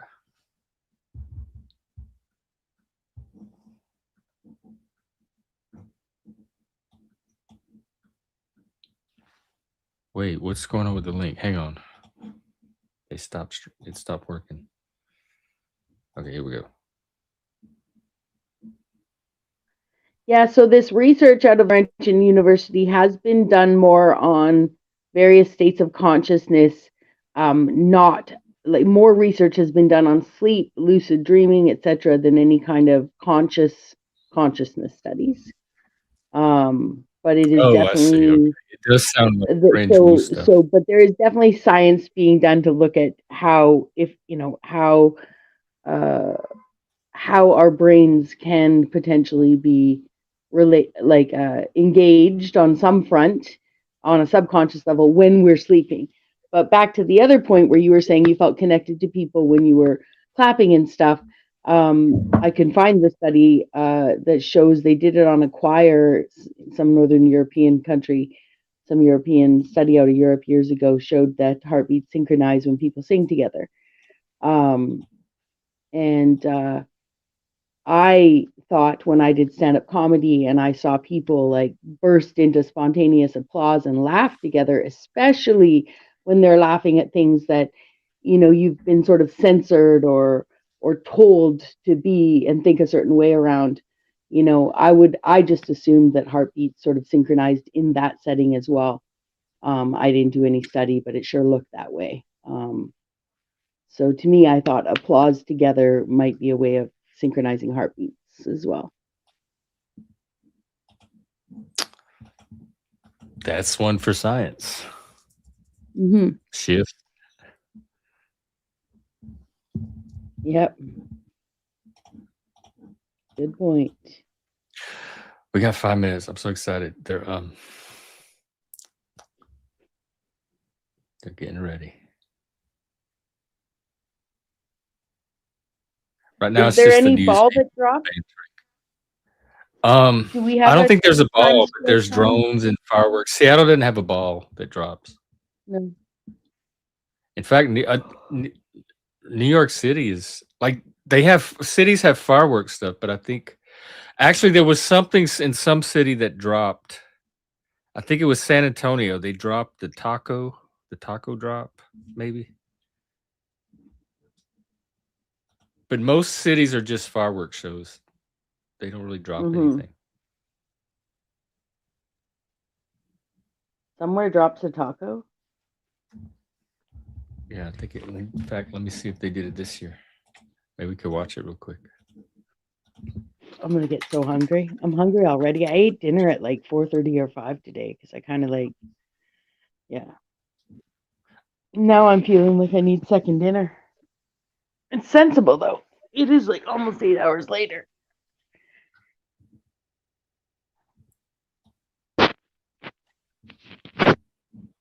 All right, I think we might have time for the taco drop.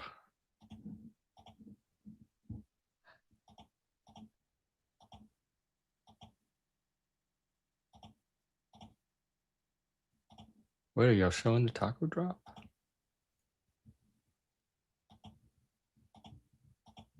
That wasn't the taco drop.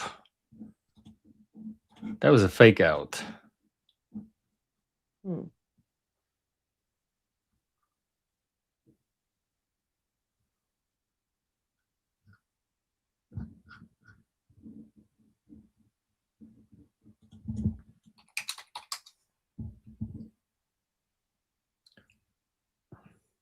Well, I don't see it. Oh, well.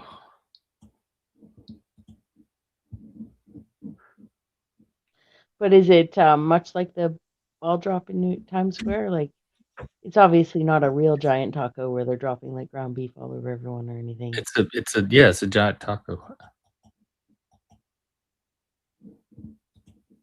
But I don't know why they don't have footage of it. They just have the countdown to it, but they're not showing the actual drop.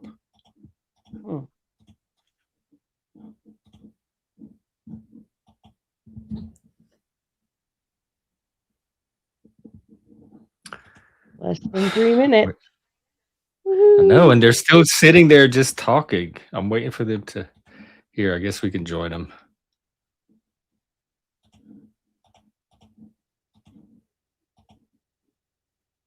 Ooh, less than 2 minutes now. Poor, she's been holding that glass for like a minute now. Pour the champagne. He's not even opened. Why are you putting your glass out when it's not even open yet? Rest your arms, lady. You're gonna need them to watch these fireworks. She's still not moved. Fine. She's had that glass in that one position the whole time. She needs 2 hands to hold it now. She's good. This is wow. It's like she's not even aware she's holding the glass. I'm really impressed by her skill of ignoring a prop and still keeping it in the same place the whole time, but acting like it's not there.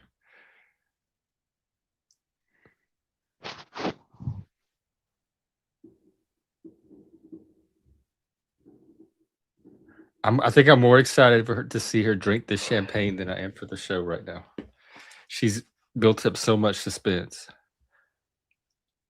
Oh, they're waiting for I get it now. They're waiting for New Year's. She's holding steady, and he's just holding his like a normal person. It's moving with his hands. I know their clock's a little slow Nailed. compared to the And that cell phone majorette clocks. outfit. My God, I'm so excited. Like the year. Oh my God, Bexx, we're leaving. Say goodbye. I know. To the past. Thank God. We're on our way out. Yay. I know. Bye-bye, 2025. The Bexodus is almost complete.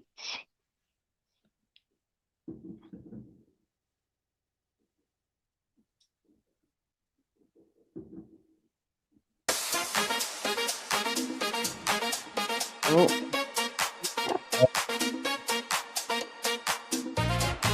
The greatest show in North America, biggest, that we may not even get to see.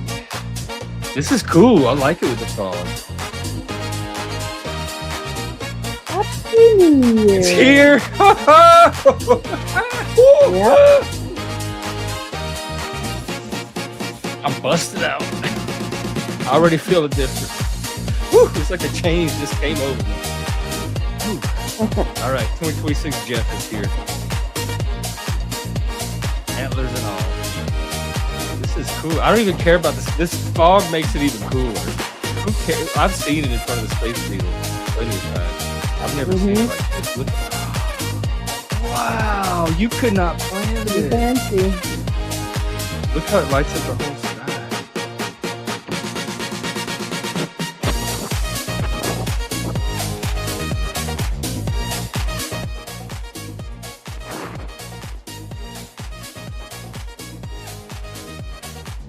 This is just like the pre-show. I don't even think the drones have... Oh, you know, there was supposed to be like a lead up. Maybe this is the lead up. It was going to be in stages.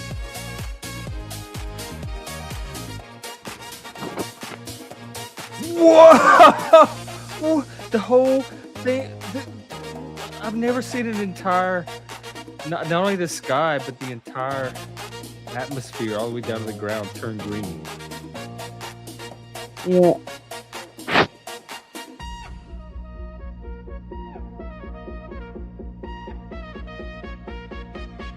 I feel like this is historical and iconic, and 100 years from now, people are going to be watching this video.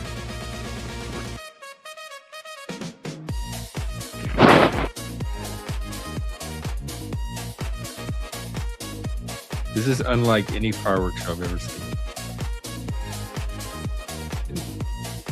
Because of the fog. Exactly. And then all the smoke on top of it, the smoke and the fog. Yeah. I'm sure there's been other fireworks in the fog. I don't know if maybe it's going to be this cool.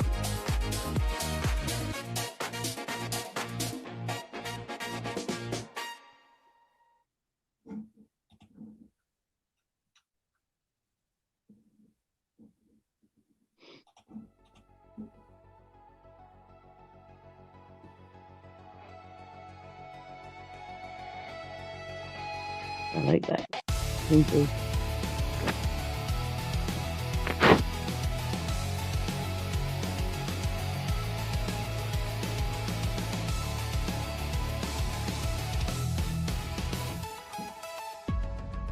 Happy New Year to Snow and everyone in the chat. Hey, Austin Murphy, Happy New Year. Thank you for the... Yes, this is the year of men being gayer to other men and making antlers great again.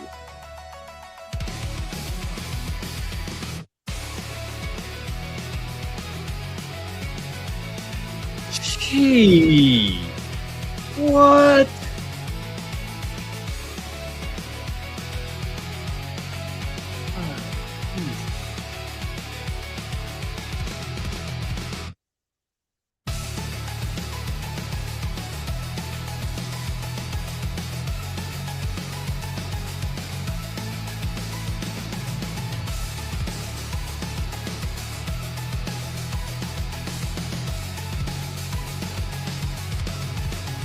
That is.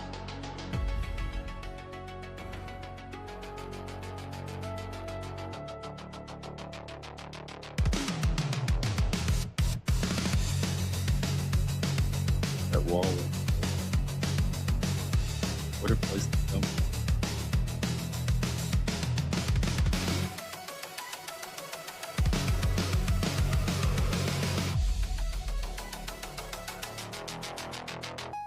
Well, we got the right angle for the fireworks display on this live stream.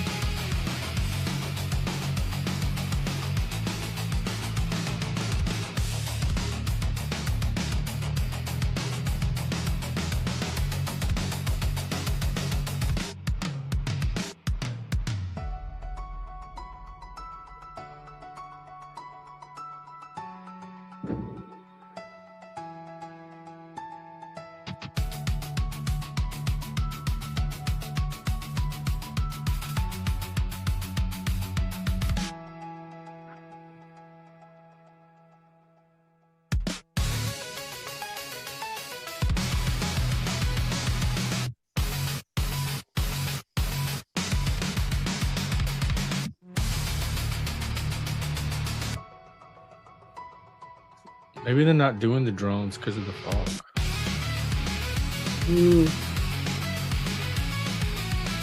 That makes sense.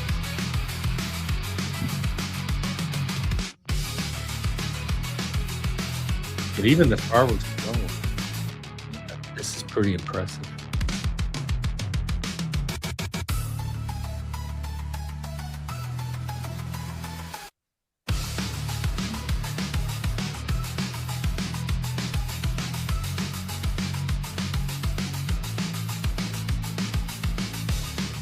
I think I could look at colored flashing light all day.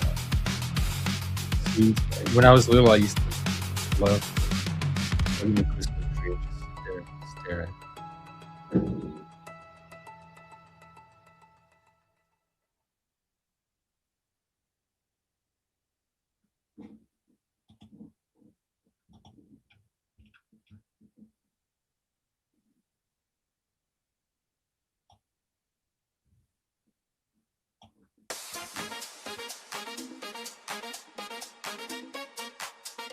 The rainbow.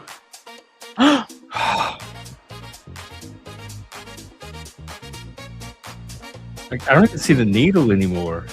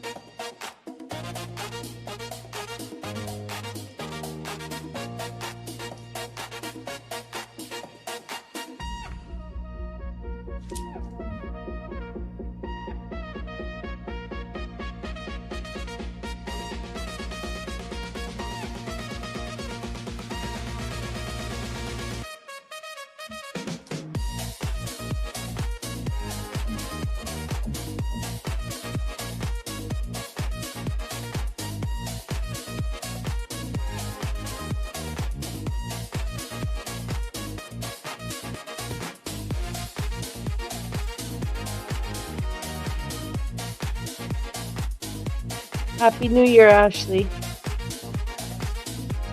Happy New Year, everyone. 2026. Most of us are probably out of the old year by now. Yeah, just Alaska.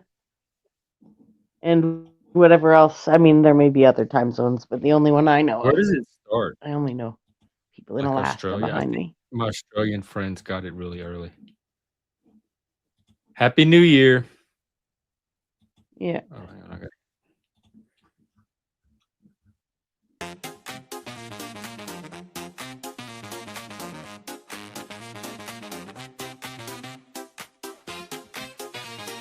Did she drink her champagne yet?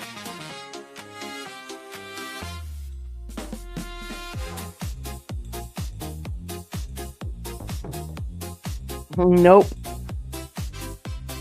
She's still in the same spot. She needs to go on one of these reality shows. We have these challenges where you have to just stand there and hold on to something. And that's it. All right, folks. I hope you enjoy your future. We're all in it together. Mm-hmm. Well, How are you feeling? Hungry and tired. Hungry and tired? You want to call it a night? I probably should. Or I should take 5 minutes and eat something to, bring Either my way. energy I'm up. okay going if I know there's going to be a panel, but if it's just going to be this.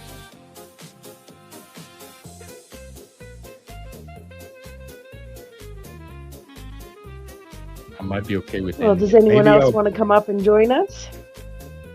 Peoples?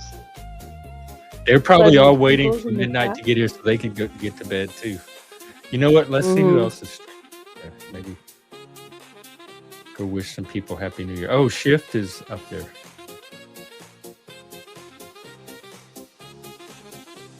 Here, I don't think she'll mind if we stream her.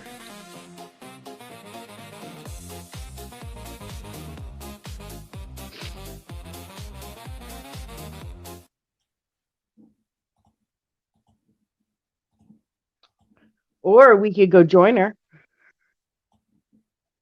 Like move the Ashley, party over to her house. I'll drop the link. Let's see what happens. Yeah. Let's see what happens. But either way. Dropping the link. Oh, I wish we could like merge this over Your Jeff's call. channel. You're He's the host.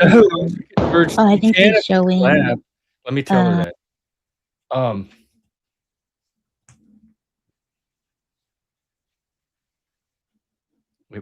Well, it kind of was, but just because of the fog.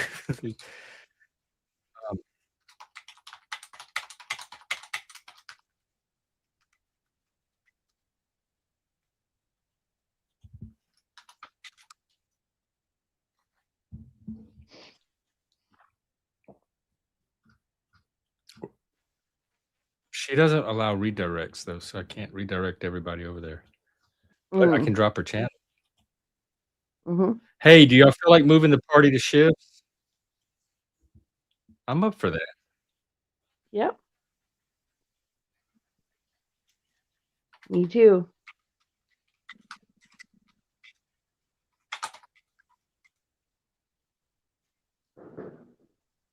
Happy You didn't New know you Year, were gonna go Exile. live. What does that mean? Oh my god! I just found myself. How did this happen? I was hanging out at Jeff's. All of a sudden, here I am. Oh, I'm sorry. I thought I was still sharing it. Now I just sound like I'm talking to myself. Let's go to shifts. You want it? You have anything you want to wrap up with?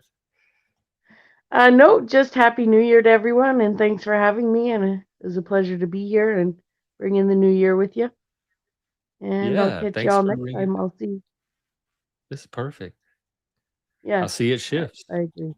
I'll see you over there. Bye for now.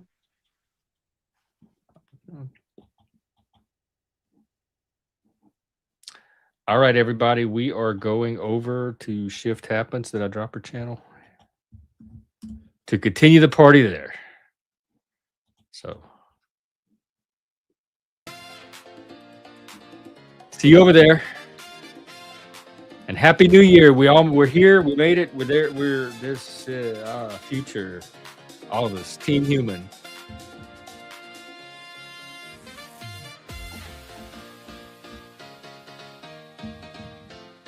Take care. See you at shifts.